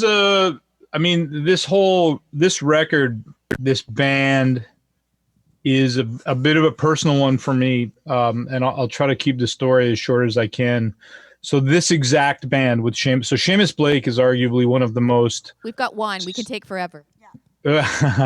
he's, and I have water. So I want to get through this quickly. No, I'm We'll kidding. send you scotch next week. We promise. We promise. So in 2000, right before I bought the cellar, I went and saw this very band, this exact band, record a CD called Live at the Cellar that came out in 2000. And in between the time they recorded the CD and they released the CD, I had bought the club. And so I had this band back to do our grand opening, and that would have been in September of 2000, I guess. Yeah, September of 2000. And Seamus Blake is arguably one of the most successful musicians to leave Vancouver and make it in New York. And so this, for obvious reasons, it was sentimental to me. So I started a couple of years ago. I got awarded is not the right word, but I got included in the Foundation to Assist Canadian Talent on Record, Factor Canada, and their comprehensive music business program funding, which is a huge, huge coup for me and for the label, and more specifically Canadian jazz, because the way the economics work in the jazz world is that I can't put $8,000 up to make a record of a Canadian band because I'm just never going to get the money back. And then Factor comes along and all of a sudden 50% of my eligible expenses are covered. And so now it makes making a Canadian record a real financially viable thing. So when I got this funding, the first person I approached was Brad. And actually, in fact, I think every record that I sent you, and I did this on purpose, was a Factor funded record. Every choice I made was a Factor funded record. But anyways, I talked to Brad and I said, look, I'd like to bring Seamus out and I'd like you guys to make a record. And Brad was into the idea. He wasn't apprehensive, but it's a lot of work. You had to write 10 tunes. And, I said it was okay if you wanted to do some of the old tunes and, in a new way. So anyways, we had them for 3 nights at Frankie's. And whenever Seamus comes out of town, there's literally a lineup down the street. And so we had 3 sold out nights at Frankie's. And then we went into the studio on, they did Thursday, Friday, Saturday, and then Sunday we went into the studio. And everything was great. I had the flu. I got the flu on the first night, and I was sick as a dog in the studio. And so I don't remember a ton. I was just trying to be cool in the studio. And so now I listen to this record, because every other record I've made, I've listened to 1,000 times. I've been at the rehearsals. I've been at the gigs. I've been at the sessions. I've been at the mix sessions. So I've heard it a million times. So when it comes out, in many ways, it's kind of anticlimactic because I've heard it so many times, whereas this record isn't like that because I wasn't there. And I just think it's neat to listen to the old record, which is actually quite hard to find, and the new record and just see how these guys have grown. And Brad is such a talented dude, and Seamus as a saxophone player is just, so phenomenal. And I was really happy with the way it turned out. It got nominated for a Juno. We didn't find out if we won because, of course, the Junos got canceled. So we don't know. But I like this tune, and I have a kind of a running joke with Brad. I got him to send me the music for this, the lead sheet for the tenor saxophone part, because it's really difficult to play. And he sent it, and I spent about half an hour. I'm like, yeah, I'm never going to be able to learn how to play this tune. It's too difficult. And it's so Seamus. Like, Brad knows Seamus so well, and he really writes well for people, and he really writes well for Seamus. So this is a very Seamus type saxophone line, and the tune is Jump Up, and it's the title track from the record. Awesome. So we're gonna listen to that record. And while we listen, I didn't know what to do, so we're gonna look at a photo of Robson Street just because I love nighttime in Robson. So I don't even know what it looks like, but we're gonna listen to Brad and this first Jump Up song too, and watch a photo. Hit it, Fred.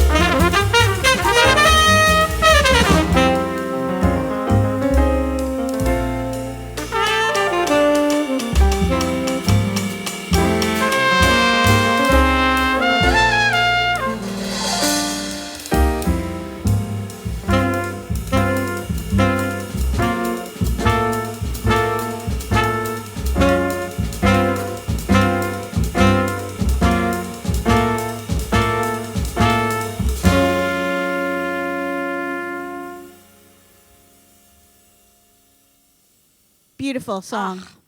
I Love wanna that. be in a jazz club. So Is badly. yeah, me too. I know. Yeah. Soon.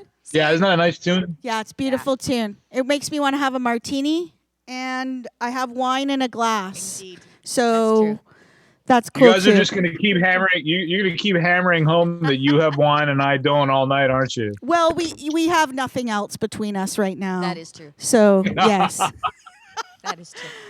I'm really excited about this next song because actually Mike Allen, hi Mike. Mike, where are you? Are you gonna?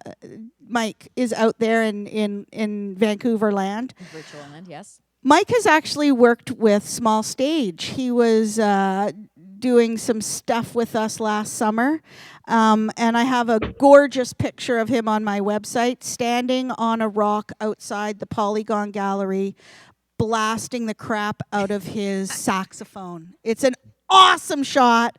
I'm gonna, I'll find that for you later, Corey, and send it over. But like, I had a little Do that. jazz trio. I want to see. I didn't know there was a beautiful picture of Mike out there. Well, sorry, Mike, but it's so fun.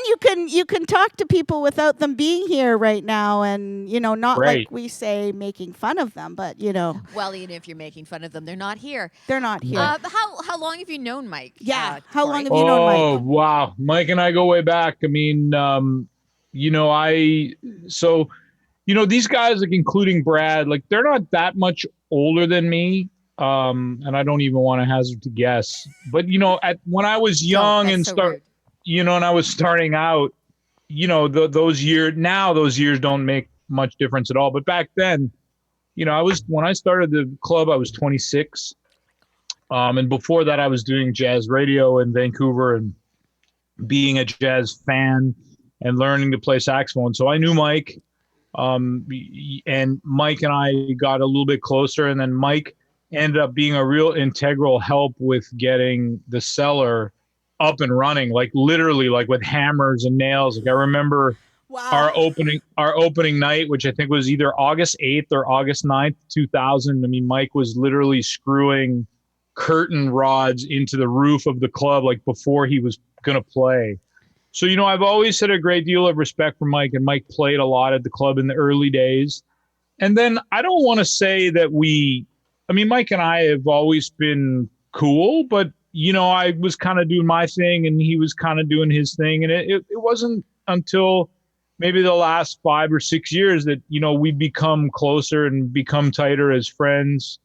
And played more together and just hung out, and Mike and I, here's a perfect example of what I was talking about before. Mike is somebody that for some reason hasn't recorded on Cellar Live. Now, in my defense, Mike also was sort of starting his own kind of label and doing some of his own projects with his own label, but it's something that always bugged me because he needed to sort of be on the label, I think, in a bigger way because he's one of my favorite saxophonists.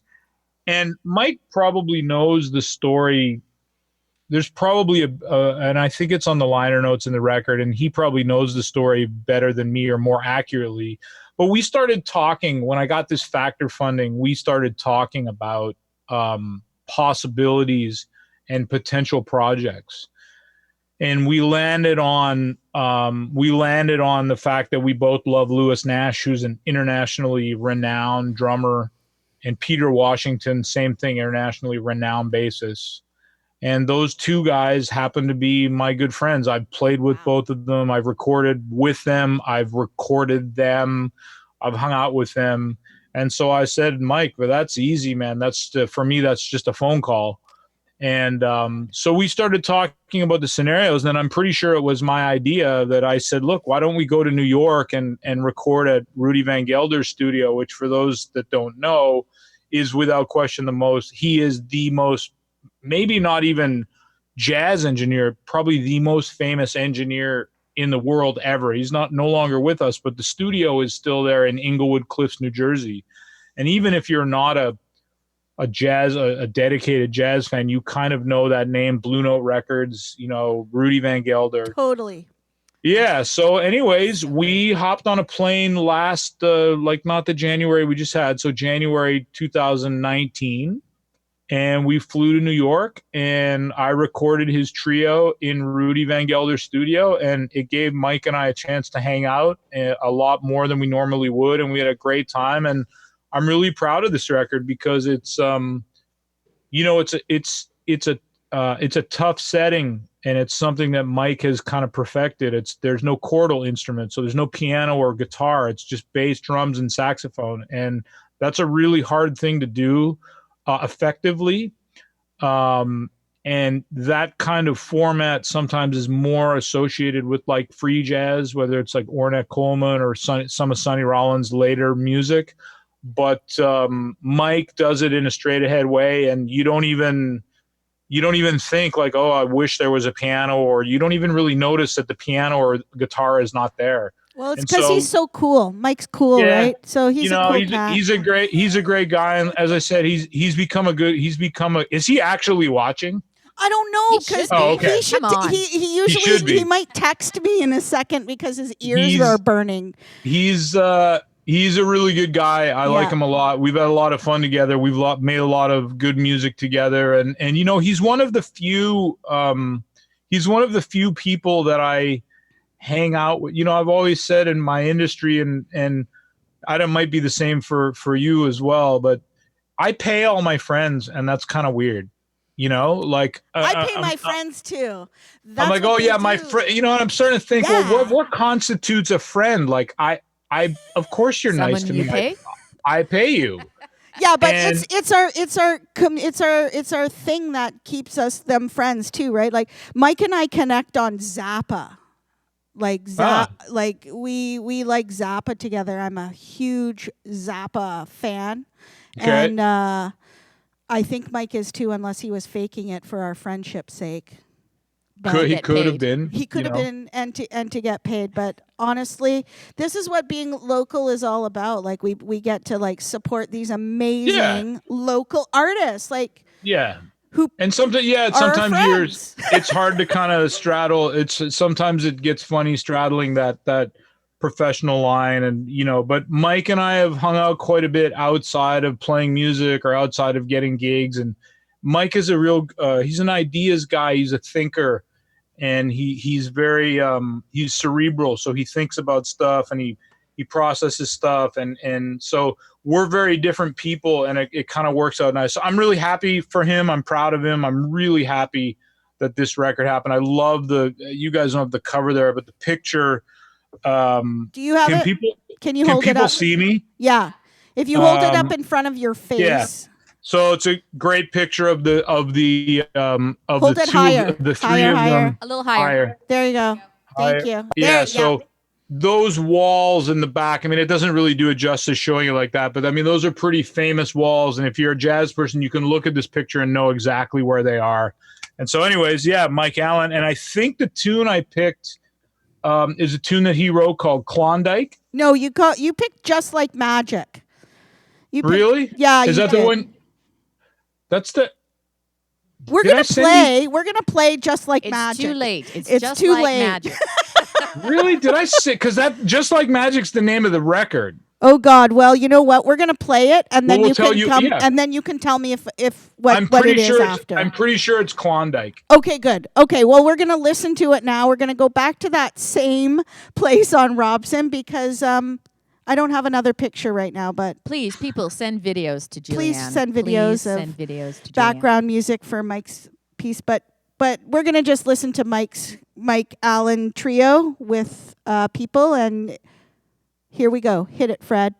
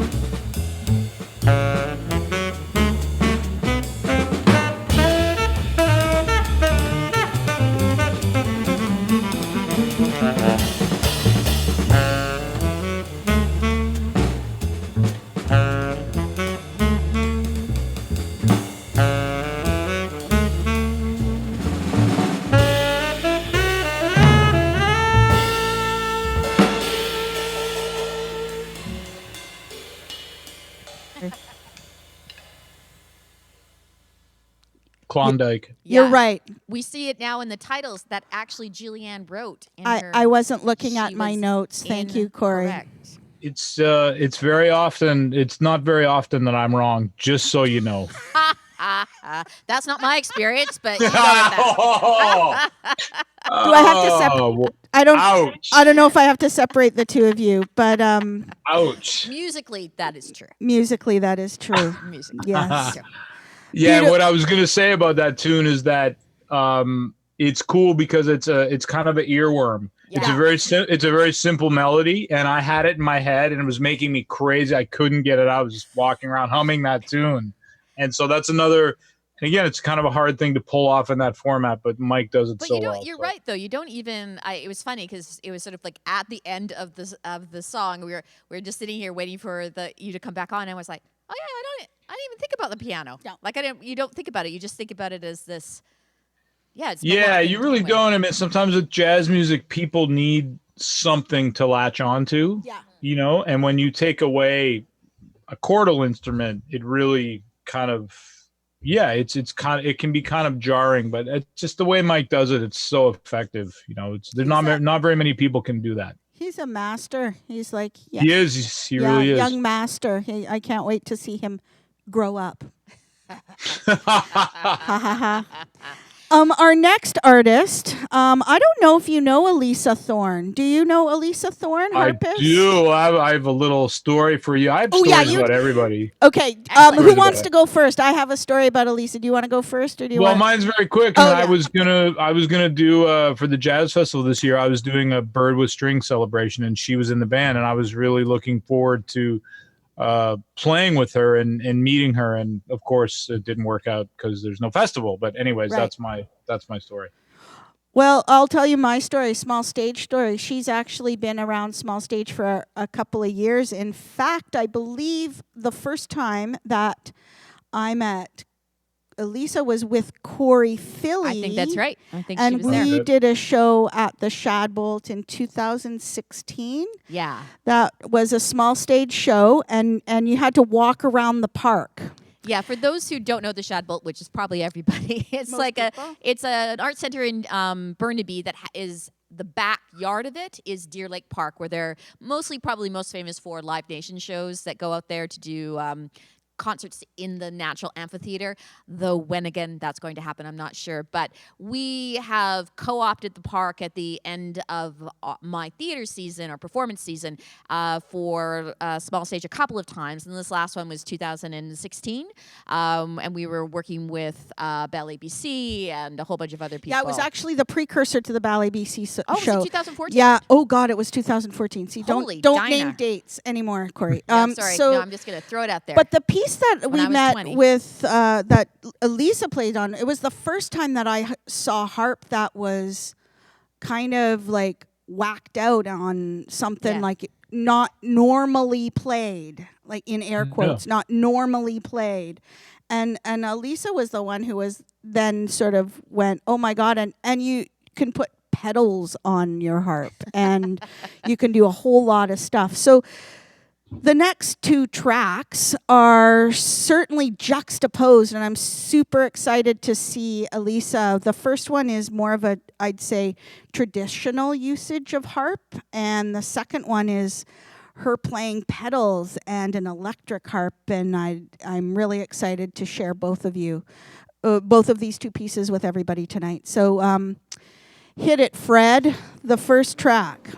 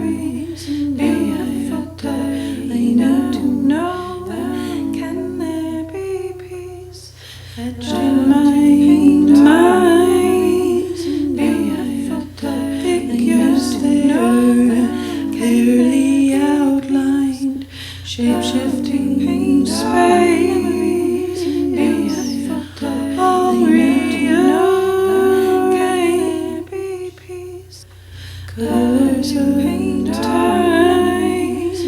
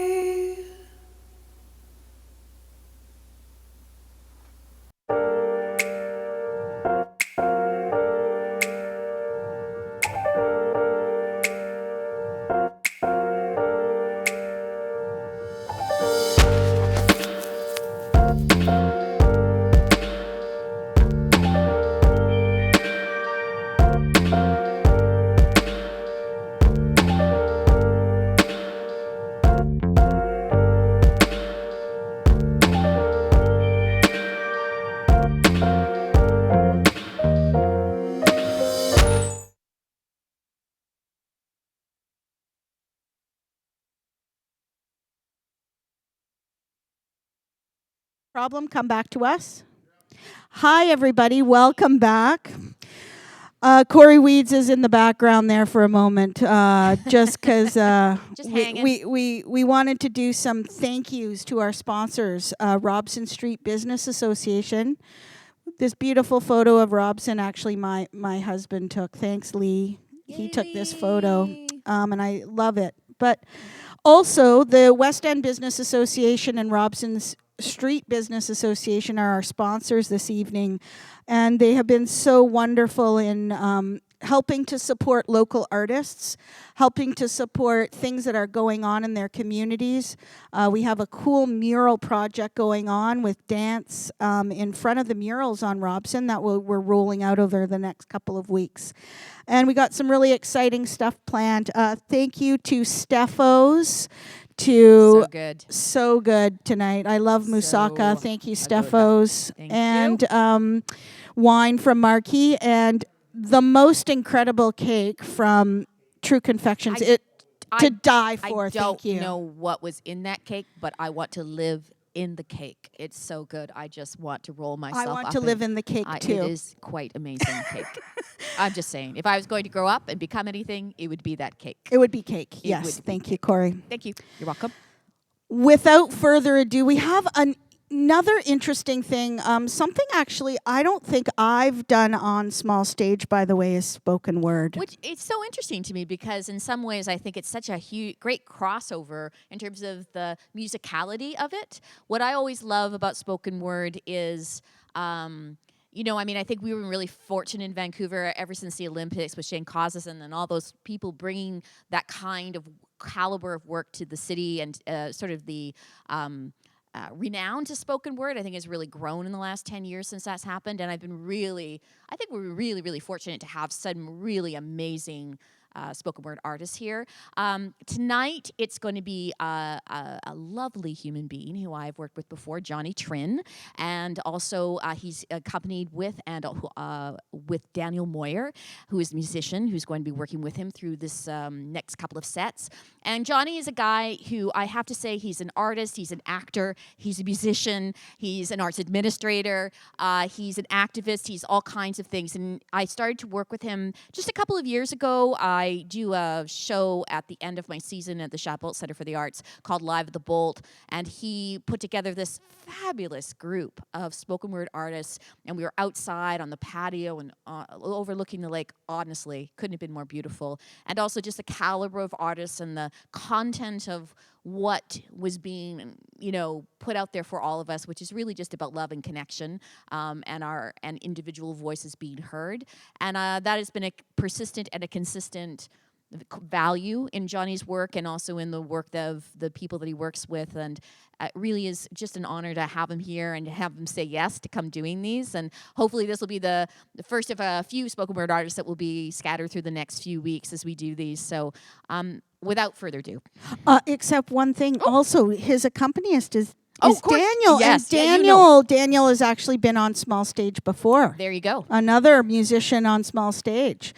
Daniel was in my very, very first Valentine's Day show a long time ago at the Legion. These are shows we don't want to repeat, just like Corey Weed said earlier. Sometimes you don't repeat the shows, but you have these wonderful memories of these amazing, talented local artists. So without further ado, without further ado, as long as you say it. Take it away, guys over there. Thanks so much, Corey and Julianne. It's such a pleasure to be here. Corey, you said everything that I was going to say, so it's great. In our emails, there's a very rushed booking of sorts, opportunity. Julianne was saying that tonight was about sharing the love. And for me, my work is pretty dark. And so I was like, maybe I can twist it a bit and think about why we need that love. And so that's some pieces we have today. For the first set, I'm going to do a couple poems with Daniel doing a song after, okay? So just jump into it. It's the second time in 2 months I'm told I don't look Canadian. Born and raised outside Toronto, bred to bleed maple syrup, school to chant we the North. Only to be asked, no, where are you really from? Told I belong in places I've never been, languages I barely speak. This is the reality of my true patriot love. I'm a child among many children of immigrants, born of refugees, born from terror and PTSD, born thanks to the kind benevolence of benevolent liberals. Born in a country where this yellow skin blends in with the prairies, where I'm not dark enough to be blamed for violence, where I'm not brown enough to be maligned with terror, where I'm not indigenous and called a problem, where with the exception of the Vancouver housing market, I wasn't worthy of being a threat until now. My image is conflated with sweatshops and technology, superior intellect and inferior genitals, straight A's and mass production, corruption and communism, chicken balls and sweet and sour sauce, eating dogs, cats, and spitting stars. My family fled a place where they thought we could thrive.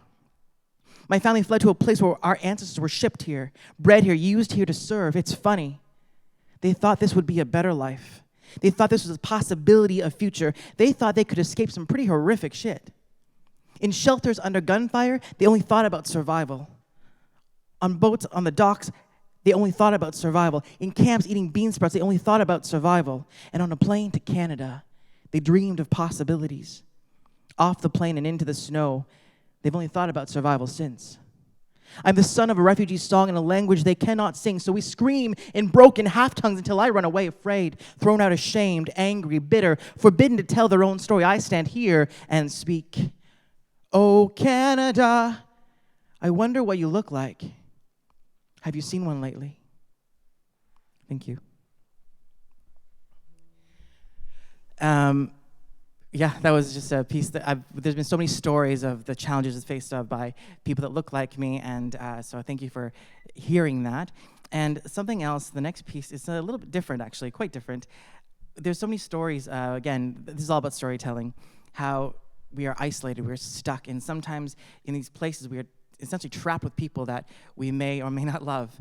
And I want to think about a piece where what happens when it's a struggle, but you are bound in this space, and maybe we find some healing and some love. So that's what this is about. This is called Moments. Take it away, Dan.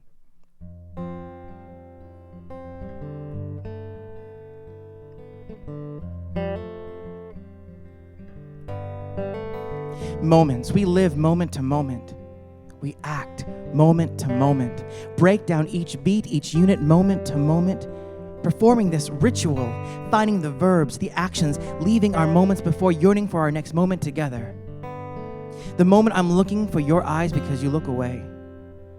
Where the totality of our history melts in my collapsing arms that just want to reach out and touch you because it's the last thing I want to remember, but pours out in a single goodbye. The moment you remember every shortcoming, feeling let down, where I left you wanting more from anyone else, because you only want less from me. And the best I can hope for is a flat line across your face and a softening on the eyes. So the best I can give you is space in isolation. The moment I realize it's been 6 months, 8 days, 12 hours since we last made love, but you wore that dress last night. And when my hand brushed against your shoulder, I apologize. After 240 days, the only thing that feels familiar are these cold, clammy hands. The moment my lips close and all I want to do is tell you the truth, sharing every shortcoming, failing, letdown, hoping that you'll love me anyway, loving me more for my fallibility than the smile I bring you. The moment I remember our first anniversary and you wear that dress that makes me sweat. When my hand brushes against yours at the dinner table after 365 days, the only thing familiar is the shock of your caress. The moment our eyes meet, when the totality of our history pours out of my mouth in a single hello.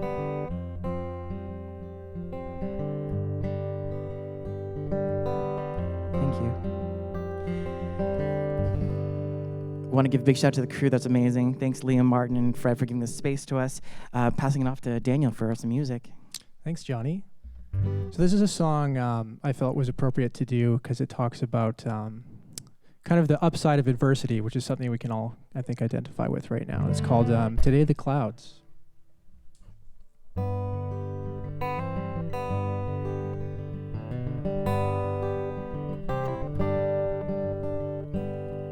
On an eve so cold in a world so lone, on a path less tried, on a road less known.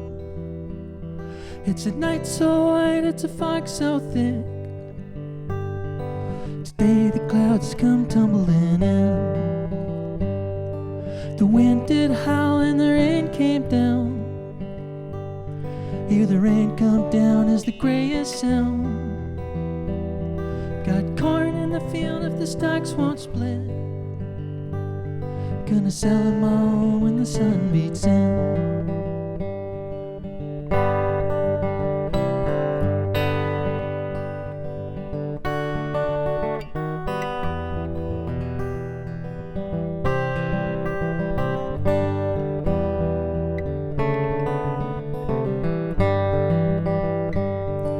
Sun beat in and shone right down. Sun beat in and shone right down. When our gods were gone, then a light was found.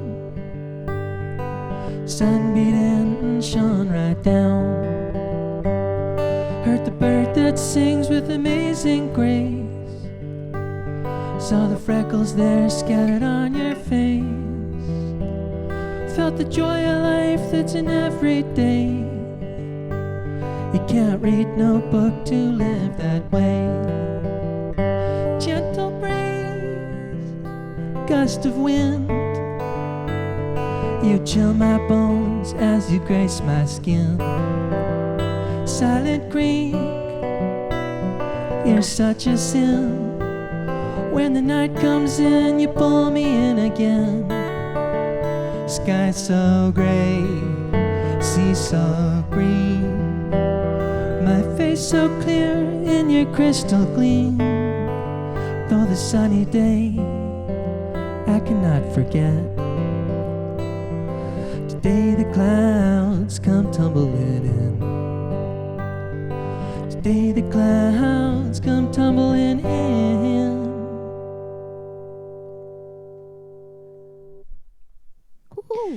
Beautiful song and I'm poem. doing the wave. I'm doing Yay. the wave. Thank you so much. So beautiful, you two. Wow. Thank you.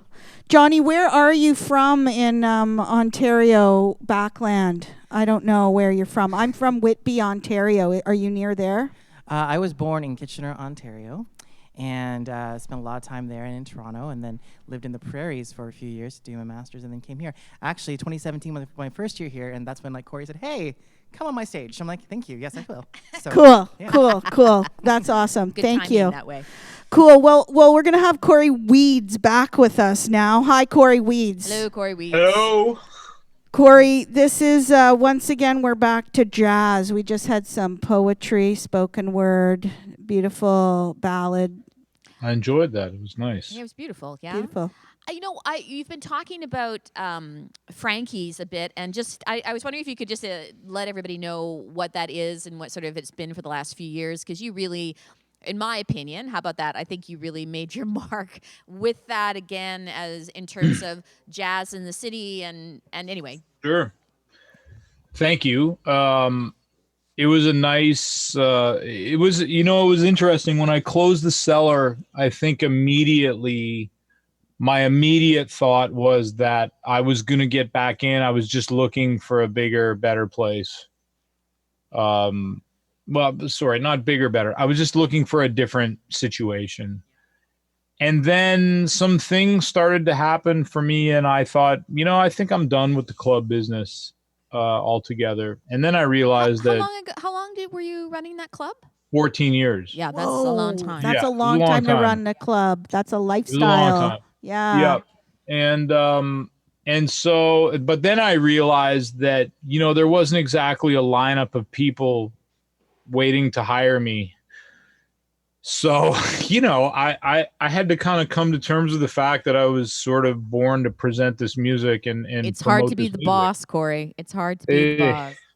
Some people call this cultural entrepreneurship, by the way. Yes, exactly. This is what I'd like to embrace for both of us, cultural entrepreneurship, because I like that's what that you're one. doing.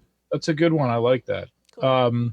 I applied for a job as the executive director at Coastal Jazz, which I'm so glad I didn't get, because I would have been way over my head. But what it did do is it introduced me sort of to the board, and it introduced me to, and it was, anyways, the long and short of it is they got a new executive director, and the board basically told him, you need to get Corey into the organization. So they did that, and I started presenting a concert series called, I think it was called the Cellar Jazz. It had my Cellar name in it, and we're doing some Pied Hall concerts.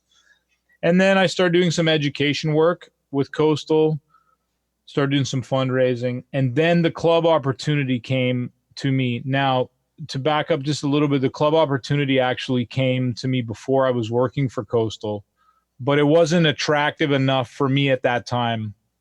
There wasn't a lot of money in it. But I took that same proposal and I went to the boss at Coastal and said, look, if you do this the way I say you should do this, you can hire me full time, you can pay me to run it, and we'll make money. And so basically they did. They hired me, and I ran it for them for about 3 years. And then for various different reasons, including different philosophies and what have you, I separated from Coastal last year. And now I work, well, right now I don't work for anybody, but a lot of people are in the same boat. Right now I basically work directly for Frankie's, doing all of the music bookings at the club and sort of being the ambassador of the jazz club. And it's a nice situation because, first of all, it's right downtown. And although it's not like right in the center of downtown, it's very accessible. It's like 2 minutes from one SkyTrain, 5 minutes from another SkyTrain. Oh yeah, I mean anybody can get there yeah. if they want to. It's not a problem. It's easy to get to.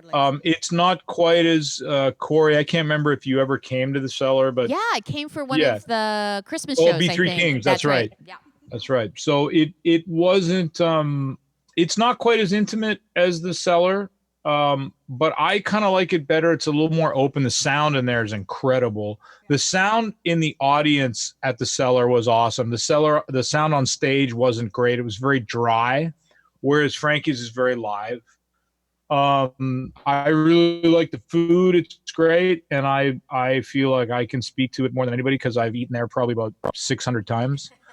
the food is good though. The food is very good. The food's good. I have a great relationship with the staff, and it's it's no pressure. It's a nice gig for me. So I'm hoping and praying that they can find their way through this mess. I don't have a lot of communication with them. I know that we're talking about maybe doing some live stuff, live streaming stuff from there, but it's a crazy world right now. So I'm just kind of sitting back and letting them do their thing. And when it's time, they'll reach out to me and we'll see what that's all going to look like.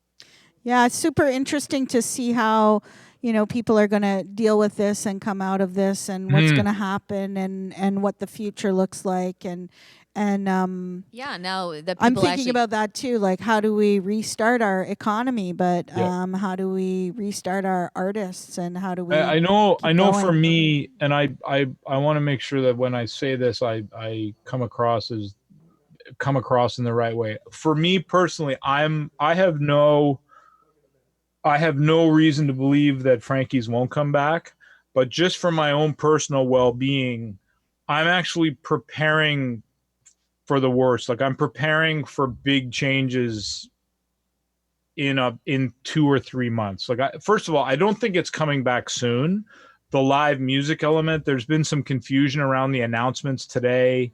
I'm still trying to figure out. Yeah, what we're that all sorting through all the information. Yeah. Who knows? We don't know right now. So I know in my and this is the entrepreneurial spirit in me is like, okay, well, you just got to keep doing what you're doing, keep creating, and keep open and keep doing stuff, because I don't know what's going to happen in a week or 3 weeks or a month or 2 months, Everybody's asking us to be psychics at the moment, and unfortunately nobody's got that line. And I think I think the thing is, and this is always is that we are obviously in extraordinary times, but I also think that, what is hard for us in our very immediate world is to take the time to get to where we need to be to make any kind of decisions, and of course this is about people's livelihoods and also people's hearts, right? We're all, I mean, if you're in the arts at all, then you have some attachment and passion for what you're doing. And so to make the necessary segues to create an other kind of economy for it, it's not going to be tomorrow, right? So there is you mentioned economy. I mean, it's not like tomorrow it ends and then all of a sudden everybody just starts teaming into jazz clubs and theaters. Like people are hurting financially. No, totally, right? Like, I mean, like we're it's not gonna gonna be a long- undo the pause button. Like, it's not a pause button. We're not. No, we it's didn't not a have a pause pause. We are transforming what fundamental what change things going are on. what's happening right now. Yeah. And I mean, I think eventually it will return to the way, I mean, live music and live theater, live everything has been through turmoil before. This is different. And I've heard people say, well, nothing like this. Well, no, of course, nothing like this, because it's a different world now. But I mean, I remember, and it's certainly not as, okay, I don't remember, I wasn't even alive, but you read about, you say, oh, the television, that's going to ruin live. That's going to ruin everything. Oh, the Beatles, that ruined jazz. No, I mean, there's world wars, there's all kinds of stuff that's happened, and somehow the arts has found a way to get through it. And I don't think this is going to be any different. I think it might take a while, but it'll come back. We'll be okay. Yeah, I think so too. Yeah. Well, I'm actually looking forward to hearing your next track, because it's your piece. Okay. By the Cool. way, I forgot what it's called, so you can remind me. I think we're playing. You might have got it wrong anyway. I may have gotten it wrong anyway. No, This is from Day by Day. a brand new album that's coming out on Friday. Oh my God, it's a preview. Preview. You heard It's it coming here, out on folks. Friday. You heard it here first. I'm very excited. I'm very excited about it. It's sort of it's a bit of a collaborative. Well, yeah. I mean, jazz is always Is this your collaborative. virtual? Okay, so this is like your virtual premiere at Small Stage right Correct. now. Right oh my now. God, it's And like this is a dear friend of mine in New York City by the name of David Hazeltine, who actually is supposed to be coming out here in a couple of weeks, but for obvious reasons is not. And David is a dear friend of mine. He's somebody I love very much, and I just think he's one of the finest pianists and finest musicians that I've ever had the pleasure of working with. And we had him out I guess it would have been last August, and we did a little run of concerts to prepare this music, and then we went into the studio on August 26th, and I'm really thrilled with the results. And the tune we're going to play, I believe it's called Blues de Troy. Is that I'm pretty sure that's the one. And if not, we'll fix it, after. But it's Blues de Troy, and this is written for a very dear friend of mine. It's just a simple little blues that I wrote, and I know that you guys will be familiar with this concept, but patron of the arts and people that have the means to support artists. And this is a lady that's been so unbelievably kind to me, both personally, mentally, and financially. And she helped fund this project, and this is another Factor release. And it's Jesse Cahill on drums, Ken Lister on bass, myself on alto saxophone, and David Hazeltine on piano, and it's called Blues de Troy. You heard it here, folks. First. This is like, I don't know, now you're not a This is Small big. This Stage is big. virgin anymore. So welcome to the club. Okay, well, without further ado, we're gonna hit it here. Hit it, Fred.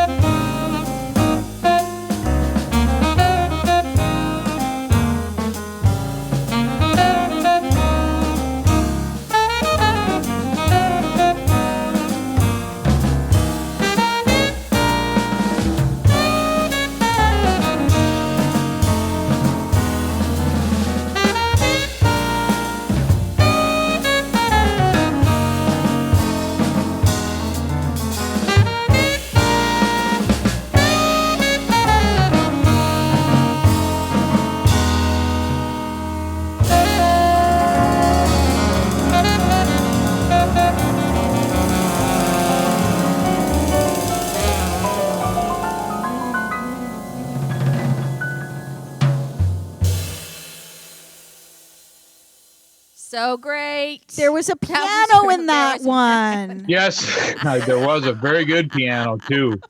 So beautiful. I just love the whole shushing out on the drums. It always thrills me that particular feel to it, you know? I'm glad you guys like it. Yeah, it's beautiful. Beautiful. Thank you for allowing us to be the premiere performance Well, of that. You know, I like to take care of my people. You know, special times when you can premiere like this, Corey. So, exactly. woo!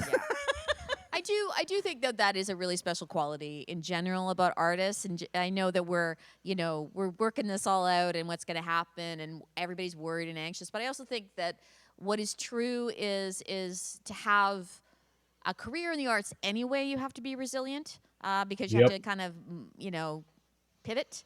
But You're I taught also to fight. Yeah, right. I mean, but Yep. also to be resilient in general in terms of when you're not quite sure what that way is. There's not an obvious way, right? And everybody's is keeping the possibility as a positive versus keeping the possibility as closing things down and the thing down. It's hard. Yeah. Like, everybody's anxious, right? So, but I think it's great to have these kind of conversations so it doesn't feel like we're all just wandering around bumping into things in the dark, honestly.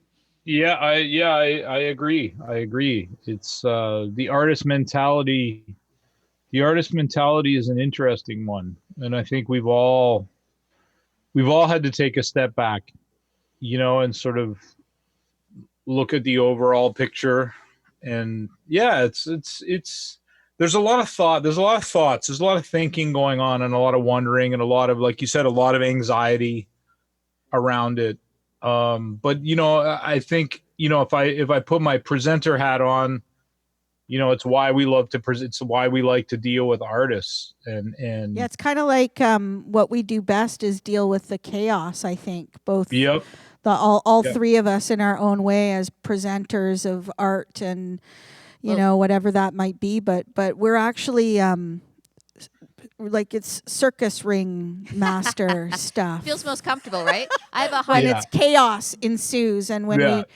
I think it's important to note actually that we don't know what the future holds, but we're all kind of making stuff up right now, which is also what we do as presenters and artists, is to feel the feels, improvise, and it is our job to kind of walk blindly as we lead somehow what the next steps will be in Well, art. there's a lot of instinctual thinking going on right now. I mean, there's this logistical, here we are, and you're somewhere else, and we're sitting in the studio, and the social distancing, et cetera. But it's also that sense of, you and I don't know how to explain this, but I guess it's any profession, but certainly in the arts, it's the moment where you just go, well, that's what we're going to do. It just feels like that's right to do that, to move in this direction, and to collaborate with people in a particular different way or whatever, and not feel it's not anxiety producing. It's like that's just it. Yeah, I know. For me personally,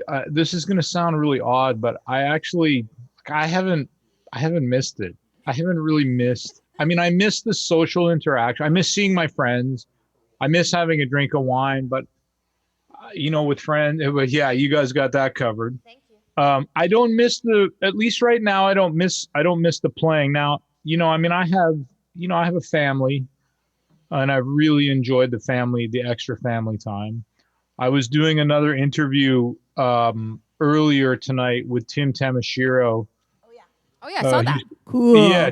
So, and we were talking about, I have this sort of love-hate relationship with the saxophone, and we were talking, he was very curious as to that statement. And it's just been really nice to play saxophone and just enjoy it without the pressures of like, preparing music for this gig tomorrow and getting that music together for that gig. I got to practice because there's going to be a bunch of people there and I really want to.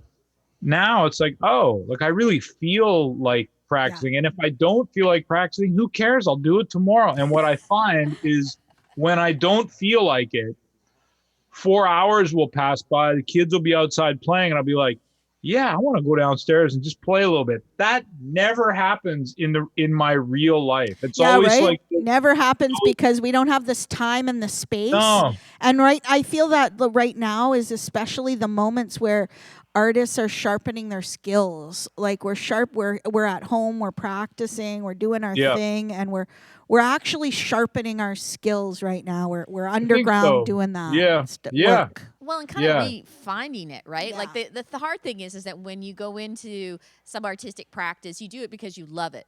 And if you keep at it and it becomes a professional, calling it beyond that, changes. then it comes into something else, right? And also if Yep. you are a presenter, which you are and have been for a long time, or a producer, then you there's all these layers that get added onto it, which means basically it becomes a professional obligation to some Yep. degree, and it's so hard to still be there and feel the same way you did about it. And sometimes downtime, even though this is not what anybody would have asked for, is an opportunity to actually go, oh, right, what do I feel about that? Or how do I feel that? Or to meet it again in a different way. And I hope, if nothing else comes out of this, that there is an opportunity for people to sort of regenerate that idea of why they're there in the first place. I guess we always have to ask those questions Yep. about what we're doing in our lives, but it does help to feel like, oh, it's not as you said, not an obligation, but sort of like, I'm going to go do that because that Yeah. sounds good right now, or Yep. feels good. And trying to when we do return in whatever way that happens, to remember this moment where I'm saying, I want to live a bit of a simpler life. I don't need to be doing everything I was doing before. Because I'm not doing You're not doing it now, and you're not and missing everything's, anything. I'm actually quite happy and quite relaxed. And, I was laughing with my wife saying, like, we fight more when I'm like, we've been underfoot for 2 months and we haven't fought at all. It's been great. Like, Well, I am having problems with my HR department at home sometimes, but the HR department, I like that. That's good. I like that. during the day sometimes it's challenging. We have our techniques, but I agree with you. Like there's been much less fighting. Oh, it's only of the occasional And HR it's because problem. there's not. I mean, there's stress. Of course, there's other kinds of stress, like how am I going to pay the mortgage, but I don't know. There's something that's different about it. It's just not this. It's not the hamster wheel. The hamster wheel is not going, and it feels really good to not be dealing with that all the time. It's true. We're back. Yeah. So this next song, yeah, we don't know. We don't know, but I love the title. I think I'm getting the title right this time. Right? Joan of Art. Yeah. That's the name of the record, and that's the name of the song. And can I tell a story about this? Yes. Okay. We'd like to know. This lady, who actually lives very close to the Shadbolt, has been a dear friend of mine. She's an elderly lady, and she was an investor in the club, an investor in my record label, an investor in my family, an investor in anything that I did. And 2 years ago, almost to the day, or just a little over 2 years ago, she had a stroke, and she's now in assisted living. And it's been really difficult because I haven't been able to visit her, and she wasn't doing well before, but now she has nobody coming to visit her. But anyways, if you talk to anybody in the jazz community and said, do you know Joan? They would all say, yes, she was out all the time, every night. And so and what would happen is she would be at the club and she would hear a band and she would say, well, why aren't you recording them? And I said, well, Joan, because I don't have the money. She's like, well, okay, I'll pay for it. Just get it done, book it, do it. And that's how it was with her. And she's like, where can I mail the check? Oh my God. God bless every single human being. But we could do a whole 2 hours just on her and all the crazy stuff she's done. She's a phenomenal lady. It was a complicated relationship at times, as those kinds of relationships can be when it's one-sided in terms of the financial contribution. But she is an awesome lady. So anyway, she really likes Dave Robbins and was pushing him to make this record and pushing him to do it. I can't remember the timing. I'm pretty sure I'd have to look. I can't remember. I don't think she was there for the preparation gig going into the studio. I think she had her stroke. Well, it's So we went into 2019. So if it was- yeah. So she would have had her stroke. So we did the record, and the picture on the cover is actually in her house. Now Do you she's have an it? art. Can you show it up? She's, You got oh it. yeah, right. Of course, you don't have the cover. We don't have the cover, and we want to see Sure. it. People. Yeah. At So home. it's very subtle. And Joan is an art collector. And the great thing about Joan is that some of the art on her walls is not worth the paper it's printed on. And some of it is worth thousands and thousands of dollars. She doesn't care. She buys it because she likes it. And so I don't know if we didn't do any other pictures of the house, but we had her over to my parents' house when the CD came out, and we did a little video. We did a promotional video, and we had her over and we watched it, and she cried, and Dave cried, and I cried, and my parents cried. And so this is kind of just and if you go into her house, there's no wall space. It's covered in art. And she's just a great lady, and she did a lot for me, and she continues to do a lot for me. And yeah, that's It's really totally all awesome that we have these people in our lives that inspire us and support us. Like I have my a person like that in my life. Her name is Terry Smith, and she's Robson Street Business Association. That was your shout out, Terry. That was a shout out, Terry, for many reasons, because we actually need these people in our lives that support us in our artistic endeavors and get us. So I'm so happy that you told us that story, because here's Joan of Art. Hit it, Fred.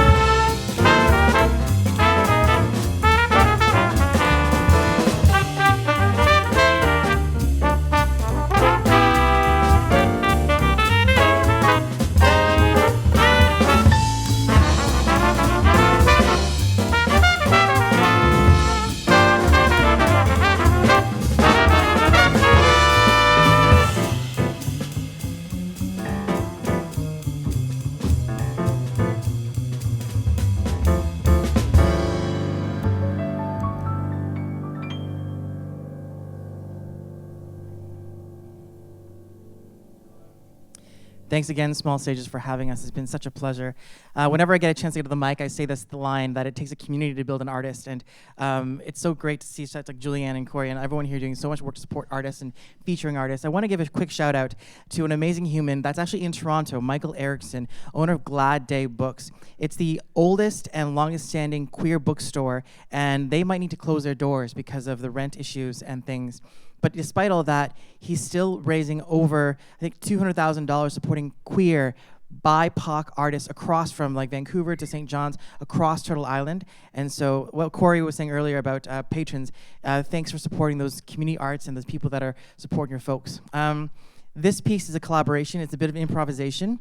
This piece, I was really inspired by the idea of how in isolation we are hungry for that contact, that longing. And so this poem came from my collection, and I thought I'd like to try it out today. So let's do it.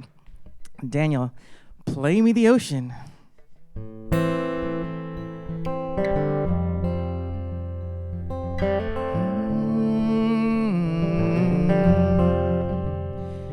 I wither when she holds you. I'm weary from the lack of your touch. I'm weeping, as do you I write. Dear beloved, where are you? Wait, and I will return, for there is salt in the air, salt in my eyes, salt in my heart, salt in my wounds, in the waves when you crash into me, rising and falling with the tide, moving to breathe, breathing to move, for stillness on the floor is death away from me. When she holds you, I wither. When she moves your stillness, when she discards your still fragility, I remember when I climbed your limbs, rode your tidal force into the air, you mounted my back, pressing my heart through your spine, forbidding each other to fall to the floor in stillness, knowing only that we breathe in this salted air, falling and flying, climbing and lifting, wingless but soaring, from the frontier of you to the shoreline of me, where we follow the moon and glow as the tide. I wither from the lack of your touch. I'm weary from the longing to see you at daybreak. I'm weeping, weeping, weeping, wetting this page for every unread, unsent love letter lost in a bottle. I taste the bitterness as I wade in my own tears, searching for you.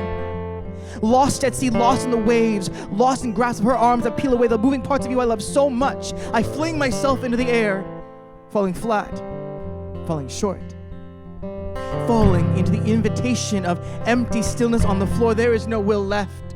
I have no will left to wait, to wish, to weep while begging you to find peace away from me. I lead with my heart forward, arms splayed, head falling back to yesterday, where your memories live.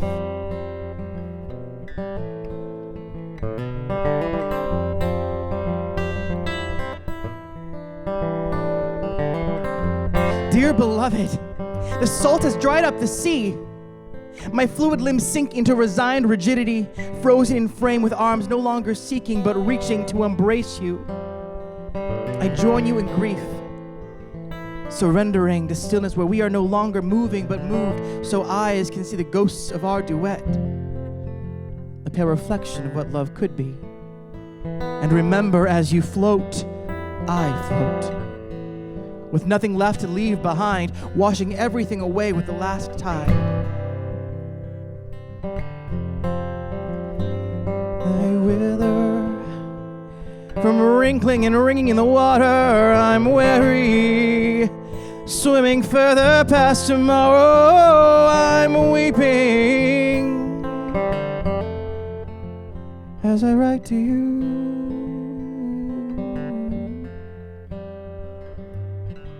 Dear beloved, dear, be loved and return. Thanks so much.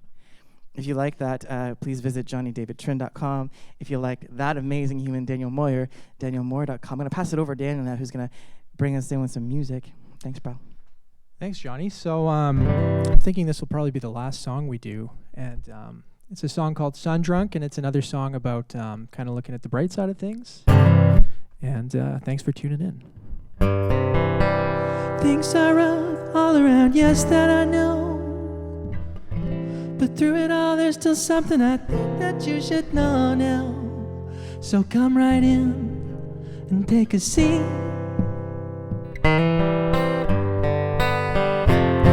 If you can't find it in your heart to wish forgiveness, just look at the world that we live in a beautiful way. The sun's shining bright today, and it seems so obvious to me. Now that the clouds are clear, I know that the sun is there.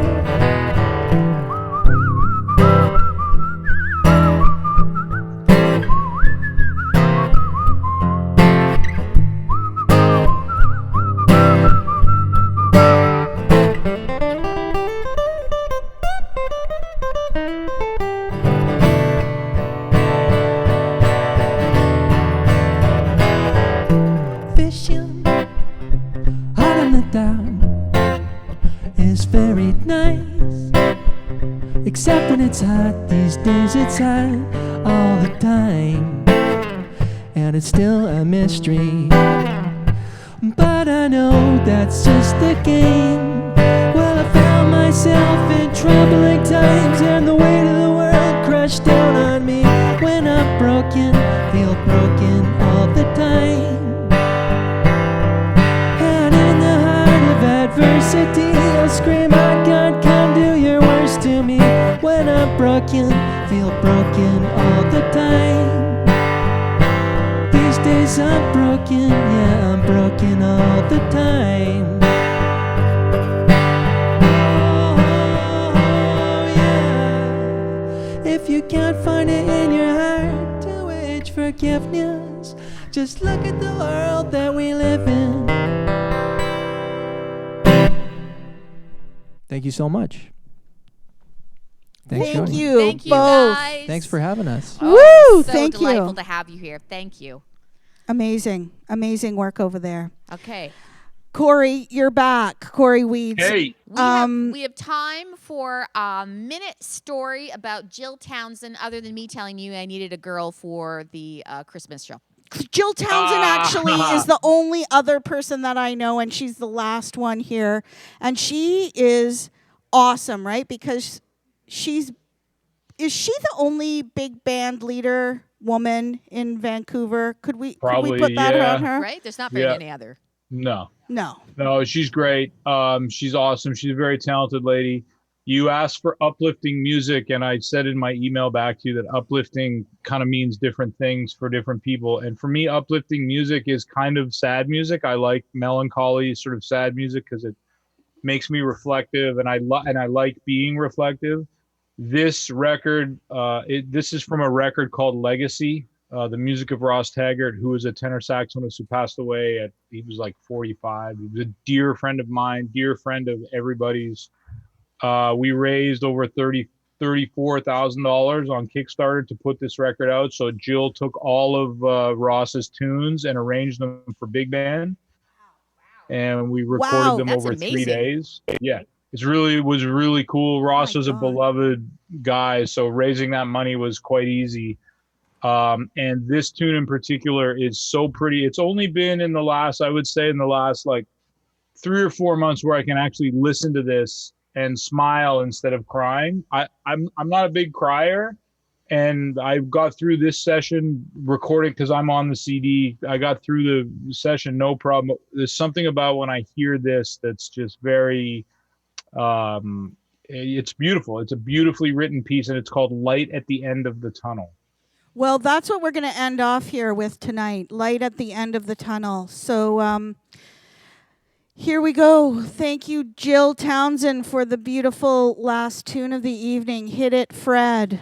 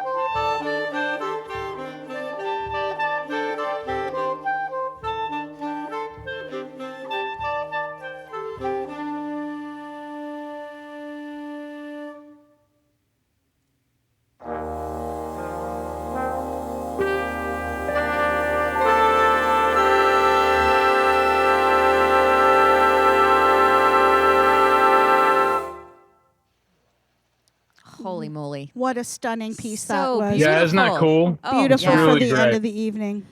Thank you so much for coming Yes. and hanging out with us tonight, Yes. Corey Weeds from your My man pleasure. That was cave. fun. That was a lot of fun. Yeah, it's delightful. Thank you so much to the guys back there, Fred, Martin, Jason, and Liam, who have saved my life today when all the things went wrong. Thank you guys over there, back there, and Rob Sondergaard for coming in. Thanks to all of the amazing artists today. It's been quite a spectacular day here at the It's been studio. great. Our first kick at the can in the studio, right, Corey? Yeah, and I just wanted to say it's been really fun to be sort of in a space where there's been live things happening. I've enjoyed. But we're social distancing. Well, we're social distancing very carefully. and also everybody I'm at allowed to home. now have one other person Yeah. in the space with me because that's what Bonnie Henry said.